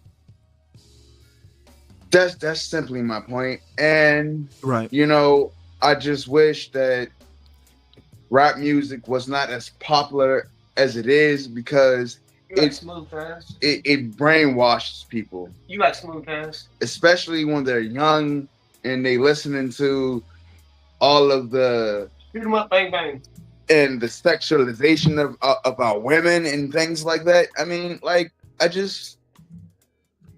don't know. I just wanted to give my opinion on it. It's burning you up on the inside. It is. It's boiling my goddamn piss. Well, I can understand, but I think all that. And I'm not an anti-black person. All that can be controlled with a focus on what is a good parent. Okay, a parent should be controlling what their kid. A parent should be controlling what their kids listen to. But you can't do that when you got kids raising kids. You just can't. And you know what? That's a problem. Now, one thing to note on the positive side is that single mother birthing rate. I think that's the one that's actually falling. So you know the problem is slowly but surely getting better. I think that's the statistic I saw. What my brother is trying to say, he just don't want to. He just don't want to face it. He don't want to grab the bull by the damn horns. That's what it is. If we had more stand-up people like John to say, hey, this is fucked up and we need to change it. You mean John Galt? Yeah. Okay, so I think John Galt is out of his mind. Pointing out the negatives. How is pointing out the negatives fixing a problem? Because you got to face it, and then you change it. I think we're facing it now. With an individual, yes. Okay, well, what else can we do? This is not, I keep saying, this is not a group project. It really is. It is not. I can't control crime in Chicago. I don't have input because I don't live in Chicago. Stop what you're doing, bro. Okay, as I said, crime in Chicago is not a group project to fix. Copy, my dad. It's one of your favorite songs? It is. No. Get off my phone before you break it.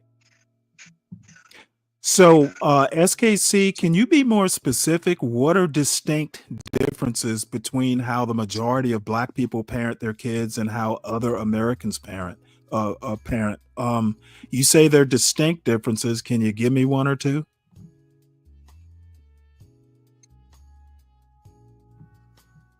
So no, John and I disagree about so much that I think that John is an anti-black. Getting your jollies, trashing what happens in black culture, quote black culture, and in John's case, it's hood culture. Not all blacks live in the hood. Most blacks don't live in the hood. Stop blaming what happens in the hood on black culture. What's that, Spencer? That's his name? Hey, sir, guy. Yeah. Where are you from? From Savannah, Georgia. I'm in Georgia now. I'm in outside Atlanta. Oh, okay. So, what do you live in an urban neighborhood? No, I live out in the trees, out in Carroll County, Georgia. So how can you speak on something where you don't reside there? You don't live there. Stop. Oh, I don't. That is. Do you live in those communities? Wait, hold it. No, but do you live in those communities? You are reinforcing my point. Thank you so much. So you don't live in those communities. So how can you speak on those communities? I'm not speaking on them. I'm doing the exact opposite of that. I do not live in the communities. That's why I'm saying what happens in those communities, I can't control. I don't live there. So stop blaming black people who don't live there for what's happening there. That's my whole I'm not blaming the whites. I'm not blaming. Well, I'm not talking about the whites. Most black people do not live in the hood. Stop blaming all black people. What I'm speaking on is black, exactly, and we need to be more united. That's what I'm saying. And I'm saying that is an impossible. I am literally saying that is an impossible goal, and it should not happen that way. Stop making all black people responsible for what happens in the hood. All right. You know what? I'm gonna leave it alone because I'm gonna leave it alone. And Gorp Frickle says a parent is only as good as the cultural software they themselves are running, which I think is whatever. It's more complex than just be a good parent. Exactly. It's more. So exactly. But my thing is change the culture. Parenting, right? We need to change the culture. Will fix a lot of things. But I don't think as I Brother don't Man think. said, Hey, how can you change Man, something not you don't understand? him. Oh, okay. You can't change a culture. Hood culture is not black culture. It's a part of it. Hood culture is a child of Do you know what black a Swiss cheese culture. is? Not what you doing. What a what? A Swiss cheese. A Swiss cheese? Not just Metro. Other than a cheese, no.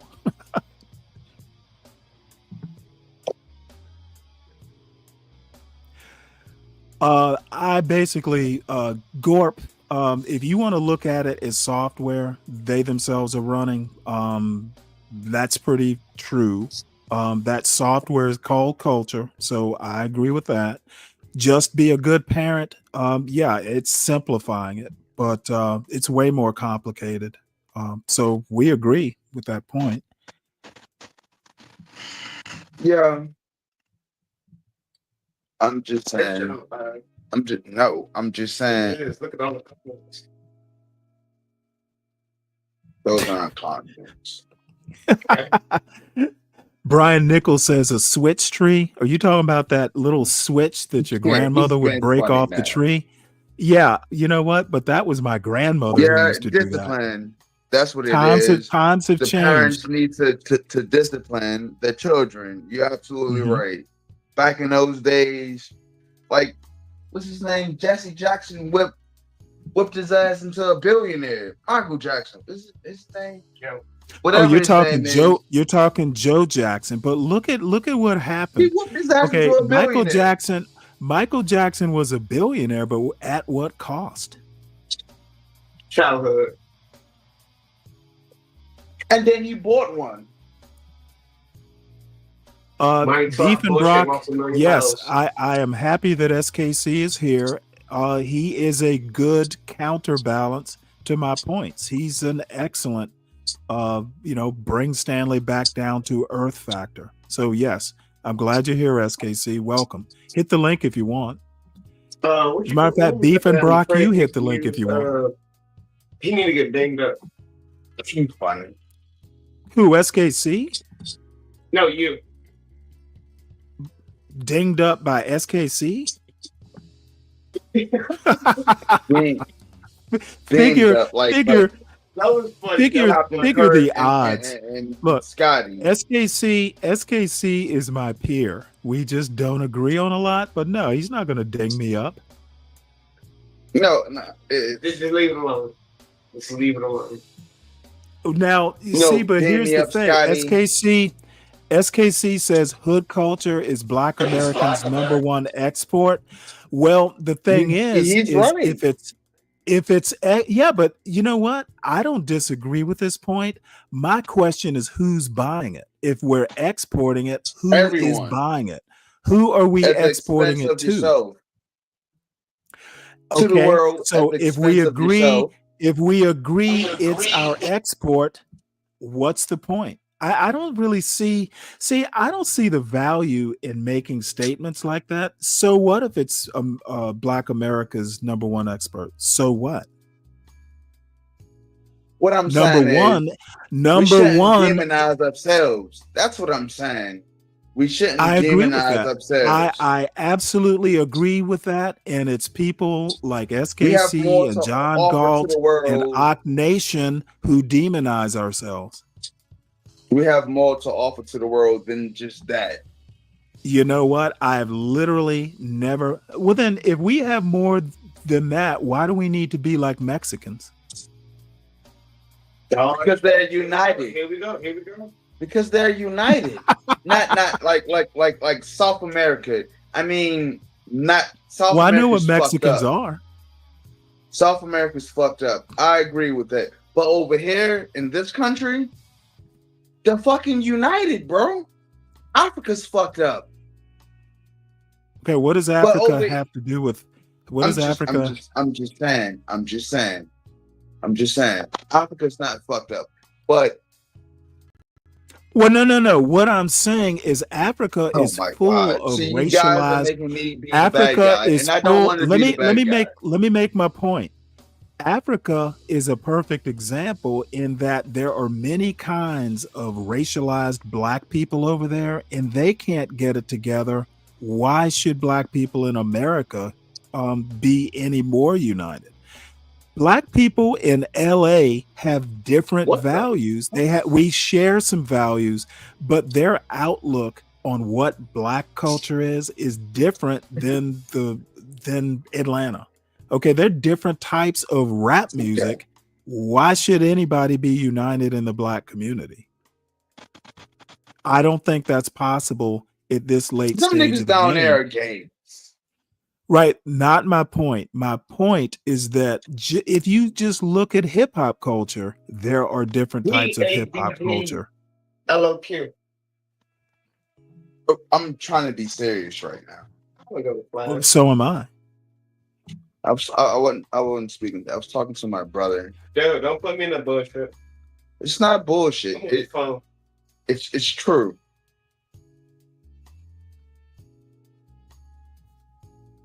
So my point I'm trying to make is here's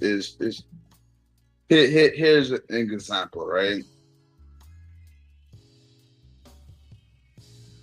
You can have about 2-3 Mexican families in one house, right?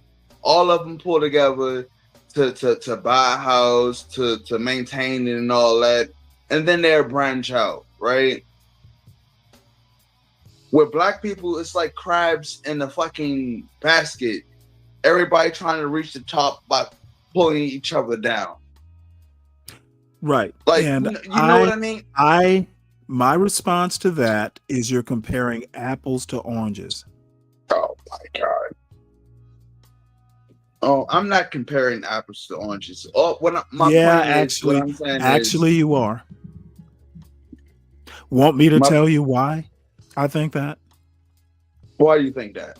The Mexicans you're talking about are primarily immigrants. Okay. Here in the U.S. Right. Mexicans with living in one house, there will be an immigrant background.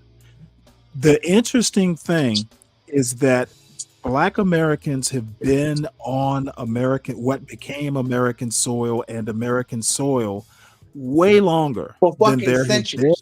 Hold on. Before there were even such a thing as a Mexican, for starters.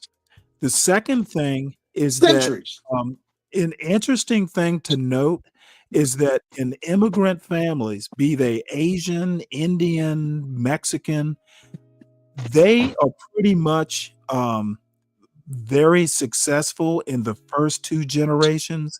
By the third and fourth generations, those kids are so American, they don't do as well on average as the previous generations.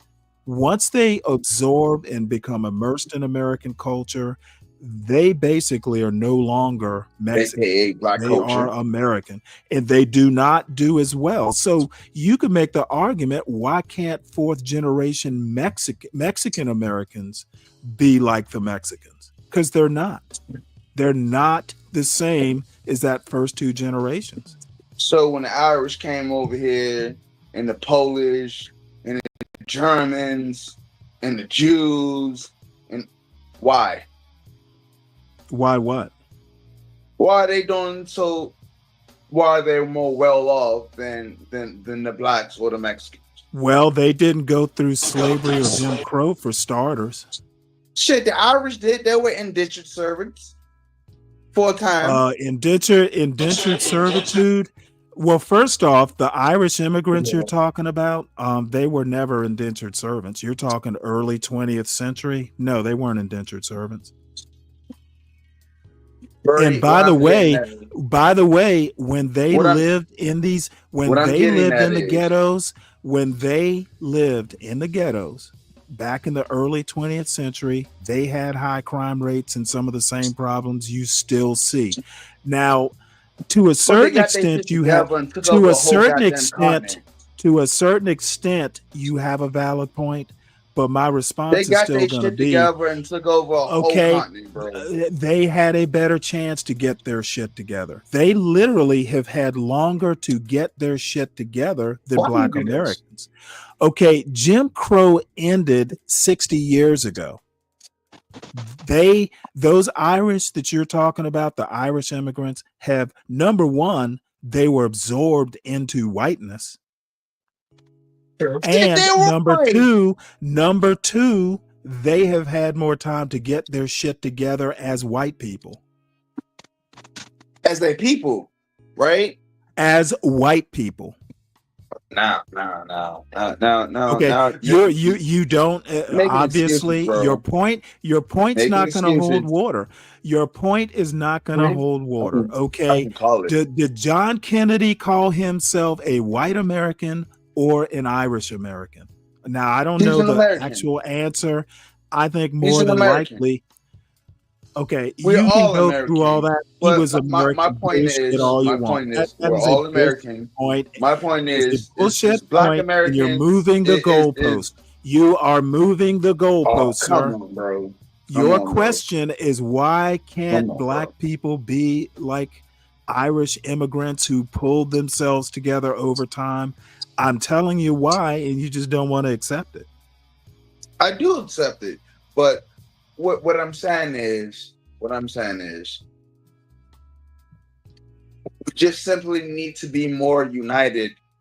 Done with the YNs, done with all the I'm gonna shoot this motherfucker and all of that shit. Done with all the if you think, that while it is a problem.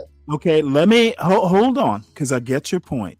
My response is, while it is a problem, it is not a Black community problem. And the people who want to pretend that it's a black culture problem, all black people sharing this problem, are basically racializing crime. It is a racial thing, but it isn't at the same time, because like how you say there are ghettos in Mexico, there are ghetto black people, there are ghetto whites, and the trailer park trash type situation and all of that. Major point. But hold on, because you're not getting the main point. The main point is that most black people do not live in the hood in 2025. Blaming what's happening in the hood on black culture from coast to coast is ridiculous.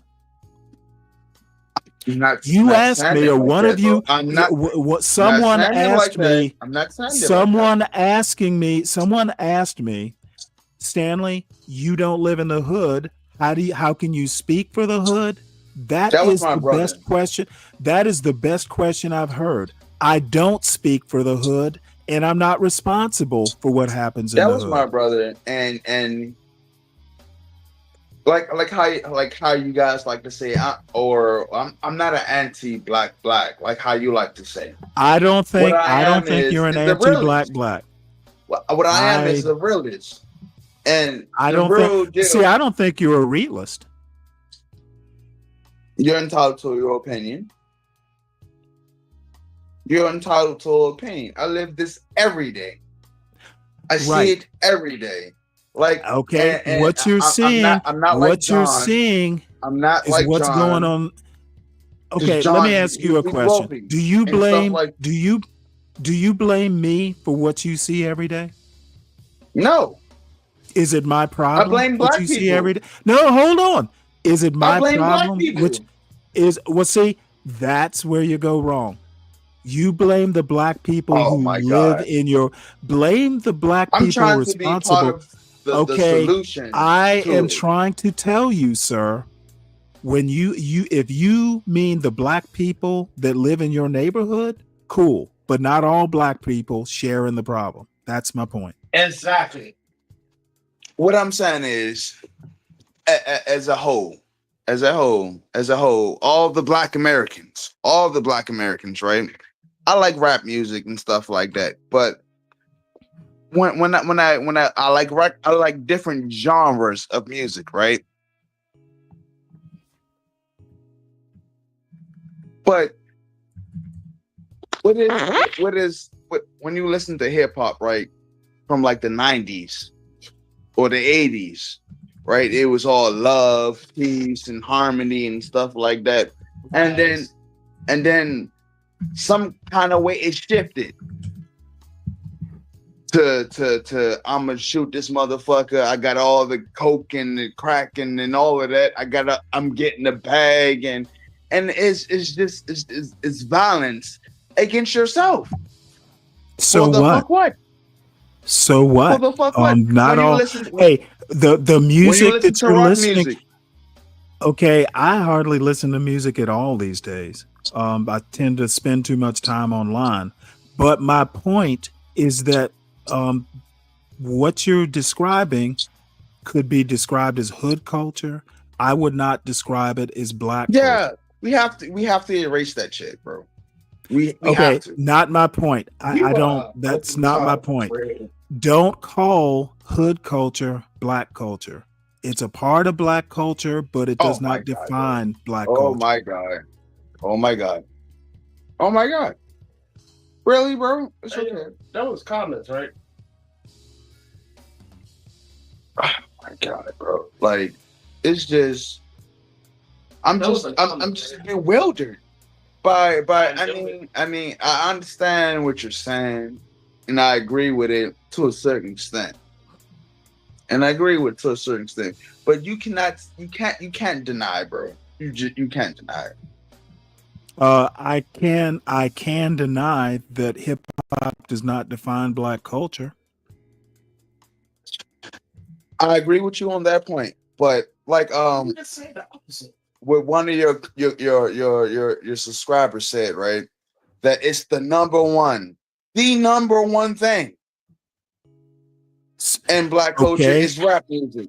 Okay, and I bro. literally just said, don't confuse hip hop culture as definitional of black culture. Okay, SKC wants to talk about hip hop culture, and he wants to call it black culture. He and I would disagree that hip hop culture defines black culture. He and I will disagree on that. Right, bro. I mean, like, I need to gather my thoughts. I'm not bashing my people or anything like that. If anything, I want us to unite more. You need to go to Canada. Right. Yeah, well, that's where every time we went. keep wishing for that utopia. Oh my God! Really? Really? Oh, that was Okay. Oh, question. Hello? Yeah, I'm still here. All right. Hey, yo. So, all right. So, how do you feel about what's the name of it? I can't think. Ukraine. It's fucking Russia. Ukraine is Russia. Well, I think that Russia invaded Ukraine. I think Russia invaded Ukraine. I'm sorry. I mean, I think it's a war. I think Russia started it. All right. So no. Which Russians? I'm about to switch the whole thing up, right? So we all understand how America is deporting all these people, right? Now, let's go to the other side of the planet. Let me warn you. Let me warn you right now. The white Africans, so-called, they got Let me give you my from purview. Africa to the United States. 25 white people and their families. I think it speaks for itself. I think that's discrimination and racism all in one basket. I think Trump showed his true colors. I think Trump is the worldwide defender of whiteness. So, he thinks there's some white people being abused. It's not. No, don't do that. Let the man speak his mind. Let the man speak his mind. Trump's doing a good job. He's putting tariffs on all their ass, getting some money back. I know you're a house nigga. Be quiet. Because the U.S. is the police of the world, and they gotta pay for that shit. I think let me address beef and Brock here. And that is a whole separate problem there, beef and Brock. Everyone wants to emulate black culture without actually understanding what black culture is. What you actually should say is the whole world wants to emulate hip hop culture. I don't think hip hop culture defines black culture.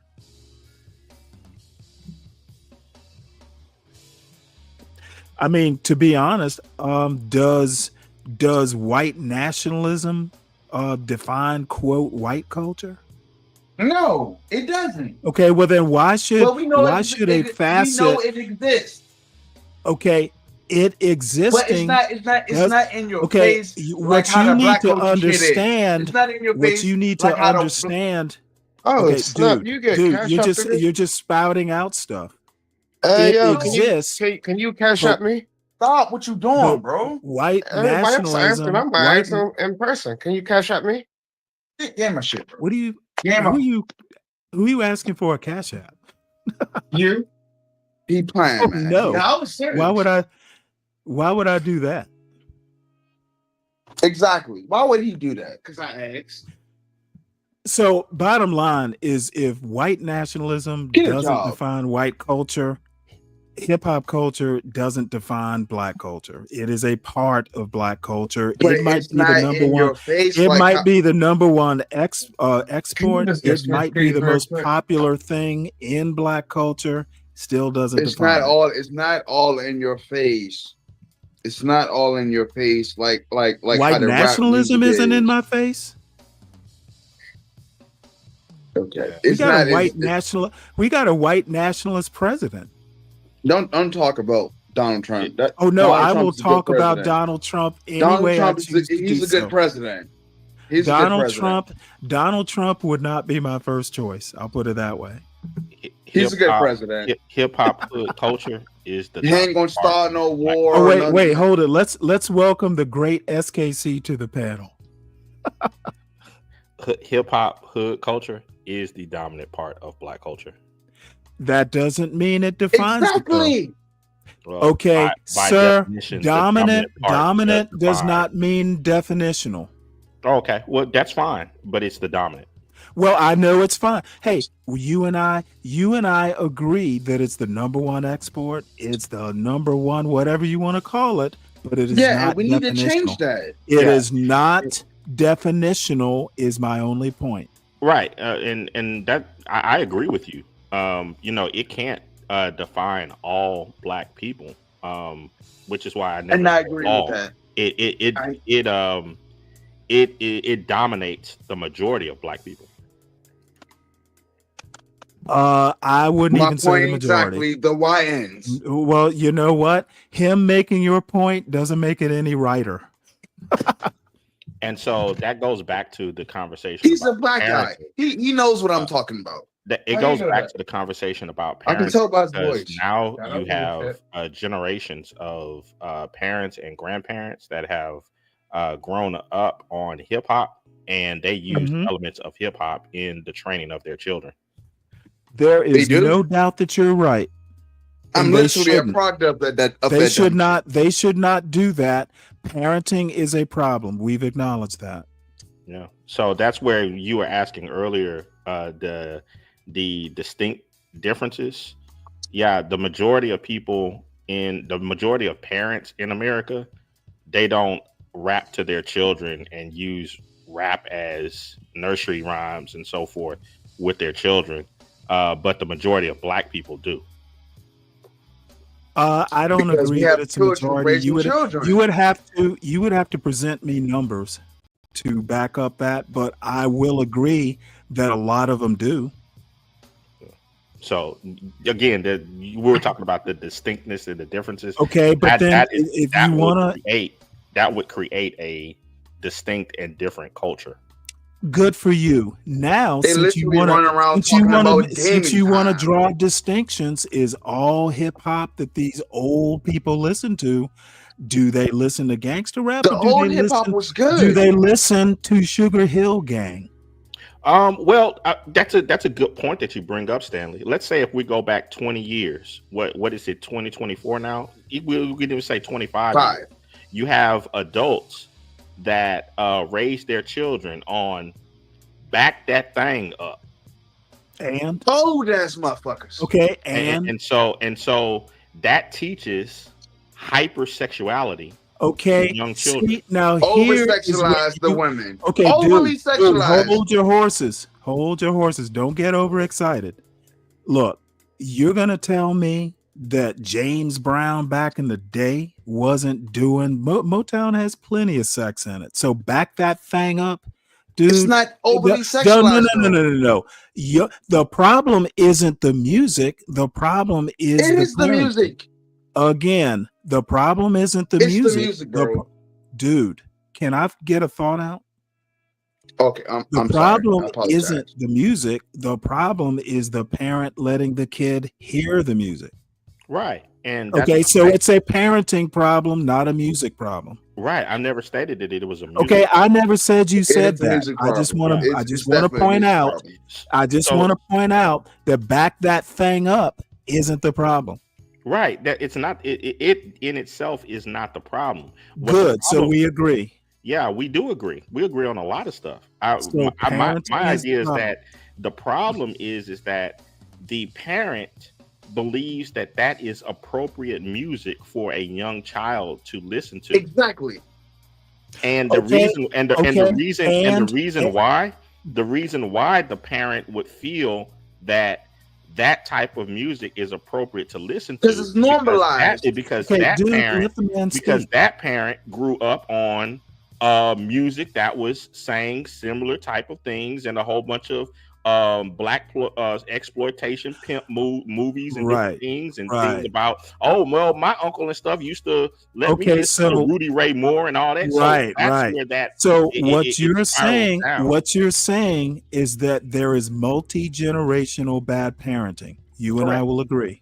Correct. And the problem with all of that is those parents saw that entertainment as authentically black. I don't disagree with that. So And it's not. I don't understand. I don't understand. SKC doesn't need your cheerleading. And so since they saw that as authentically black, then that became embedded in their cultural upbringing. So when they were at school as young kids, when the things that they talked about to other kids had to do with the things that their parents allowed them to listen to, allowed them to experience, and so forth. So then, therefore, hip hop. Here is where you and I think we culture, get. I think we get the point. Yeah, I disagree. I disagree as to the scale. Yeah, and I know. I don't think. Let's balance them. Let's balance them. And even to the extent that you're right, and you are largely right, I would dispute that it was most. I would also dispute that it did the degree of harm. Okay. There was music that I used to listen to as a teenager that my parents probably wouldn't approve of, but it was the pre-music stage. Okay. And music is more ubiquitous now because of social media. I still think that parenting is the problem. You can blame it on the music that, your grandpa used to listen to. I think that is an easy way to cop out on the complicated nature of parenting. Yeah, I agree. I think that just feel like it's one of the blaming it biggest on the problems. music and everything is a cop The out. glorifying of the violence. I think what the true issue is that you had so many parents that that bought into a lot of the tales that were told in such entertainment, and then they taught that to their children as truths. Right. And I think that is your theory. I don't know. A lot of times when so I think this guy's name is John L. Nelson. Yes, sir. Okay, so you don't have to tell me your age. Just around what age are you? Like, I'm 34. Okay. So when you were in school, and even now, do you regularly come across other black men and women who can readily run off rap lyrics? Every day. Okay. Do some of them say things like, just like so-and-so said, just like Pac said, just like so? Yes, they do that. In normal, and I'm not talking about just as in entertainment, but when dealing with it's normalized normal everyday activities. It's normalized, bro. It's definitely normalized. So what you okay, have, so now let me since we got two people on the panel who have pretty much joined as one, I basically think that it's normalized. Okay, dude, let me get this out. I think it's normalized in your perception.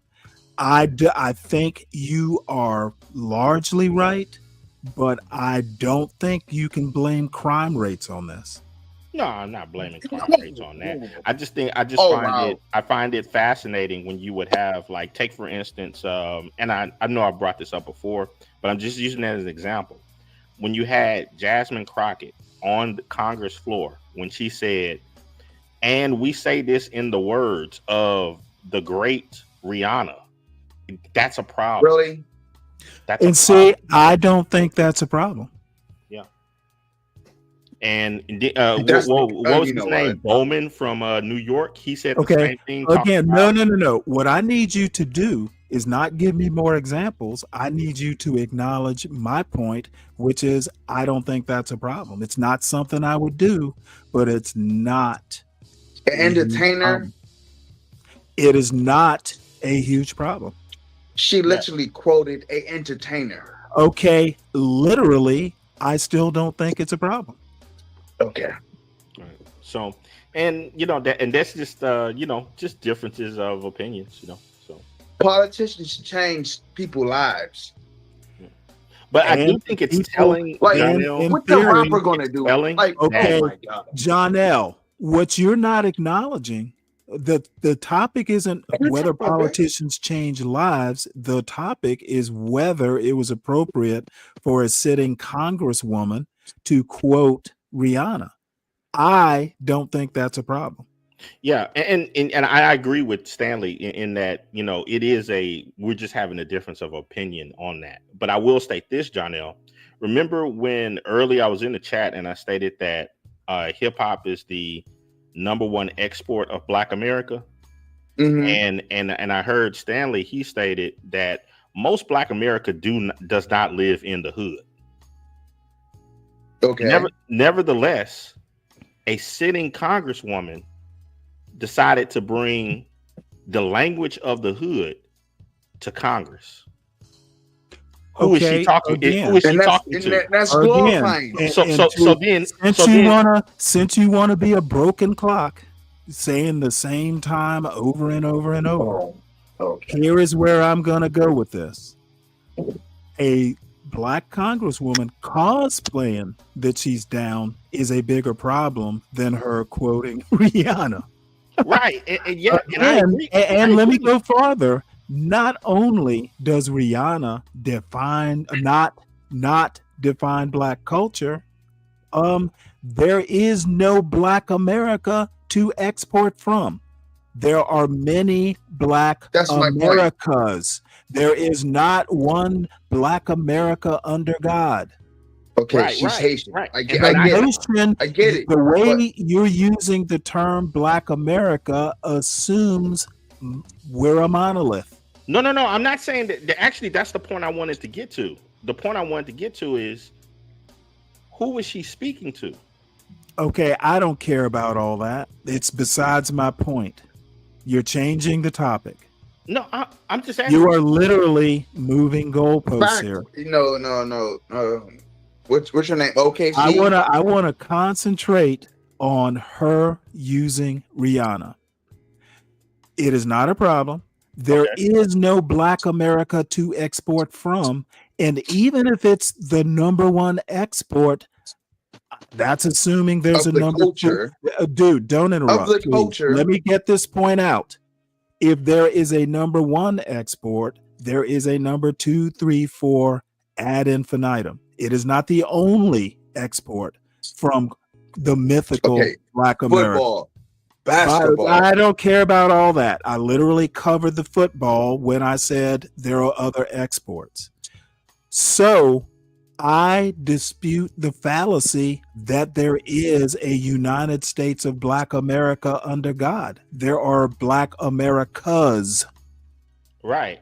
And I agree with you. So the #1 export from Black America, I find the very idea of a Black America, a unified Black America, as fallacious. Yeah, I think that's a ridiculous position for anybody to hold. My position is. Well, you held it. I don't. No, I don't. You held the position that was difficult. No, I don't. I never held that position. The position that I have always posited is that when you say the #1 export of Black America is hip hop, no. / You said it. Don't say you. Say I. You use the term, not me. Okay, yes. The number one export, my position is that the number one export of all of this is hip hop hood culture.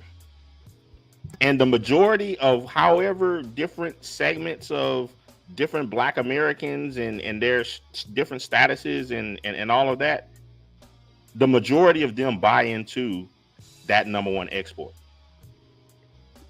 Vast majority. By far. It doesn't matter if you are in the lowest of the low hood, all the way to you're a sitting politician in the halls of Congress. The majority of Black people, wherever their status, wherever they're grouping, they buy into the number one export of hood hip hop culture. And that's not a good thing. Our people have more to offer than just that. In fact, a large segment of Black people will say that if you don't buy into hip hop hood culture, you're not Black. Then you are not authentically Black.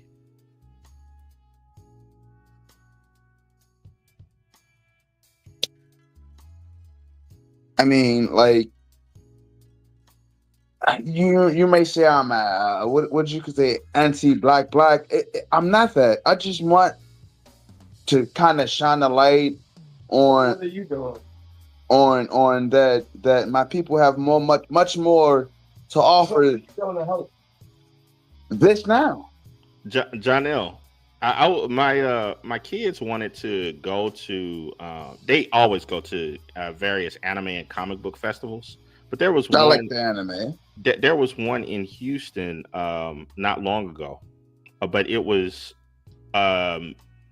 sponsored and created by a bunch of Black people. Okay, let me interrupt this love fest right quick. Number one, okay.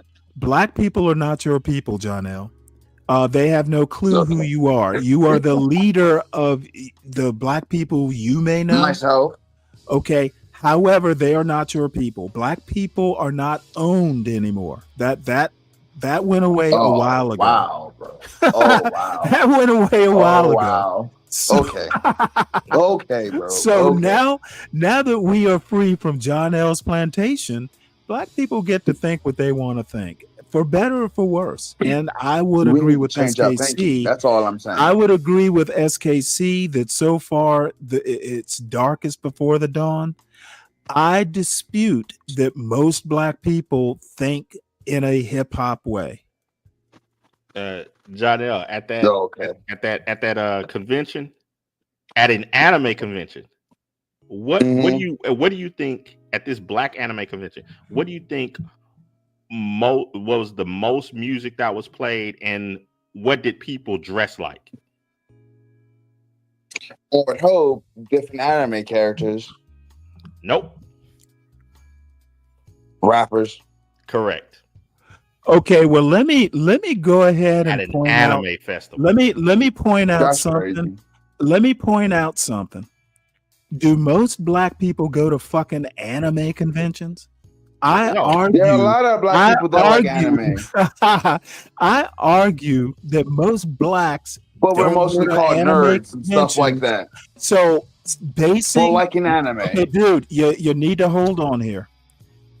Basing a broad Black culture point on an anime convention is literally clownish.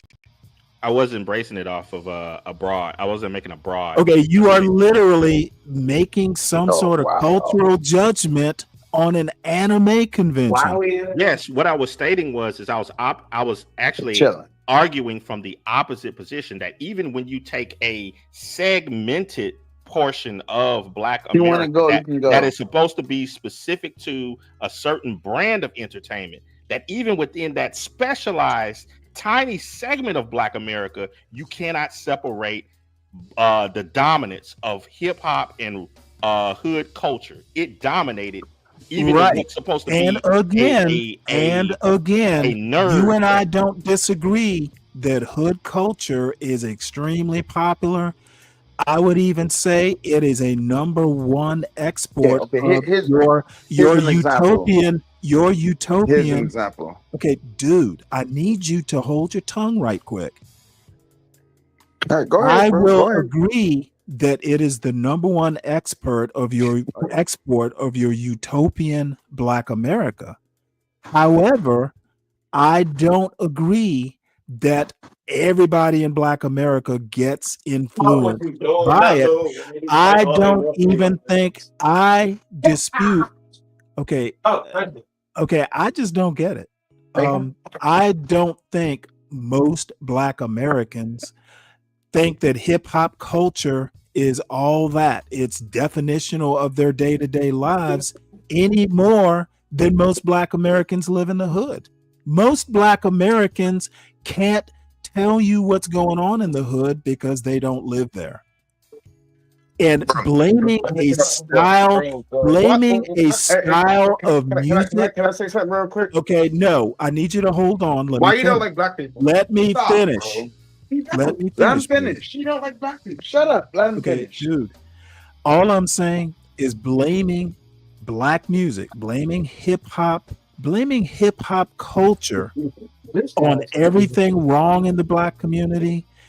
It's gonna go the way of Tipper Gore when she tried to do the same thing with rock music and the white community and America at large. These arguments are correlations. I'll give you the correlation, but the causation has yet to be proven. Now I'm done.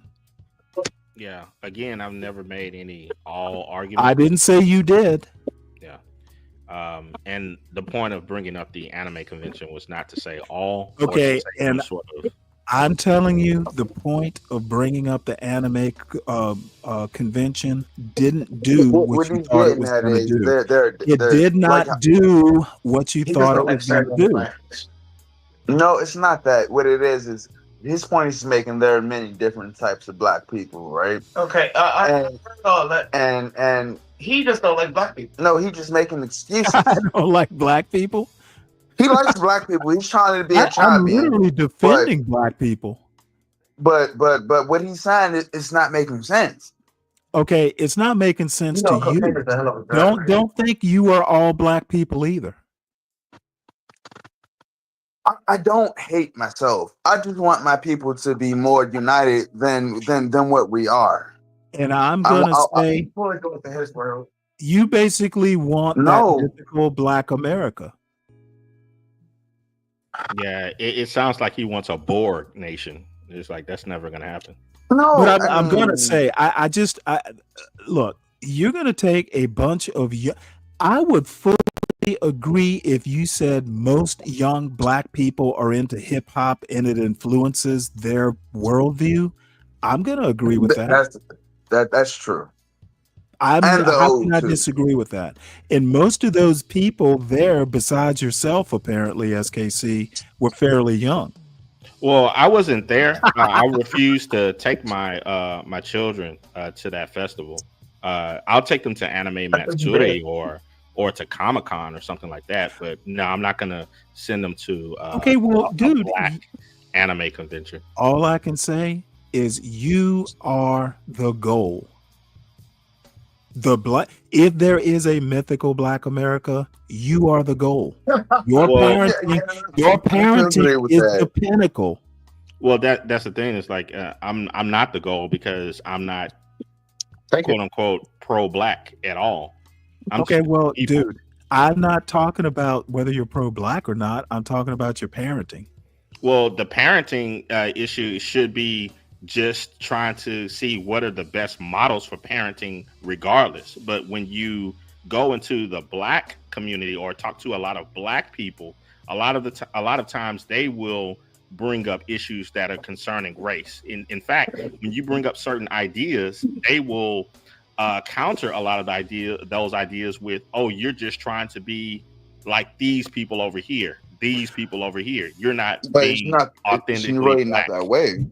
But you know what, SKC? I'm going to agree with you. Those people, No, he's those just a bit people, more educated than I. those people are going to be the ones who think there is one Black America. No. Black America doesn't even exist. You believe that? No, it's not necessarily a It belief. exists it exists as a concept. It's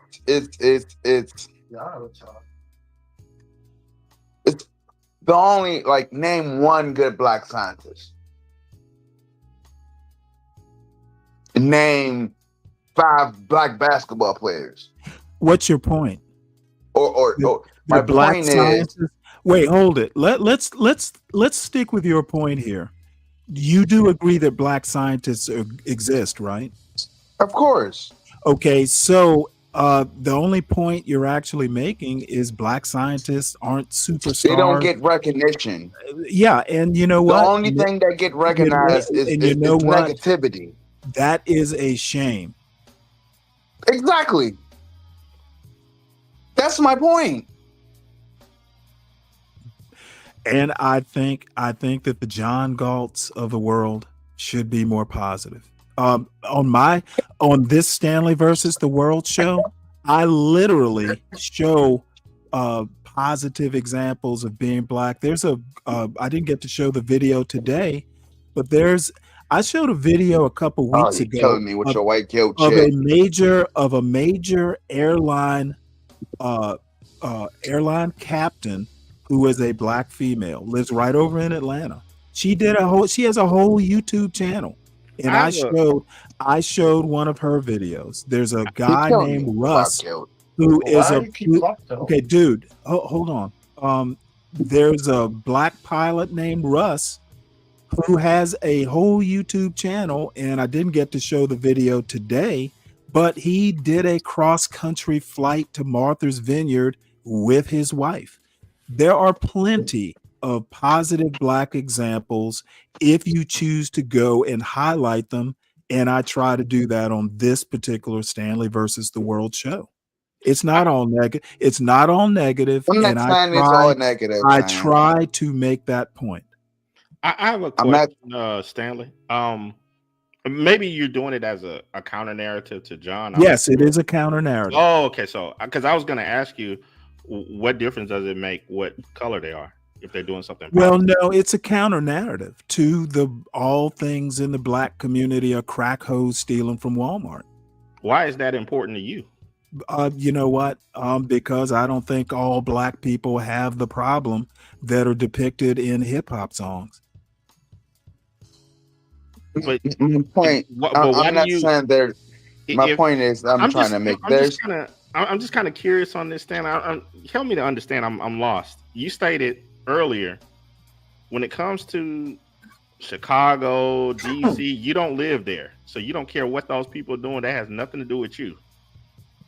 But then, when those people are highlighting the things that are going on there, you highlight things as a counter narrative to that. So it kind of sounds like you do care. Okay, dude, I care about any human being that's living in an environment that's detrimental to family life. So I feel sorry for people living in a shack somewhere in a Kentucky holler. So do you show positive things about what the people in Kentucky are doing? No. But I'm sure, maybe I should pay more attention. Maybe I should pay attention to. Don't bash my man. Life in the. No, hold on. Let me have some fun here with SKC.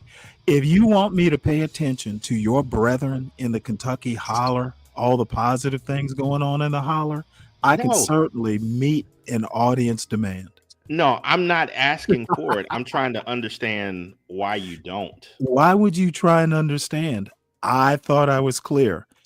I am being a counter narrative to the driving narrative in this John Galt Urban Landlord channel. Most of what you see on a John Galt show or a Porsche show will be body cam videos of black people committing crimes and shooting up the place and doing all kinds of things. My counter narrative that, hey, sometimes there's good things that don't get put on a body cam footage. So the body cam images that you might see. So my main man John, right? He doesn't necessarily do always not over talk. Okay. The body All right, cam go ahead. footage that you might see on any random John Galt show, I present a counter narrative to that with YouTube footage of some black pilot who seems to be doing very well for himself. It's not all one way or the other in the utopian Black America. So you're producing a counter narrative to places and groups of people that you say that you don't care about. Okay, dude, the driving narrative is about places and people. Yes, it is a true counter narrative to a narrative of places and people these people don't know. Because again, I'm just literally, it is a true counter narrative. Wrap your brain around it. Yeah, but I'm just wondering why you putting a counter narrative to Dude, you don't care about what's going on there. That has nothing to do with you. It's not your issue to fix. No, I care about the counter narrative versus the narrative. I don't care about the pilot. I care that he exists. So okay, I need you to understand this finer point. Let me walk you through it. But I don't know or care about the individual pilot. I care that that pilot exists and does not get highlighted. That's what I care about. I care about the concept. But if he's on a video, he's getting highlighted. Okay, dude, you just don't get my point now, do you? I really don't, because I'm pretty sure that the video that you showed again, the pilot I care about the success, not the individual having. Let me help you out here. I care about the success. Come on, guys. I care about the success. I don't care about the person having the success. Right. What I'm saying is the guy that is the pilot, I'm pretty sure that if you want to say successful, he's way more successful than the John Galt channel. And I would say that he has way more views than the John Galt channel. So I'm kind of wondering why. I get you. Well, you know what? When I have a show on his channel, then I'll change my perspective. But this show happens to have started on the John Galt channel. Day after day, it gets broadcast on the John Galt channel. So me caring what happens on the John Galt channel and having a counter narrative, maybe you get it now. Yeah. Okay, so let me just chime in here for a bit, okay? I know John, he shows a lot of graphic and demeaning things about black folk, but don't get it twisted. I am a black man. I'm a young black man, right? And he helps me out, with little odd jobs here and there and stuff like that. Don't get it twisted. He cares about the community. The thing is, he just wants to kind of highlight, not necessarily highlight, but what I'm getting at is some of the shit that he does say is kind of fucked up. It is straight up, but at the same time, he does care about our community. You know what I'm saying? Okay. Let me respond. I don't think his kind of care is helpful. What I'm getting at is he could, show a little bit more black excellence and stuff like that. I mean, the shit is it's for entertainment and stuff like that, but you guys don't know him personally. Okay, well let me respond to that. Let me respond to that. I present a counter narrative. Okay, that's it. I don't know John personally. I'm glad that you do. All I know is what is presented by him on the John Galt channel, and I have a counter narrative. This isn't personal. I'm sure he's a great guy.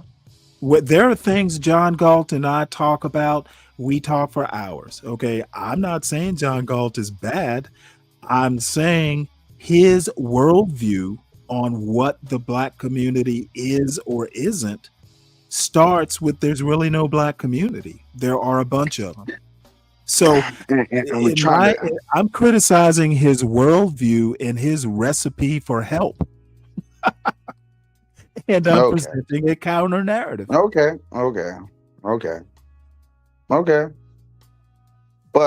But what I'm getting at is John L. Nelson. What I'm getting at is I feel as though that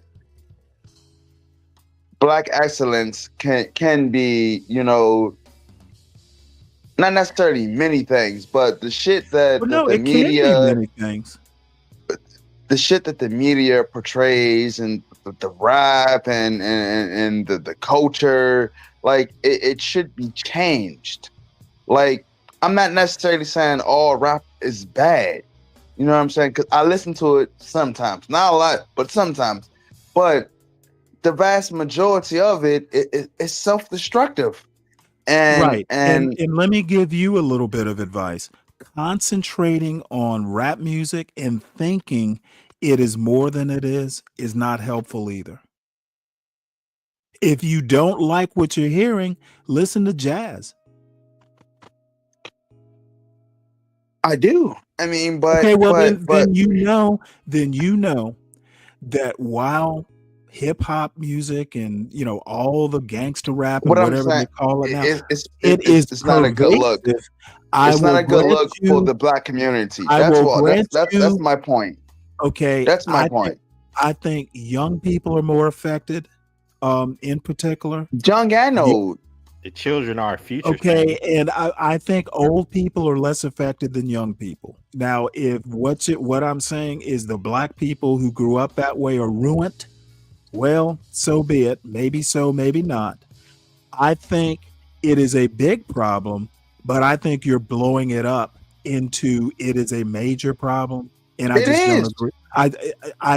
It's a major problem, bro. We will disagree.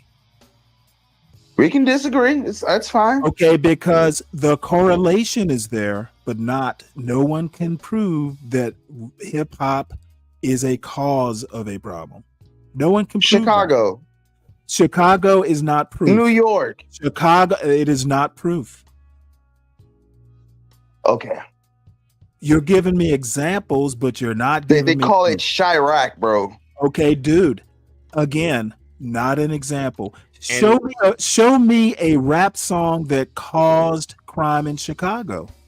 And John L. He is absolutely correct in this position on this, and I disagree with that.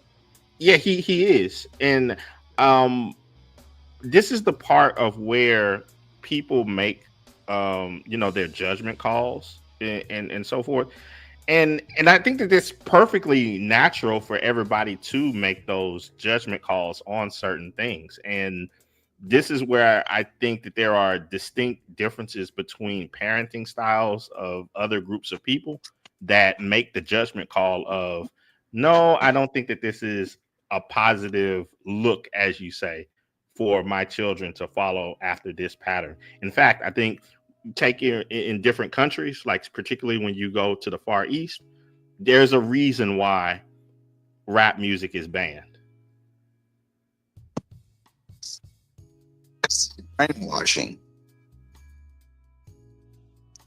It's crazy, bro. I mean, like it's fucking crazy.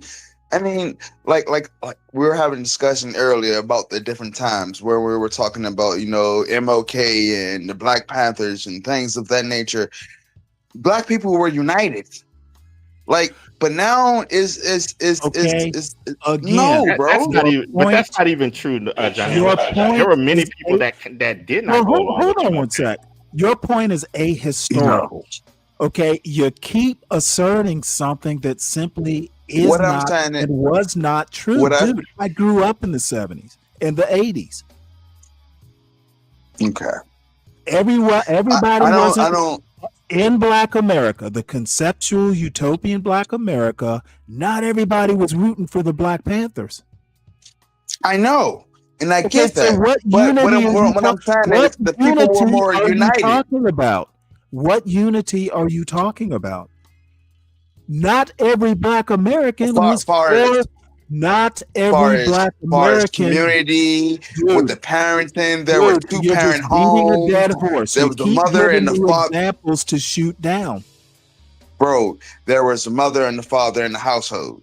Okay. Nowadays, you don't really find that in the Black community. In the 70s, there was a mother and father in every household. You just don't, bro. Okay, going to the parenting.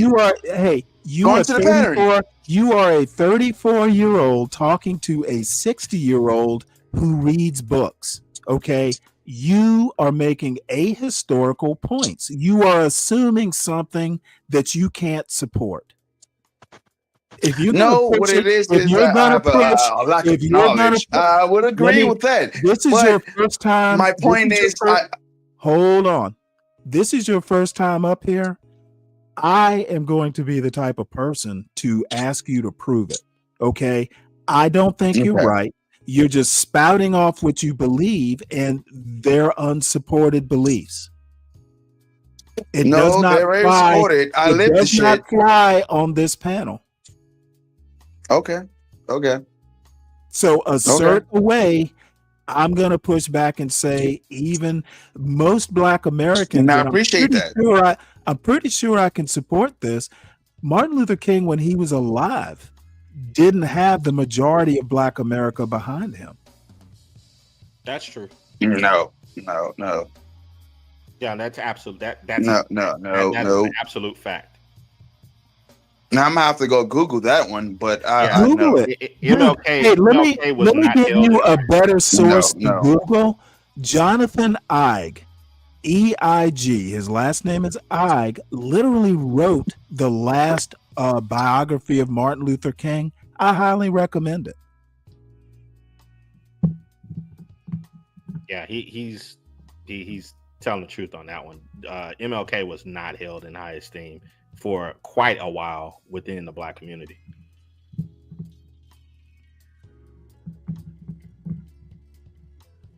I don't know why people just can't take my word for it. SKC, you were more trusted in these YouTube streets than I am. So, so be it. I'm not going to grouse about it, but still.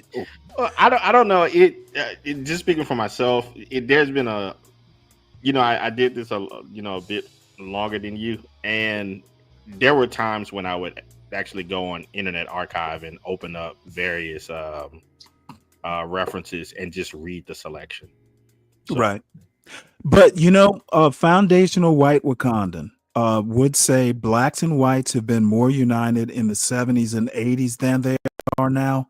I'm not sure I can disagree with that. I will agree that every decade the Black community gets less and less united. You start to see this with Black men starting to vote MAGA, and I think it's going to get more diffuse, and I think that's going to be a good thing. I wish more Black Americans, and this is a Democrat voting person, who would vote for my governor. If my governor ran for president, I would probably vote for him. And he's a Republican. Black people basically will get less and less, quote, united, hopefully a little bit more discerning in how they're raising their families. I do not think that rap music is a positive influence. It's definitely not. Okay, but I'm also going to say that it can be resisted. It is Black rap music is not a juggernaut. It is not like the board where resistance is futile. Janelle, one of the things that I find interesting about take for instance Black history and as a whole. You brought up the whole MLK thing, but when you delve into it a bit and read for yourself instead of, and I'm not saying this is what you did, but a lot of people take the narratives that they have heard and kind of run with that. In the 60s, MLK was seen as too passive by many. That's true. Malcolm X. In the Northeast, the Black communities there kind of felt neglected by him because he didn't really, make that circuit a lot. A lot of the Black people saw the media propping him up, and they felt kind of like he was, a puppet, or trying to be put forth as a propped up symbol for them. A lot of his popularity was waning near the time of his death. So I mean, there's so much, a lot of details about MLK that people just don't delve into the details about, because it's easier to take the after he was martyred, cleaned up, toned down, repackaged version of him than to just do a little reading. Okay, that's some food for thought. Well, I mean, it's literally not only food for thought, it is going to produce thought. Yeah. It's literally going to. I need to do a bit more research. I see that. And there's nothing wrong. And there's nothing wrong with that. I actually hate it when people try to kind of crap on somebody that doesn't know something. Instead of just alerting them to, hey, there's some additional details that you need to that it would be a good thing for you to look at, because afterwards you're going to take the information that you knew and then the information that you have read, you're going to compare the two, and then you're going to be able to formulate ideas based upon how you synthesize. Compare and contrast. I get it. Compare and contrast. This is another example where SKC is a better person than me. I just expect someone who's going to talk about something to know what they're talking about. That's my approach. I can dig it. But it gets really interesting though, John. But the thing is, I'll throw something else at you. A lot of younger Black people, particularly those that are into all of the hip hop stuff and everything, even some of the older ones, they have no concept of what the Black Panthers really were and who the Black Panthers emulated and what model of thought that they got their ideas from. They have no idea. Okay. I would say this, what I know about the movement, right? So my thing is, right, my position is I feel as though just like any people, you got some good and you have some bad. Like when it comes to cops, you got some good cops, you got some bad cops, and you got some really fucked up cops, right? But the vast majority of the police and the media, excluding, the whole California thing, it's not really a good look. Like with the cops shooting Black people and things of that, right? Some of it is very fucked up, right? And some of it is justified. But the vast majority of it is publicized. Am I using the right word? Like the publicity of it, it's not good, bro. Like when I say like the whole rap music thing, it's bad. It's really bad, right? And it's brainwashing. Right, but the problem to me, everything's going to go back to parenting in my worldview. However, if you're watching a bunch of Black people getting shot, Black kids, say during, some LA BLM, Yeah, white. I know you're feeding But hold yourself on. negativity. I The get thing that. is that does not reflect upon the whole black community. I think it's fallacious to look. This whole thing about we are our brother's keeper and black people need to unify. We They have do. been We do. unified, and it hasn't worked so far. The calls for black unity have been happening for decades, and it has not worked, mostly because most black people don't necessarily want to be unified. Exactly. They want to live their individual lives. There are That's a hard times one. That's a hard pill to swallow. they're much more close knit in their localized communities than they are on any national scale. Yeah, John. I don't think that that's a good idea. This whole idea of this mythical unified black community. That to me, I think that goes into it's ridiculous. self. And in fact, I in don't certain think it's ways, ridiculous. I just in certain ways, I hold an affront to that idea.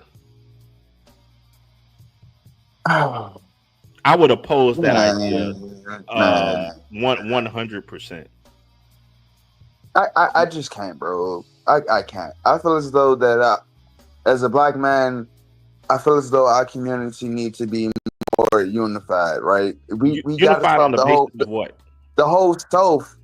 Like, no, Unified bro. on the basis of what? Of community, of freaking everything.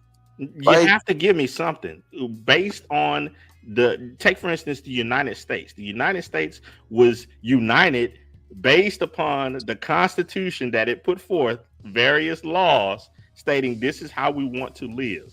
What should black people be unified about?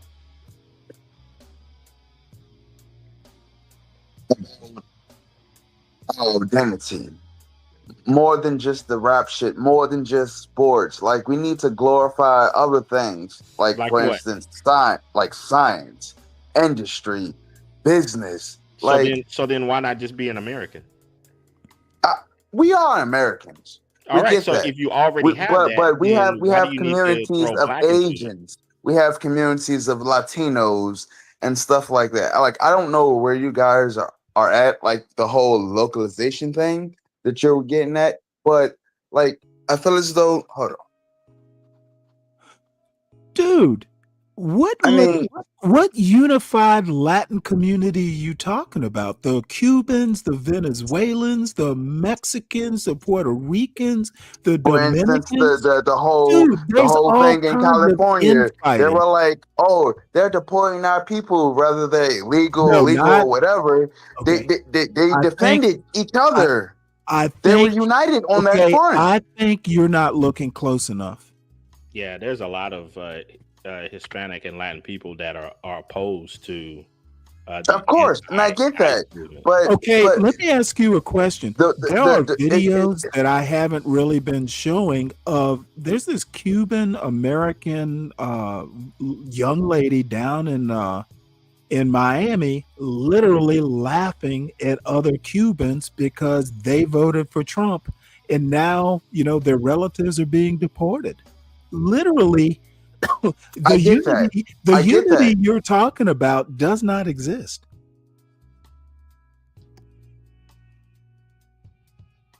I don't think I can take that one, but okay, dude, I'll find the video right quick if you want me to.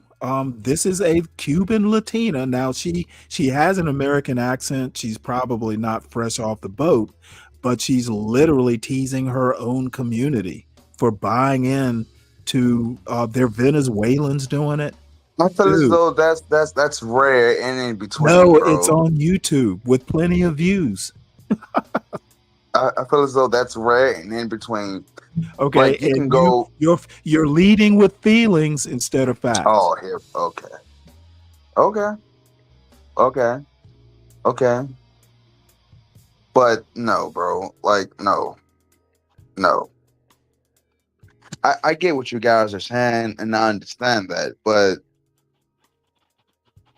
I mean, I don't want to say I'm biased about the whole situation the topic that we're discussing as far as Black unity. You guys saying that shit's non-existent, but I know Yeah, for it's pipe dream. say for instance, right? Say for instance, I was at work, right? I was at work, and I was a little shortchanged or whatever, right? And we're working. It's a crew. I do like I'm not like you guys with the whole computer shit and all that. Like I'm a physical labor, right? And the vast majority of that industry are Latins, right? And we had a newcomer. He came on and stuff like that, right? He didn't have any money for lunch and shit like that. He asked.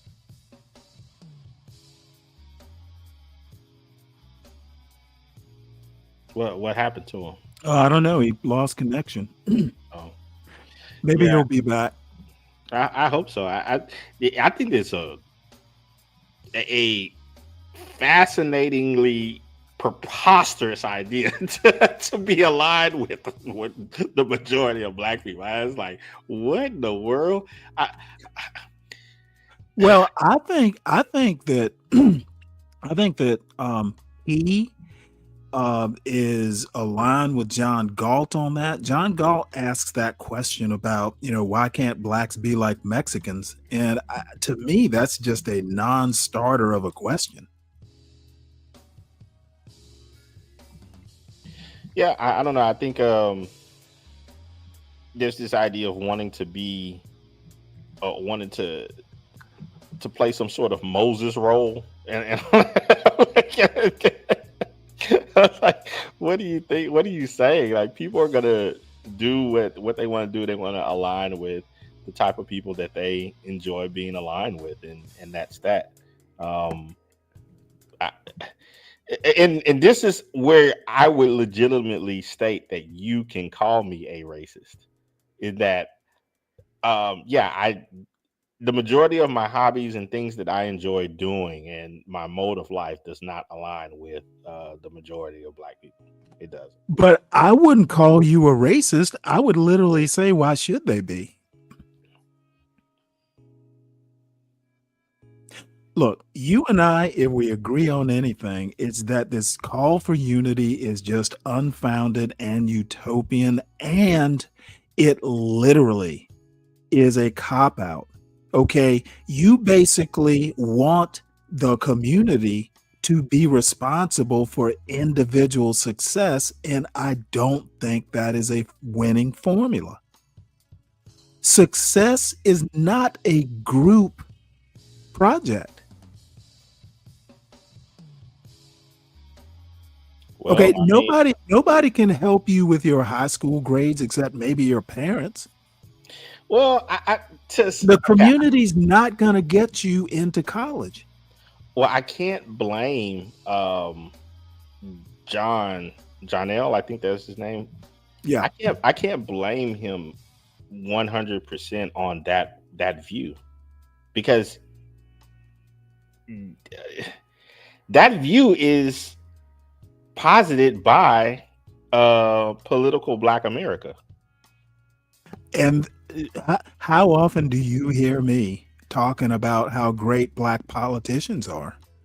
So, I mean, people will hear that in their, I guess, from their political leaders. And then when it goes even further than that, if people are involved in whatever brand of I would say of the Black church involves Black politics in it and does the whole we us type of thing. So I mean that's not an original idea from him. But you know what?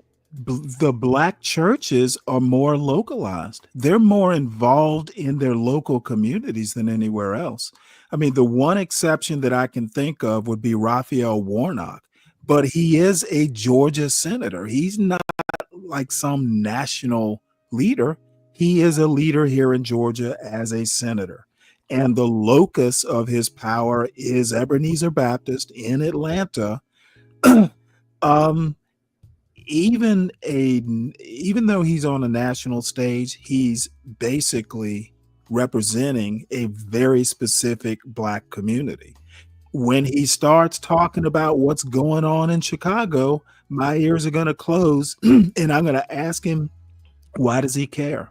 Other than as a national, he is in a national body, a national governing body. But you know what? Chicago is an Illinois senator's problem. Right, but that's what I'm saying. So far as I can't just 100% blame John L. for that worldview, is because that worldview from the halls of Black Politica and also from many of the individualized, localized Black churches and the people of that of that ilk, they posit that view to their parishioners and their communities and they would be wrong. Us, them, so forth. Heck, the guy that you were showing the other day, what was the lawyer reverend guy? He does the exact same thing. He says us, them. No, I would agree that his point of view is problematic. So it's like, and these are not young people. Right. Okay. Well, I think you're scoring points. He's wrong. I don't agree with that, that we and us. Yeah. But now I think there's a time and place for we and us, but it's a tool. It shouldn't be always we and us, because we are not an us. We are not a we.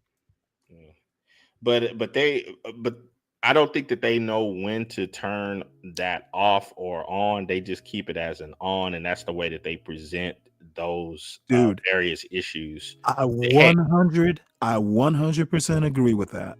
Yeah.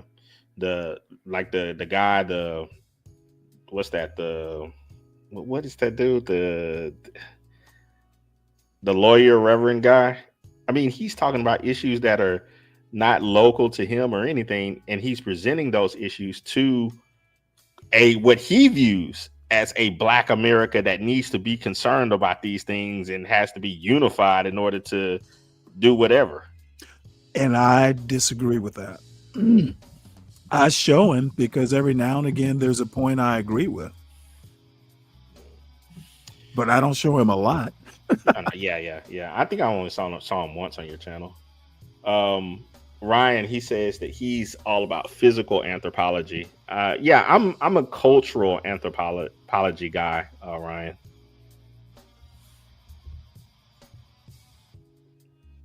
In actuality, I find significant issues with the evolutionary model, but I was going to show this as a point to John L. This is called Cuban Americans Worried, Divided by Trump Policies. And this isn't exactly what he was talking about, but they're not as united as one might think.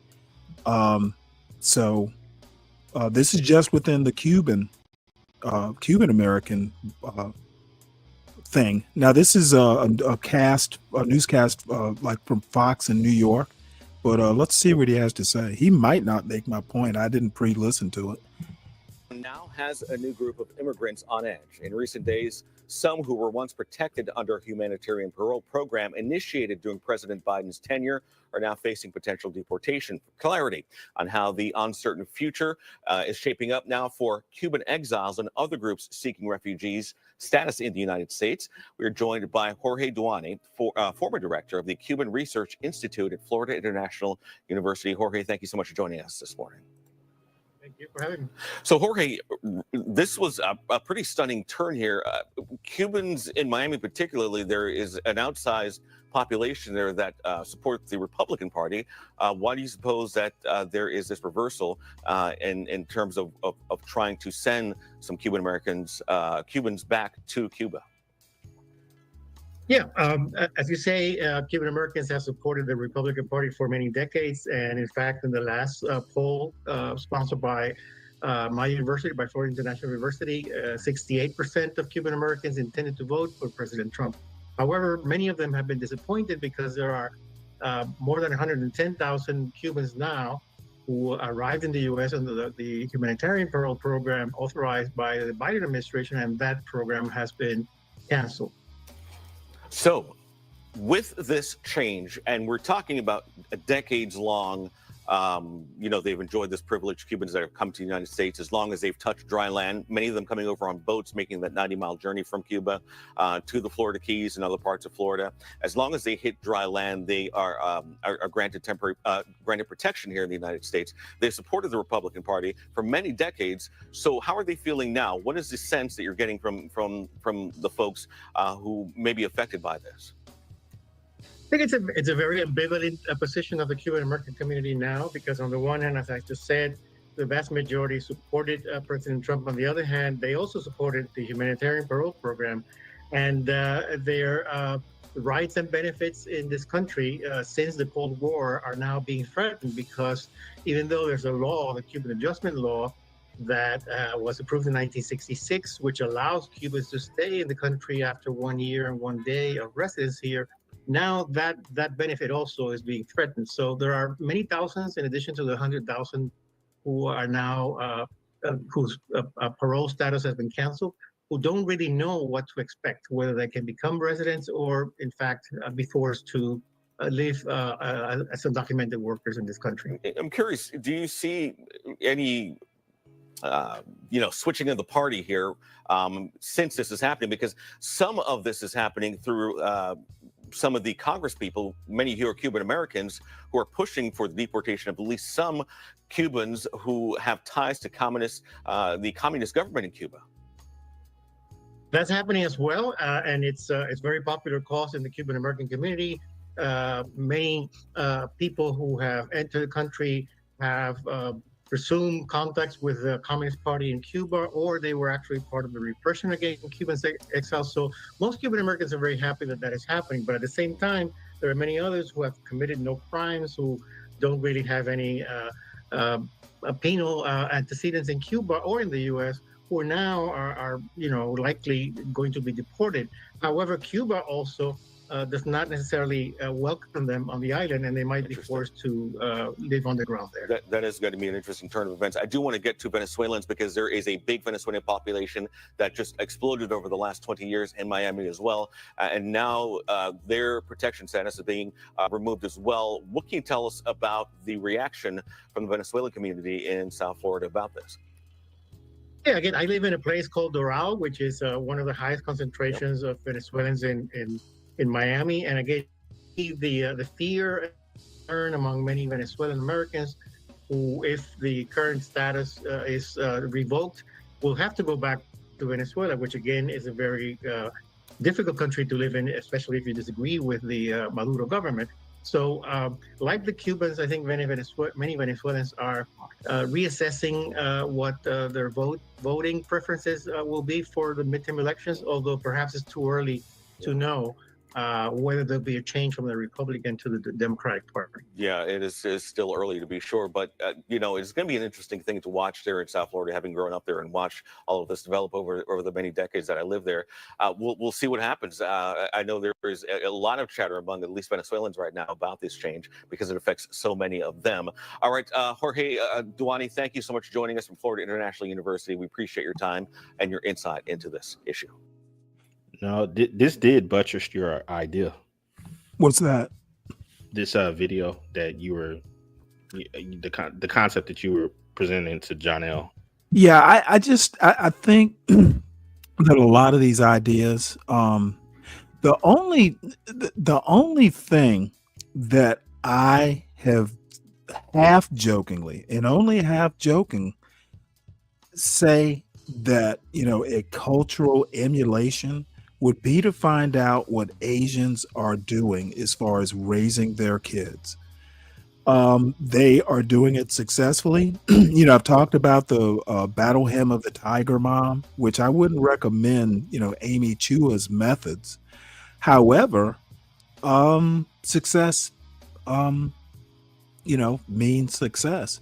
And, this one, and I think you and I actually talked about this one place. I can't remember whether it was Johns Creek, Georgia, but it was somewhere in Georgia that was really highly affluent outside of Atlanta. And Asians moved into this school district, into these neighborhoods, which were affluent, very affluent and white. Well, the Asian kids started outperforming these high income white kids who were just used to excelling at the AP courses and being salutatorian and valedictorian and all that stuff. And the Asians came in and just outright started outperforming them. There was no longer, too many Asian valedictorians, apparently. So what did these white people do? Instead of telling their kids to work harder, they moved. So Asians literally came in and caused white flight. And it wasn't due to high crime, it was due to high SATs. It was due to high Asians. Well, So all I'm saying is that would be the only time I would go, well, let's see what the Asians are doing and see if we can't emulate it or adapt it. It doesn't have to be a one-for-one like emulation, but we need to look at what they're doing and adapt it. Well, speaking from an inside track. Oh, that's right. Oops, I'm sorry. You correct me then. Any mistakes that I'm making? No, I didn't hear any mistakes or anything, but one of the expressions is education as a moral duty. And that's one of the things that I found within a lot within my wife's family that meshes well and complements, even elevates certain sections of our family culture. Dude, that is the best phrase. Education as a moral duty. Dude, that's going to be a show title. Amen. Yeah. There's a lot of long-term thinking. There's no, YOLO type of thought. You shore up your weaknesses. So if you see that a child has a weakness in a particular area, they're going to spend a lot of time making sure that weakness is now a strength. SKC, go ahead, sorry. Go ahead. I was going to say, you said the one word that I don't hear Americans say, which is duty. Okay, I use the word duty. All these people talk about their rights, right? We have a right to this and a right to free speech and blah, blah, blah, blah, blah. I hear nothing about duty ever. So you're saying I'll be right back. So like, I believe that there are duties to be a good citizen, to, do the right thing. I mean, I think we have duties to defend the country, to, I don't hear any young people talk about that shit. All I hear them talk about is their freedom of speech, freedom of protest, freedom of fucking medical care, and all this horse shit, which medical care now has been included in the as a human right, apparently. Well, there's a reason. Right to housing. It's crazy, man. There's a reason for that, Ryan. I think if you boil it down a bit more, you'll come to the thought that duties lend more towards restraints. Well, it's an obligation, right? Like, I have an obligation to do this for my country or for my fellow man, right? So you only hear, because you're submitting to something larger than yourself. That means a lot of times you're going to restrain yourself from engaging in certain activity or even thought patterns. So Democrats say, pay your fair share, which creates a duty, right? Meaning, so I have to pay my fair share, which you are coming up with. I believe that I overpay taxes. I pay more taxes than I should. I think that if you make any kind of money in the United States, they seize a lot of your income. That's the truth. Yeah. Middle class and lower, I'm very fortunate to have done pretty decent. And I think if you're upper middle class, upper class, in terms of your income bracket, they're hosing you, whereas middle income and lower income pay almost nothing, especially if you have kids. I got into a huge argument yesterday. But the Democrats are like, you need to pay your fair share. Well, that is, they see it as a civic duty to take as much money as they want and redistribute it. And I'm not against helping the poor. I'm not at all in any way. Okay, I'm against the way they go about it. Right? Like I was brought up poor. I understand what it's like to be poor. I appreciate the fact that we got WIC and all that shit. But at the end of the day, they've just created this entitlement class that's way worse than it was in the 70s, Yeah, or the 80s. So and then again, I think there's a lot of rationale or issues that come with that. But one of the major parts of I would say the social net or safety net is that in it doesn't require duties from the people receiving the help. Mm-hmm. Yep. And I'm not. And in many ways, it actually rewards them from making life mistakes.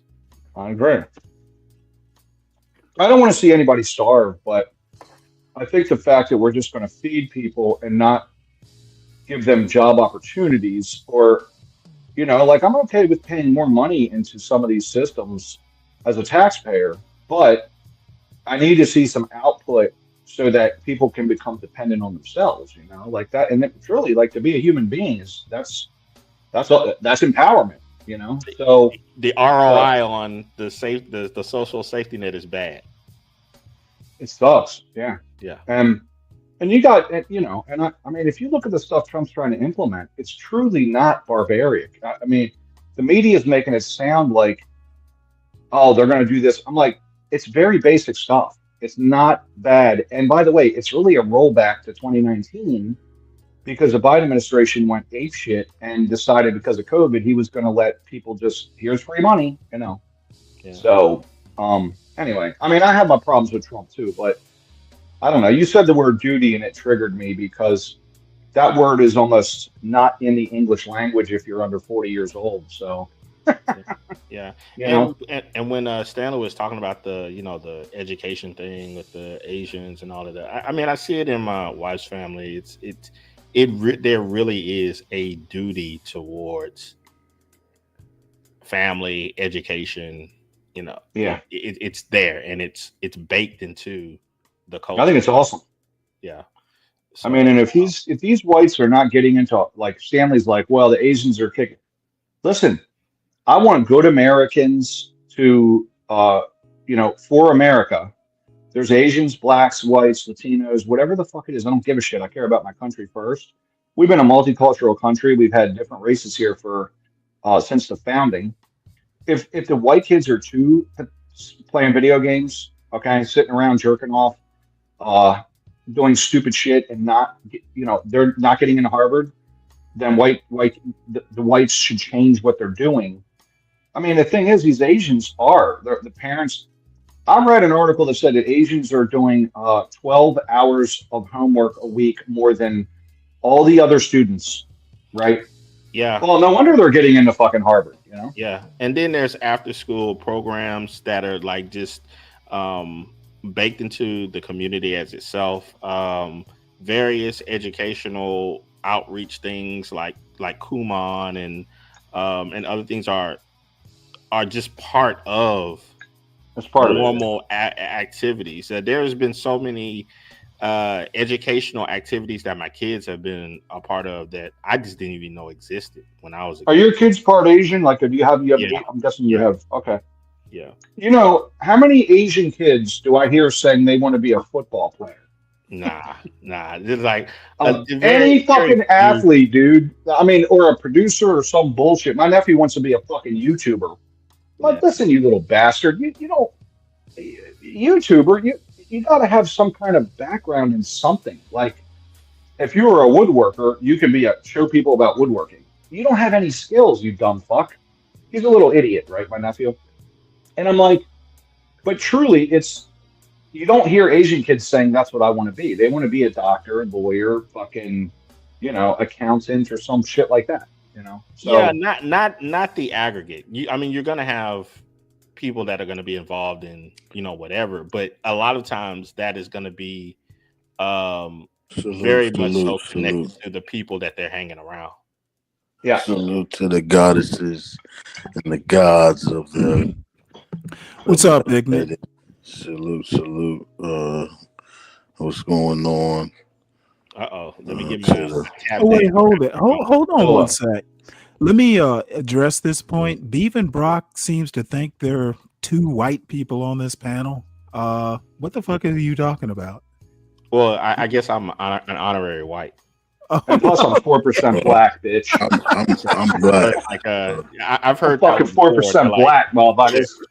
They're like, I hear some of the diction in which you speak and the tone. You're married to an Asian woman. Yeah, you're a white man. Yeah, you fucking white. Well, yeah, you could pass for a white man. Yes. Yeah, but you know what? These days, why make that assumption? I mean, hey, people. Well, no, I'm fussing at Beef and Brock. What the fuck are you talking about? Two white people? He's basically saying I'm civil now that there are two white people on the panel. There's only one, and he just got here. And also, you know what? Solid Snake needs to stop speaking in run-on sentences and have some volume control. See, I knew that's where Beef and Brock was going. He said, yes, SKC, yes. See, yeah, that's how it goes, It's like, oh, okay. Yeah. Well, he could also say two older acting people, two mature people. There's several ways you could go with that. Love high Asians. So, Ignorant, what's been up with you? It's been a while. I'm blessed and highly favored. The universe has been great to me in my melanated, carbonated body, while people like Ryan are melanated deficient beings that are modified by Yakub.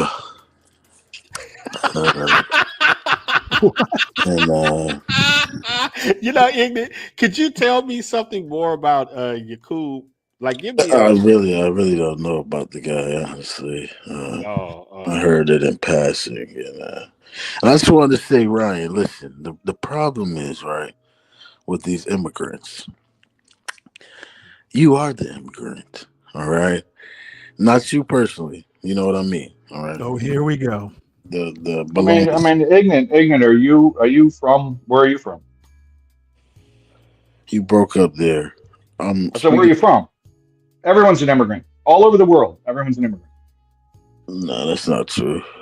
You're from like Mesopotamia? You're from, I'm from this galaxy, brother. You are not. It's my carbon. It's in my DNA, brother. So you are. If you're alive, your forefathers conquered something, or you were literally weeded out of the system, because the whole world is just conquered forever. That's how it was.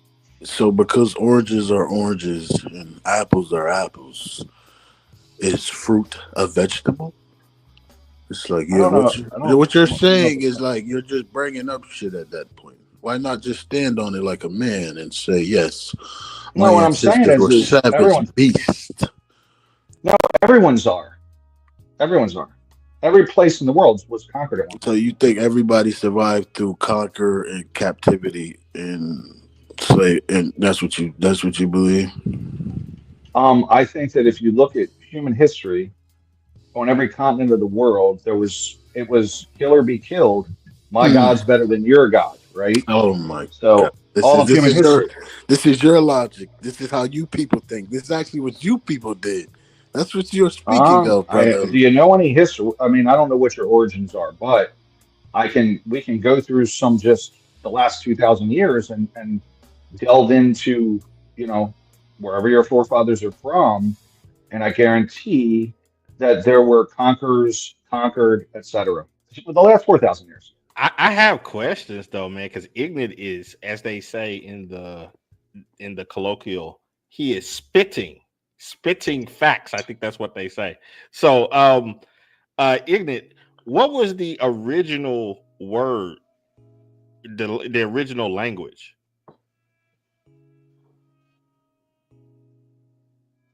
For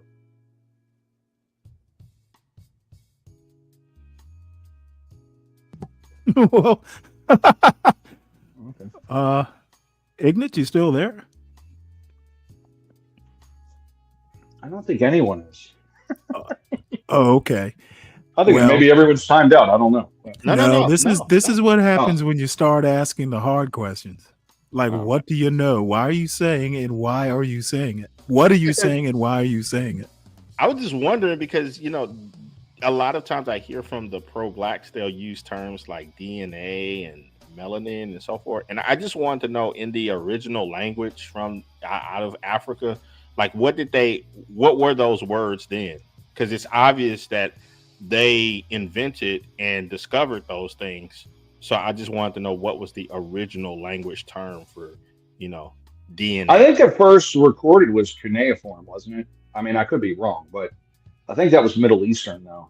But I don't know where. I have no idea. But you know, in terms of like the first, not even language, but like what was, I think written words. You know what I mean? I think cuneiform, if I remember from school. But I just wonder, you know, because you know, I want to get beyond the use of the white man's terms of, you know, DNA and melanin. You know, what did the African people call it? You know.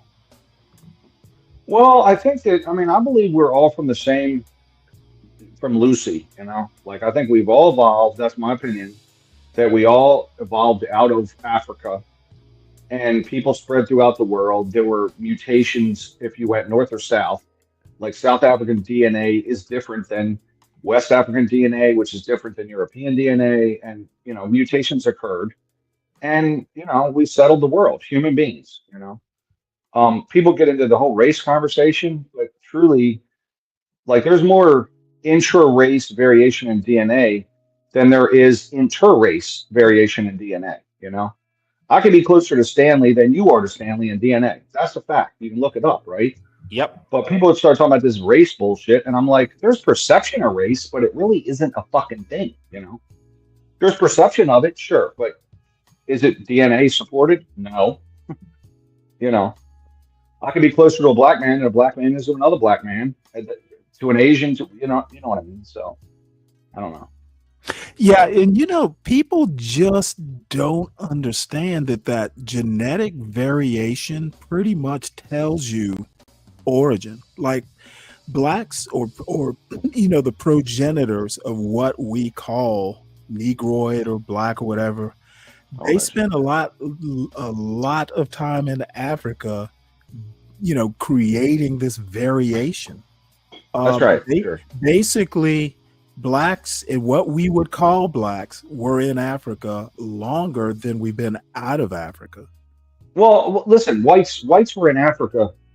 You know, like they said that we were all probably black like 10,000 years ago. I just read an article about that. Was it that far back? I would think it would be farther back than that. I think Iceman, who was found, he's like 5,000 years old, was found in Austria, and he was literally he's a European, right? Mm-hmm. He was, they said, you know, pulling his skin, they said he was black. So they have, you know, we were probably all black 10, you know, just say 20,000 worst case, right? Everyone was black, and then when you move into these colder climates, you don't need the shield from the sun. You need to absorb more sun, so you know, for vitamin D production mainly. That's right, and they can, you know, like I know that whites are less and Asians are less lactose intolerant. They kind of extract more vitamin D from food sources, right? So these, but listen, in the end, if you go back before that, we all come from the same fucking people that were wandering around. And interestingly enough, like R1b haplogroup is Western Europe and Western Africa. So there was a group that was in the Middle East that went to both places. And now if you look up R1b, they're in Sierra Leone, they're in England, right? They came from the same fucking people in the Middle East. So we all come from the same people, but yet, you know, and there is distinctions for sure. But ultimately, we can all trace it back to what you're talking about. That's why we know that like most of America's was populated by Asians. And I got into it with Sir or somebody, and he's like, "Well, no, blacks discovered South America." I'm like, "I believe it was Asian, but we were all black, so it's not like there's no DNA from sub-Saharan Africa or West Africa that is in the indigenous population. They might have been killed, they might have discovered it, but ultimately, the indigenous DNA from South America, it had came by way of the Bering Strait or from Polynesia. So it's a dumb argument. Like they can trace all the shit. So you believe I had a phone call from a very lovely lady, but you believe basically that it's natural to pillage other people's things and steal and just do a bunch of slimy tactics to basically get whatever you want. You believe all society moves Absolutely. I believe that to this day. You should be able to go out and just fucking do what they're doing in LA right now. Absolutely. Just tear the hell out of everything. Law of the jungle, huh? I mean, that's what your people did, though. I mean, it's it's amazing. Do you mean me personally? Like me personally? Or they go against what they do and what they've done. It's only a problem now. I don't know what you're talking about, but hey, it's all good. You can believe that. That's okay. I mean, it's just the truth. I mean, I live a very moral and upright life. What you're fighting against isn't the facts, right? You're fighting against, hey, everybody was doing, hey, we all black. Hey, you're not saying nothing, brother. I'm giving you what the science facts. says. I'm giving you the Amen. facts. I'm giving actually there's no facts. I'm not here to tickle your belly. I'm not be brave, all right? Okay, so what you got to do is maybe read a scientific journal. That's what you need to do. You need to go Wiley, read perhaps a white person's journal, right? Or a biography, documentary.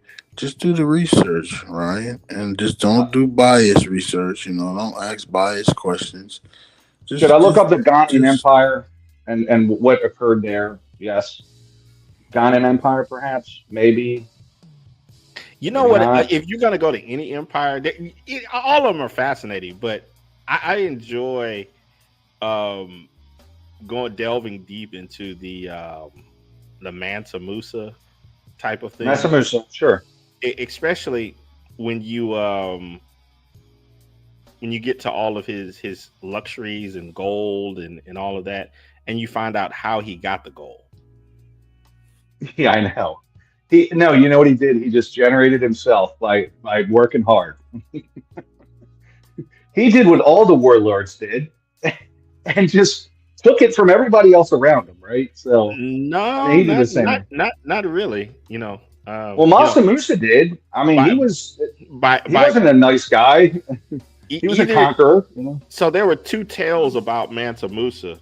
Either he had the Midas touch, where he could just create gold out of various objects and different things by just touching them, or he had a crap load of slaves. Yeah, I think he was a conqueror, though, right? He took over his neighbors and shit. He was, by the way, he's like the richest man in the history of the world in terms of like what he was worth at the time, based on what the estimates were. And check this out: he went to the Middle East at one point, and he actually devalued what their coinage was worth. He had so much fucking money that he went there and he took a lot of his gold, and the gold in the Middle East became less valuable because the motherfucker had so much gold, and he was spending it and giving it away and all kinds of shit, right? Doesn't that sound familiar? Doesn't that sound familiar to what you see in rap videos? Well, I'm just saying, that is some wealth when you can base out and devalue someone's fucking currency, right? That's some crazy shit right there. But anyway, yeah, we come from savages. I mean, what's interesting is that now we have this compassion, and I like to think we're smarter now, but if you think about it like this, when you have one culture going against another culture, or one group against another, right? when it was the English and Spanish, if you won in your brain, you say, well, my Protestant God, one was Protestant, one's Catholic, right? My Protestant God beats your Catholic God. And because we won, my Protestant God wanted us to win. People were religious and shit, right? So if you won, it was might makes right for pretty much all the world, in China, Africa, South America. People think the South Americans were here just hanging out. They did a 10,000 person sacrifice in one fucking day. You know, literally 10,000 people. That's savagery. Yeah, that is savagery. Let me. I'm going to exit stage right because Foundational White Wakanda has brought up a subject, and I do not want to get into that subject this morning. I got to get into some work, and I know that's going to pull me into the back and forth. So I'm going to leave that hot wire. I don't know if he did or not. And that's it. I'm getting out of here. No, he practiced take it easy. I was just gonna make it a one-word answer. No. No, he practiced kind, loving slavery where he hugged everybody. See, everybody wants to think that chattel slavery was widely practiced. The answer is no. Yeah. So believe me. So to answer foundational, the whites were the most egregious. They did the worst. No. I think the Arabs castrated everybody that went there, right? I literally, people just want to assume a whole lot of things. I don't think that there were, I don't know that Mansa Musa, consciously went and bred slaves to produce bigger, stronger slaves. I mean, kind of like you breed dogs is how slaves there were instances of people like forcing a certain phenotype of woman with a certain phenotype of man to produce a certain type of child. No. So the answer is no. It's as simple as that. Well, not all slavery was chattel slavery. He's asking or whomever that is asking the question, because I'm just saying, Ignat asked the question and said, I was an immigrant, which everyone's an immigrant everywhere in the world. There's no land that was ever not settled by someone that we all descended from, So, at the end of the day, I've never been, I think I've led a pretty moral life. So, well, and then let me, because I am going to wrap up this show because I do have things to do at some point. Can I just tell you something though? On another note, I just want to bitch about white people right now. I go on this fucking show yesterday, and I mean, these motherfuckers are driving me up a wall, Stanley, because I'm trying to explain, like, hey man, a lot of times, a lot of corporate taxes get passed on to the consumer.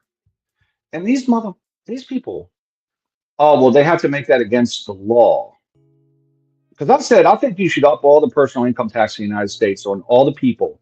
Because the only way you get the money out of the company is by getting, Elon Musk has to get a personal check or a check from his company in order to spend it on his house, right? You could really nail rich people and they'd have to pay their fair share, but because we cloak it with corporate nonsense, so fuck the corporate tax. So I'm trying to explain, it hurts the worker and it hurts the poor man when you have a corporate tax that's real high, right? Their solution to that was have the government regulate every SKU number in America that's sold every year to make sure they weren't passing it along to the consumer. Walmart alone has like 1.2 million SKU numbers in their system. But the government is going to regulate that. And these motherfuckers are so stupid. I couldn't believe it. I mean, I know it's off topic completely, but I'm like, I just got to tell somebody how dumb these motherfuckers are, man. I can't even believe. Well, that's the one thing. The one thing that is raceless in America, sheer stupidity. Stupidity And then does not have the a other race. topics, I'm like, where do they get their news from? And you and I've talked about that. Where are you reading this? Because it's the dumbest, most cockamamie, ridiculous, absurd shit I've ever heard in my life. Anyway, I don't know. Well, I'll let you go, man. I know you're wrapping it up. Okay, I'll well, see you tomorrow. unfortunately, yeah, okay. I'll probably do a show in the morning, around 5 or so in the morning. I was listening some. I just got jammed up, man. That's all right. Look, let me also make the point that my show is not very sensational, except when 12th Man and and Solid Snake come up. Look, I like news. I like boring stuff, and I do appreciate that. From time to time, people who like boring stuff come up and want to discuss it, because I think this stuff is the actual important stuff. The news, the culture, some of the deeper, more boring targets. Topics. So it Well, goes. it's politics or economy or like generally you're in those, but it's actual legitimate information, Stanley. Right. That's what I like about it, right? So right, not just insane bullshit. So anyway, but I do want to point out that there has been a crash in India, which I'll probably cover in the morning. But it says here at least 200 killed in Air India plane crash as one British passenger reportedly survives. This actually happened in India. Let's see. It says a London-bound Air India plane carrying 242 people crashes shortly after takeoff in Ahmedabad in Western India. 204 bodies have been recovered. One passenger has survived, a local police chief says. So that has happened. It's kind of ongoing news. This is BBC news. It's a kind of a live thing, or you can watch it live. I'll drop the link in the chats if anybody wants to follow up, and then I'll follow up in the morning. Yeah. And in the meantime, I want to thank everybody for dropping by. Make sure that you hit the like button on your way out. Those likes are really important. Make sure that you subscribe to the John Gall Urban Landlord channel. Such as it is, there are a lot of individual topics that'll come up in any one given day. We don't all think alike. I tend to think a bit differently than the rest of the hosts on this channel. However, it's not really a contentious relationship. Sometimes it flares up on panels, but we talk offline as well. Make sure you subscribe to the Stanley Cross channel. Every now and again, I do drop a video clip of the show or an individual video essay. Usually I try and do it once or twice a week. And let's see what else. Make sure you support your host. I do pay for some of these news subscriptions and stuff, and every little bit helps. Because, like Ryan says, I want to impart as much actual usable news and ideas and stuff. So the topics tend to be a little dry. However, it's what I do and have been doing since I was a kid. This sort of stuff is interesting to me. It's not everybody's cup of tea. It's not real adrenaline producing content. So, it is what it is. And I want to also make sure that folks know to support Portia J. She is literally like the executive producer and creator of Stanley versus the World, the concept anyway. And she deserves a lot of credit or a lot of blame, depending on your point of view. So that is that also. And let's see here. Be at BLM Scopes. Yes, I'm aware of these things. It's important to note that they definitely did happen, but there are multiple hadiths and Quran verses that are diametrically opposed to these incidents. Good to see you, Clarice. You ought to drop by more often. So that's pretty much it for me. I will probably do a show around 5 in the morning. Usually I try and do Monday through Thursday, but there's some topics I didn't get to today. So I will probably just do it at 5 in the morning and get it out of the way. I may do a show this weekend. I may not. Don't hold me to it.